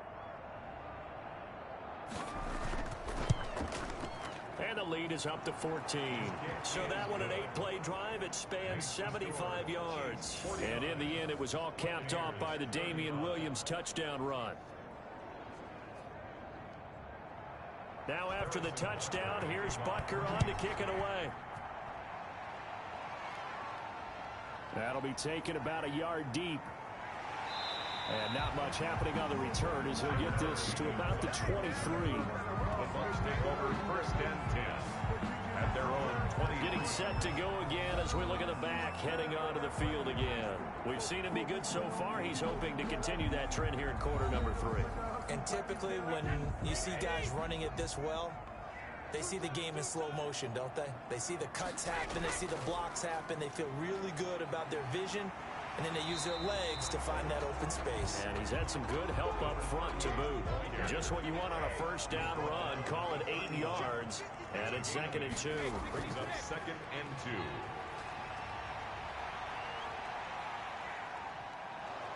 2. And he's taken down, a Chiefs sack.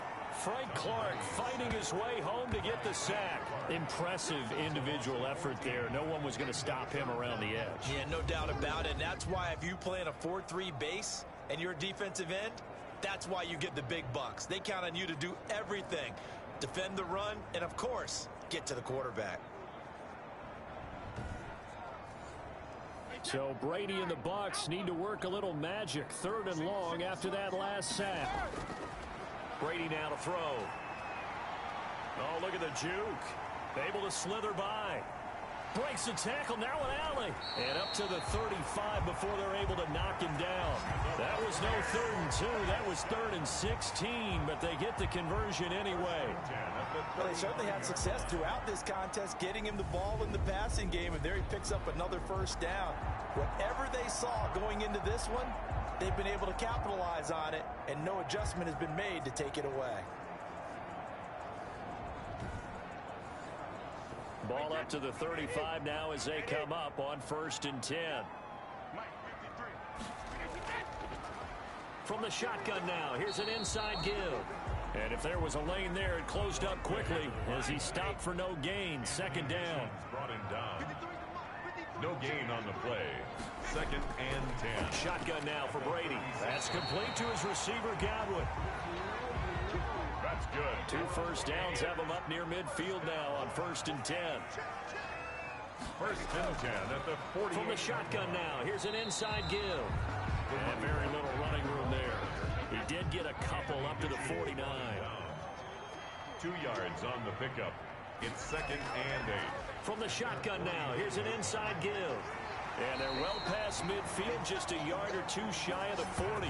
Tampa Bay Buccaneers. Despite the score, despite the deficit, no quitting this guy. He's running angry, running through arm tackles. He wants to change what that scoreboard is saying.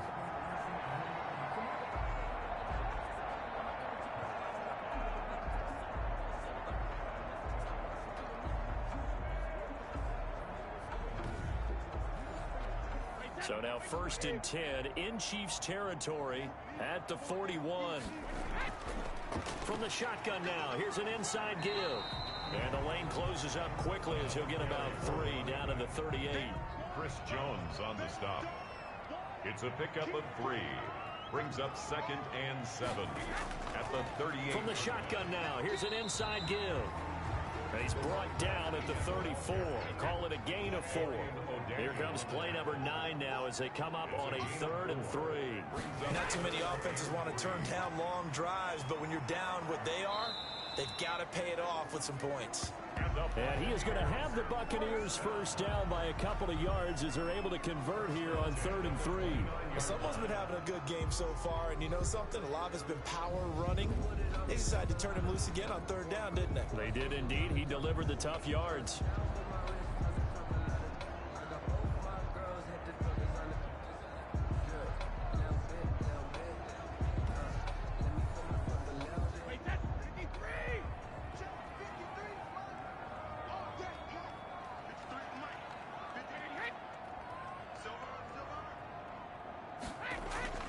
On play action, it's Brady.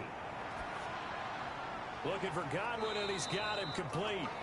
And he went nowhere. He'll lose yardage back to the 29. He was unable to shake free there, and they'll cover him for a loss of a yard. And that was a heck of a play there on the outside. Partner, sometimes I think on a play like this as a corner, you've got to think to yourself, all I got to do is slow him down so others can come over and support. But in this case, he said, forget that. I've got this. Sorry you had to make the run for nothing, fellas. That pass play wound up for negative yardage, so here's 2nd and 11. To throw, it's Brady. Now they set up the screen. That's complete. Brady's Give him 9 yards on the 2nd down screen play. to T.J. Hogan. A gain of 9 brings up 3rd and 2. Brady looking to throw on 3rd and 2.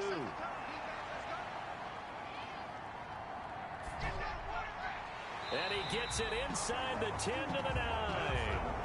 This one good for a first down, and also that is catch number 90 for him now on the season. 9-yard line. One of the advantages of zone defense, as I remember it, is being able to see the play develop in front of you. One of the disadvantages, when they find those levels where they can hit you with it, sometimes behind the corner and in front of the safety, it makes it tough to defend. So another 3rd down conversion, and now they've got a 1st and goal. Again, they'll throw with Brady. This will be caught at about the 5. And from the 9, they get this to the 5-yard line.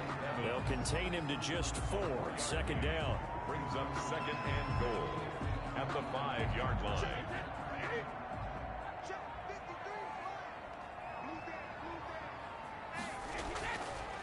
Now a handoff here to his running back. And he'll take it into the end zone. Touchdown, Tampa Bay. Andy Isabella with his 14th touchdown of the year, 2nd of the game. And the Bucs are able to make this a close game again. And he was excellent on that drive. He deserved to be the one to get across the chalk. Oh, I agree with you totally. A workhorse on the drive, and how about that last decisive run to punch it in? No going for 2. They'll kick the point after.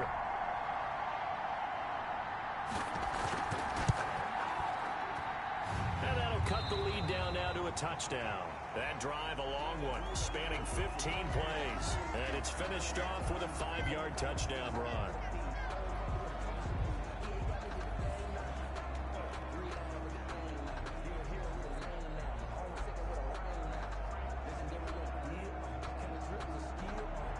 This game back within a touchdown now as the kickoff's away. Fielded a couple yards into the end zone. And he'll get it up past the 20 to about the 22. On the return, the Chiefs take over 1st and 10. Damian Williams and the Chiefs ready to begin their next drive. He is hoping to find the end zone for a 3rd time, and we sit now in the 3rd quarter.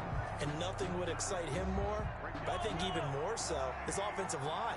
Anytime you've got a guy scoring that many times, that means you've done a really nice job in front of him. You're always giving props to the big fellas up front. It's always a good idea. Those are some massive men. A throw left side to start out. That's complete. Not much there, only a yard. They only got a yard out of that last completion, and that makes this 2nd and 9. Brings up Williams. At the 20. And he is going to be stopped cold behind the line of scrimmage. He'll wind up losing 3. And now it's 3rd down. When this offense gathers to watch the tape, they're going to like a lot of what they saw. They put up big numbers, but they might fast forward through that last play. Oh, there won't be any fast forwarding, partner. I've sat in those sessions before. You end up spending more time on the bad plays than you do on the good ones. It's just the nature of coaches. But I know sitting in that room, when you've had a big game, the night that they've had, you don't want to hear that. You just want to focus on the good stuff. They'll set up the screen. This is Williams. Nice move at the 40. And they work this well upfield across the 45. 27 yards there on a very nice 3rd down conversion. And on that last play there, he's over 400 yards passing now. You know what that generally means? Success. That, and it means you really didn't miss opportunities. Usually very accurate. The ball's getting to the right place. Guys are making yardage after the catch to help you out that way. I mean, the whole team has picked it up. And don't forget, that means the offensive line has had to pass protect pretty well, too. Everyone dialed it. Under pressure here, and down he goes. Sacked back at about the 43-yard line. Ndamukong Suh make that now 8 sacks for him on the season. Brandon, more often than not, you'd say they've had his number, and we can count them up so far. 1, 2, 3, 4 sacks given up. But guess what? He's still been able to make some plays, and right now they have a lead. So after the sack, here's 2nd and 14. Another try after the first down sack. Mahomes to the right side. It's Kelsey. Mahomes pass. And the box with an extra defender in the secondary now on 3rd down. Pick up on the play. And it's working from the gun. Mahomes. He's got his man. That's Hardman. And he will have a Chiefs first down as they're able to get the 3rd down conversion. a gain of 14. And a first down, Chiefs.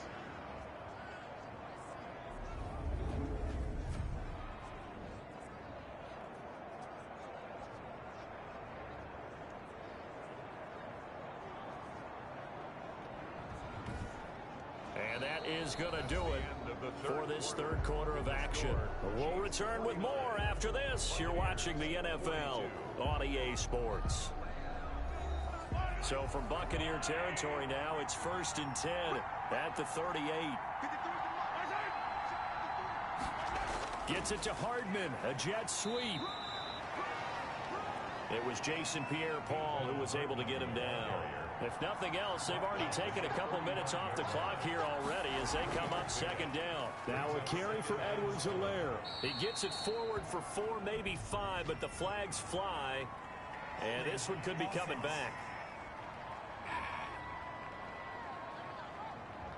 That's on the veteran tackle, Mitchell Schwartz. Now they face a 2nd and long following the holding penalty. They stay on the ground this time. It's Williams. And again, the run defense stout this time. He maybe gets back to the line of scrimmage, but no more. No gain on the play. Brings up 3rd. On 3rd and long, it's Mahomes. Caught left side, Williams. And they're going to mark him down short, maybe by about a yard, if that. They do get 12, but they'll be marked short.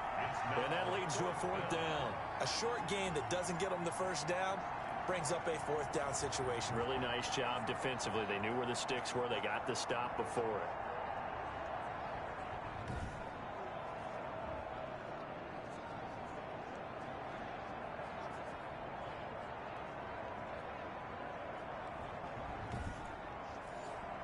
So on 4th down, out trots the kicker in a big spot here. This to make it a 2-score game. And this one is right down Broadway. And that will extend their lead even further. Chiefs 52. Buccaneers 42.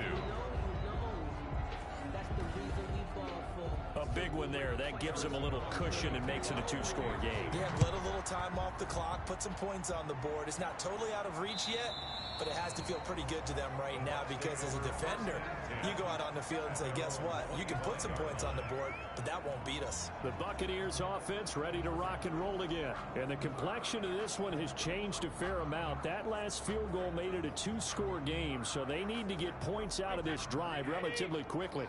Brady and the Bucs now with a 1st and 10 at their 25-yard line. And from the shotgun, he'll throw. That's complete to his running back, Evans. And they work this well upfield across the 45. 23 yards on the play. You cannot write these guys off just yet. Not with a quarterback like that under center. You mean it actually crossed your mind with him running the team that you could actually maybe write this game off? Not yet. Not a chance. Not with him. We've seen it too many times.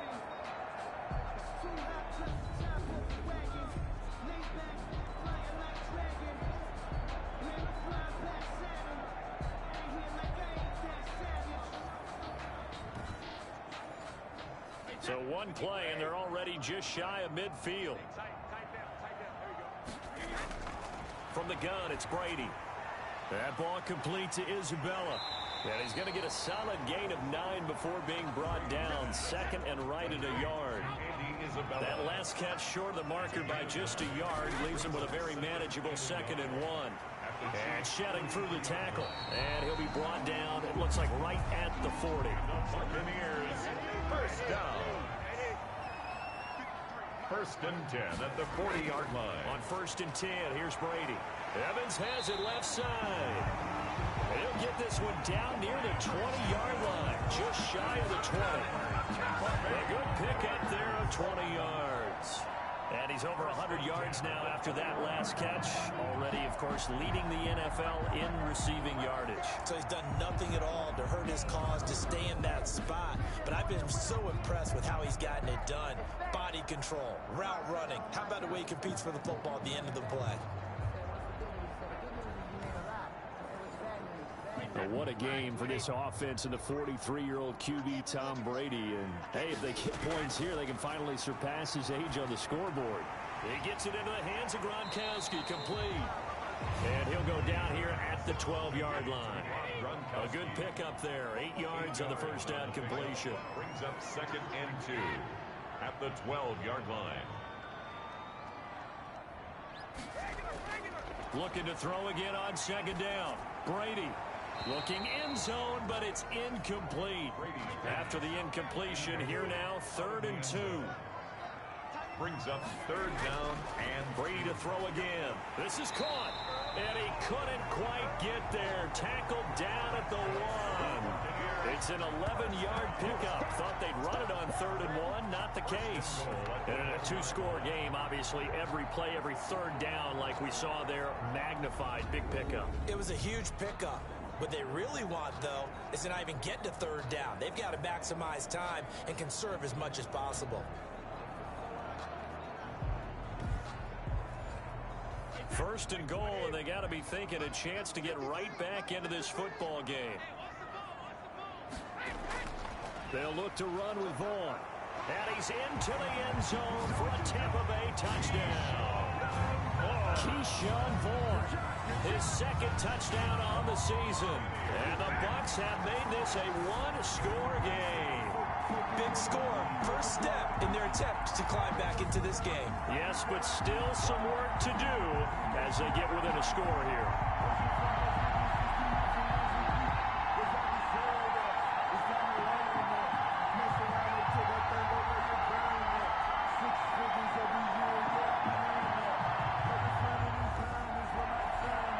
Now the extra point try forthcoming.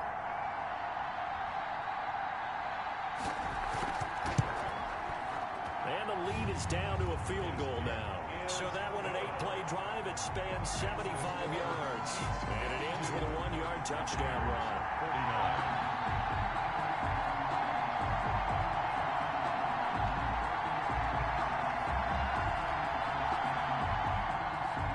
So just a 3-point game now as they send this one away. Here's Hardman on the return.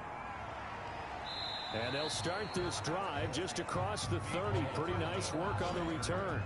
The Chiefs take over 1st and 10 at their own. The Chiefs offense and Tyreek Hill heading back out onto the field. And we get a peek at the kind of game he's having. It's been a good game. 8 catches now, Charles. Everyone likes to spread the ball around. They want a lot of people to catch it and touch it, get a lot of guys involved. But sometimes when you have the hot hand or a person who's just really taking care of business in their part of the field, you have to keep going back to him. Mahomes dropping one to Williams here. He's brought down at the 34. Call it a gain of 4. They'll contain him to just 4.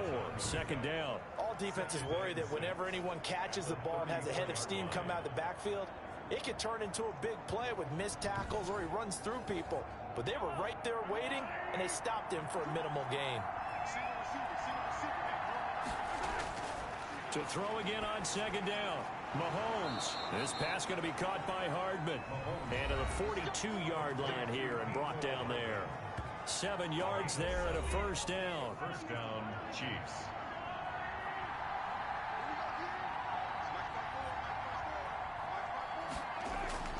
They go play fake. Mahomes.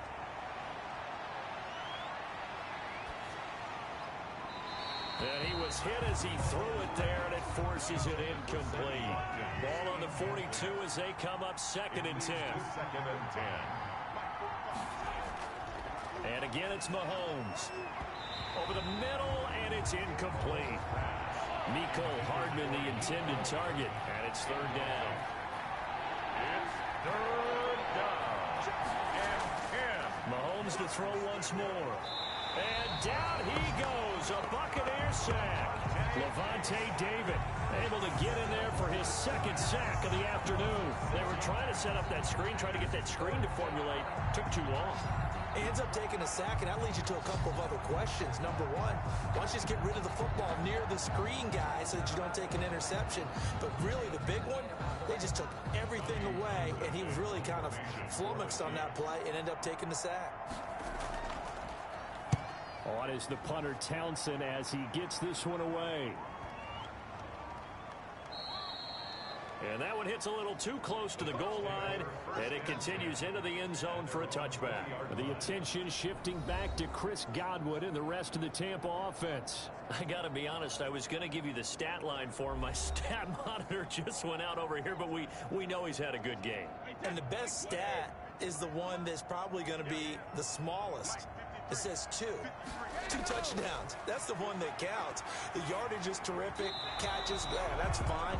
But the payoff, getting him to pay dirt twice in this game, that's what he's looking for. I do know he's over 100 yards. We'll get to the back of him working, but yeah, the 2 touchdowns as well. Brady again here on 2nd and 10. They'll find Miller. That's complete. And he'll go down at the 26 following a gain of 6. They get 6. That'll leave them with 3rd and 4. From the gun on 3rd down, Brady. Open man is Miller. He's got it. And he is going to have a Bucs 1st down as they're able to get the 3rd down conversion. That's a nice catch there. Remember, he had the fumble earlier. No way he was giving up the ball in that situation. Secured it tight to his body and picks up the 1st down.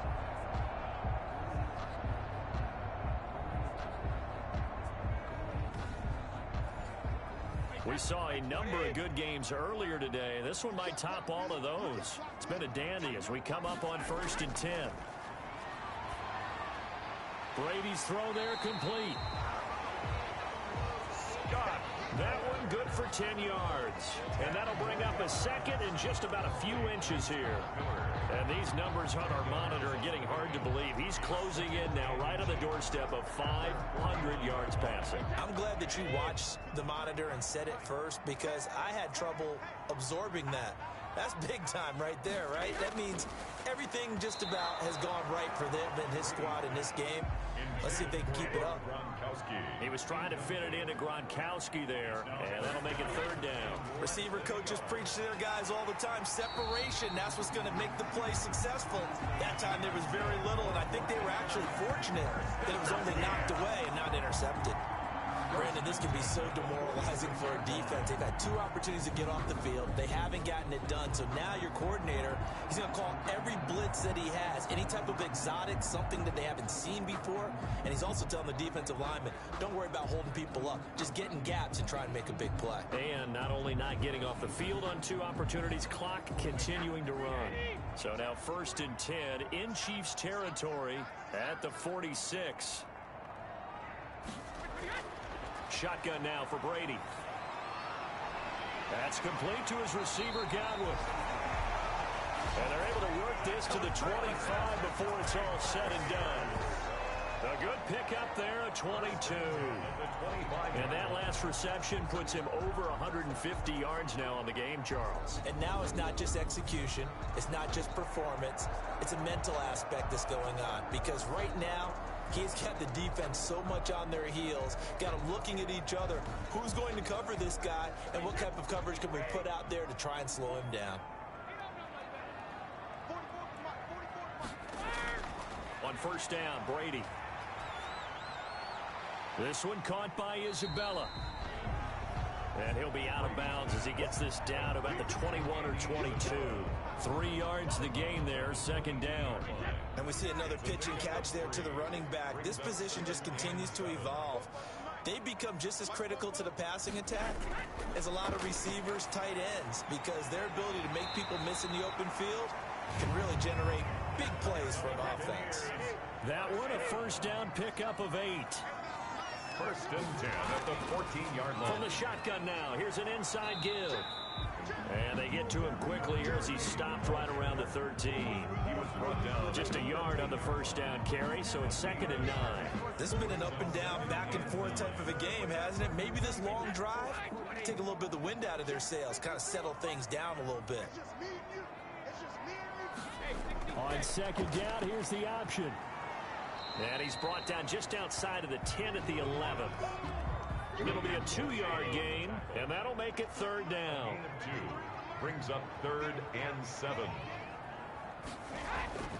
Working from the gun, it's Brady.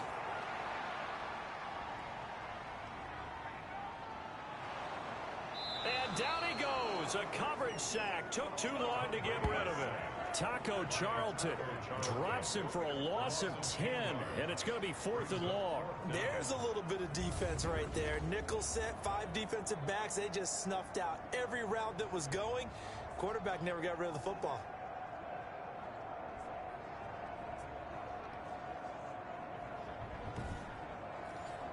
So now one of the biggest kicks of the night is forthcoming.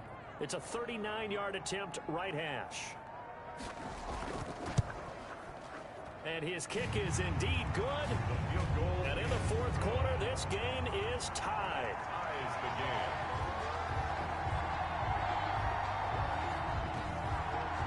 I tell you, the life of a kicker. He has not been called on the entire game. He's over there by the net, but they send him out here in the 4th quarter and say, hey, go tie the game, will you? And guess what? He comes through.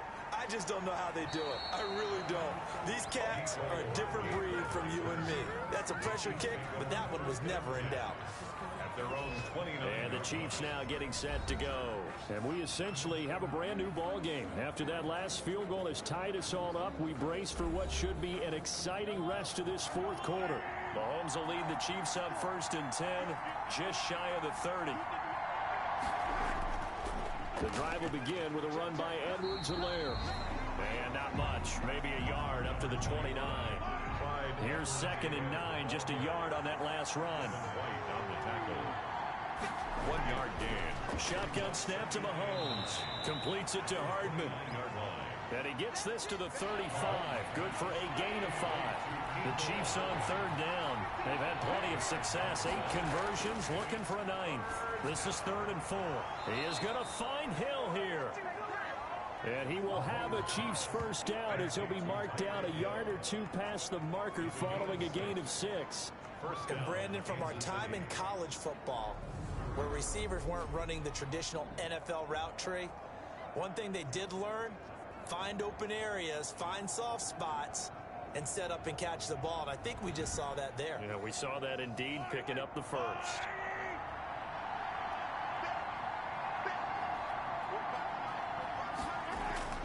On 1st down, Mahomes gets this one to Hill. 7 yards, the pickup there. One of the selling points of the in route is against a quarterback, a really nice sight line to his receiver, and almost on a direct shot, able to throw the ball into the middle of the field and have a great chance of success as they did on that play. And they'll work this down to the 40-yard line. Tackled there. 12 yards there and a first down. He's tackled at the 40. Oh, that's one to warm the hearts of all those old-school football players, isn't it? Tough, hard, gritty run. Got behind his pads, bowled over a few people. Look at that one, right up the gut. Saw it through 3 quarters. No reason to lighten up now.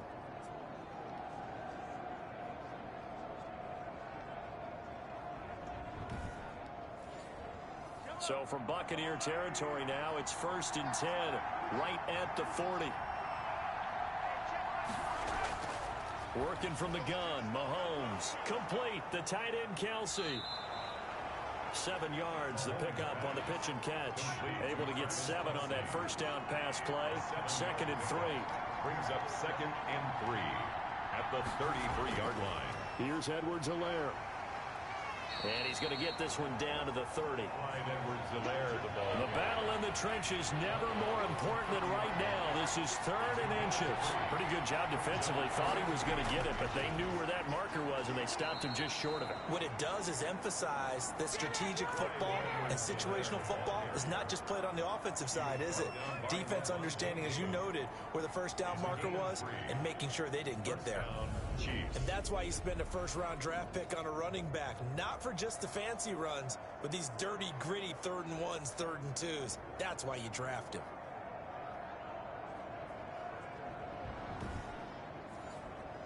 They don't need to run another play here before the 2-minute warning. Let's see if they do it anyway. On 1st and 10, here's Mahomes. Flush to his right. He'll run it. And he gets it all the way down inside the 10 and mark him at the 5. So the Chiefs in possession of the ball as we welcome you back.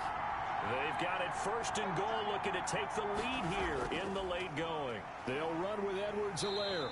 And he's going to have just a couple here with a marker on the field as well. Holding offense. Man, this is ridiculous, man. So this will be accepted as it moves the offense backwards. Following the penalty, it's Williams. And he's going to be met at the line of scrimmage and taken down.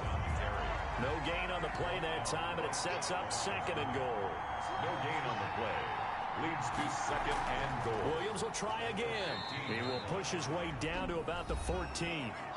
Now the Bucs going to use the first of their timeouts as they'll get it with just under 90 seconds remaining.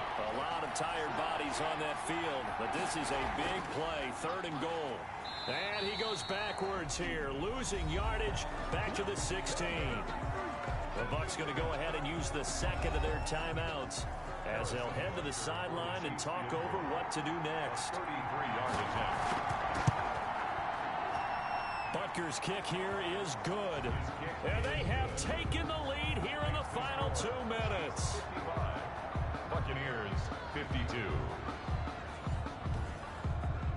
Big kick right there to give them the lead in the 4th, but there is still time left for a final drive. Did they score too soon? Post-game will tell us, right? Depending on what happens on this drive, that's how we'll analyze it. If the other team scores, they scored too soon. If they somehow hold on, they manage the clock exactly right. Tom Brady in the offense. Down by a field goal. A little over 80 ticks to go.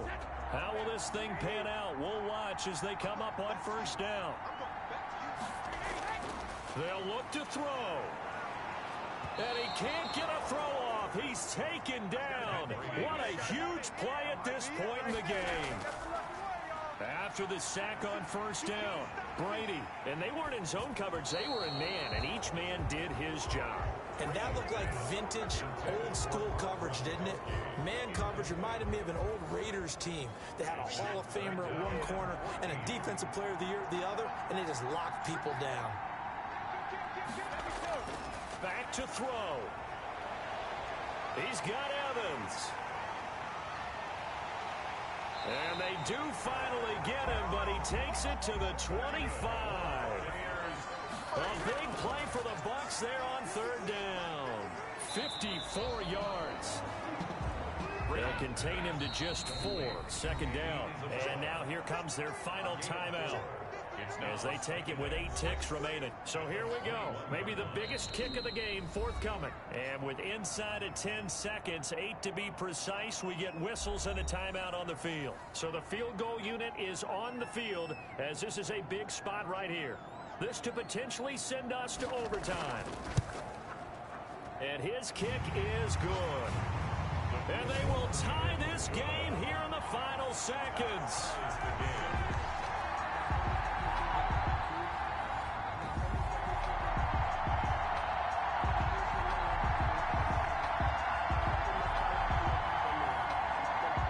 So a money kick there in the final seconds, and now, barring any hijinks on the kickoff here, partner, I think you and I, we're going to settle in for a little overtime. And I wouldn't have it any other way. This has been a dogfight all through regulation. No reason to think it won't continue in the extra period.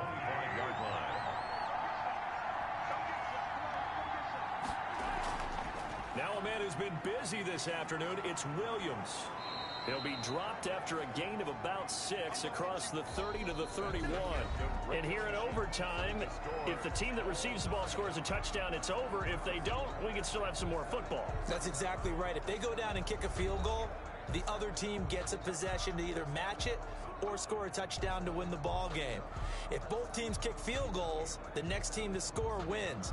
But if the receiving team throws a pick 6 or fumbles the ball and it gets picked up by the defense and they score, the game is over at that point. So we're right back where we started, all even as the kick's away. Fielded just outside the goal line. And they'll get him down inside the 30 at the 27. On the return. The Bucs take over 1st and 10 at their own 20. Back now comes Tampa Bay. They control their own destiny here. They have the football in overtime. Obviously, a touchdown would win it. And I think teams around the league are still adjusting to the idea of going downfield, scoring a touchdown wins the game, because they were used to just going downfield and trying to get in field goal range to win a game. Still having to make that transition. Let's face it now, the ones who are doing it best know they need to go down, attack, put the ball in the end zone, and not leave it up to a field goal and give the other team a chance. Yeah, as we said, they control their own destiny now. And down he goes just beyond the 35, and that pretty move got him some extra space to run.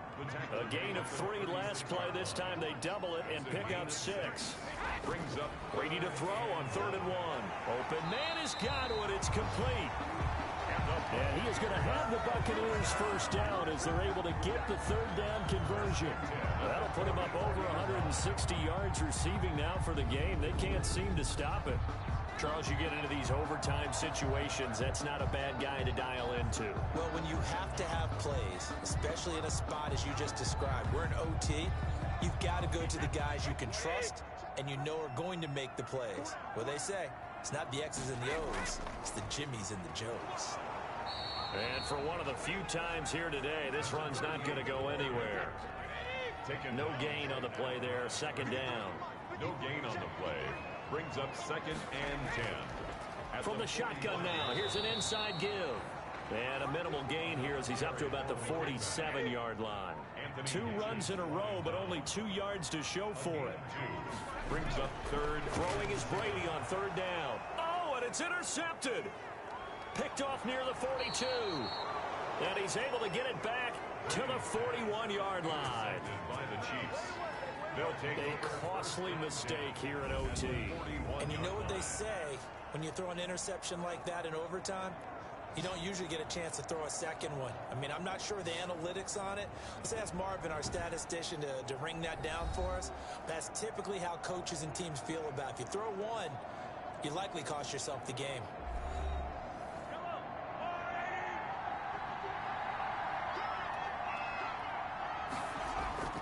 First throw of overtime for Mahomes. That to his running back, Edwards-Helaire. And this one's going to go the wrong way. Losing yardage back at the 42.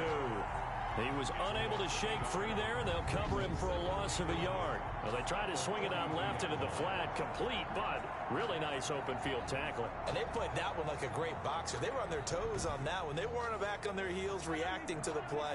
No, they saw it, came right for it, and made a nice tackle for lost yardage. The tight end Kelsey has it over the middle. Mahomes pass. That throw good for only a couple. It brings up 3rd down. It's a gain of 2 yards. And it's 3rd down. From the gun, it's Mahomes. Open man is Hill. He's got it. And he will have a Chiefs first down as they're able to get the 3rd down conversion. It's a gain of 10. They go back to that well. He's had a great game. Defensively, they haven't been able to stop him. Same thing here in overtime. And sometimes that goes to the play caller's ego, because a lot of times you have so many different plays you want to call, but when you spot a matchup that's working for you or a player that has the hot hand, keep giving it to him. That tells me you're mature as a play caller, and it's working for them in overtime. Mahomes now on 1st down. Caught, Kelsey, left side. And he is in for the score. And it is is absolute stunned silence here as they win it on the road in overtime.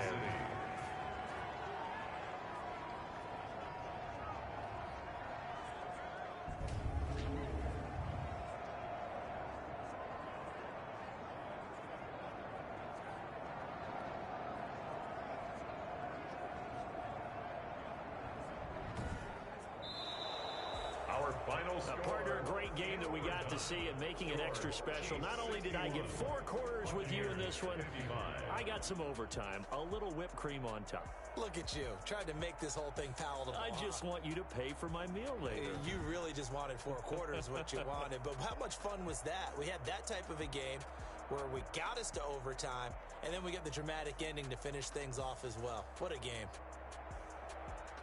So for Kansas City, their playoff chances take an uptick as they move to 7-4. And they'll be back home next week to take on the Denver Broncos. Meanwhile, for the Bucs, it's a tough one to swallow as they drop back to 8-4 on the year. And they'll get the extra week to think about this one as they return to action in 2 weeks' time. That'll do it for us. I'm Brandon Gaudin alongside Charles Davis. Thanks to our entire crew as well. We'll talk to you next time. So long, everybody.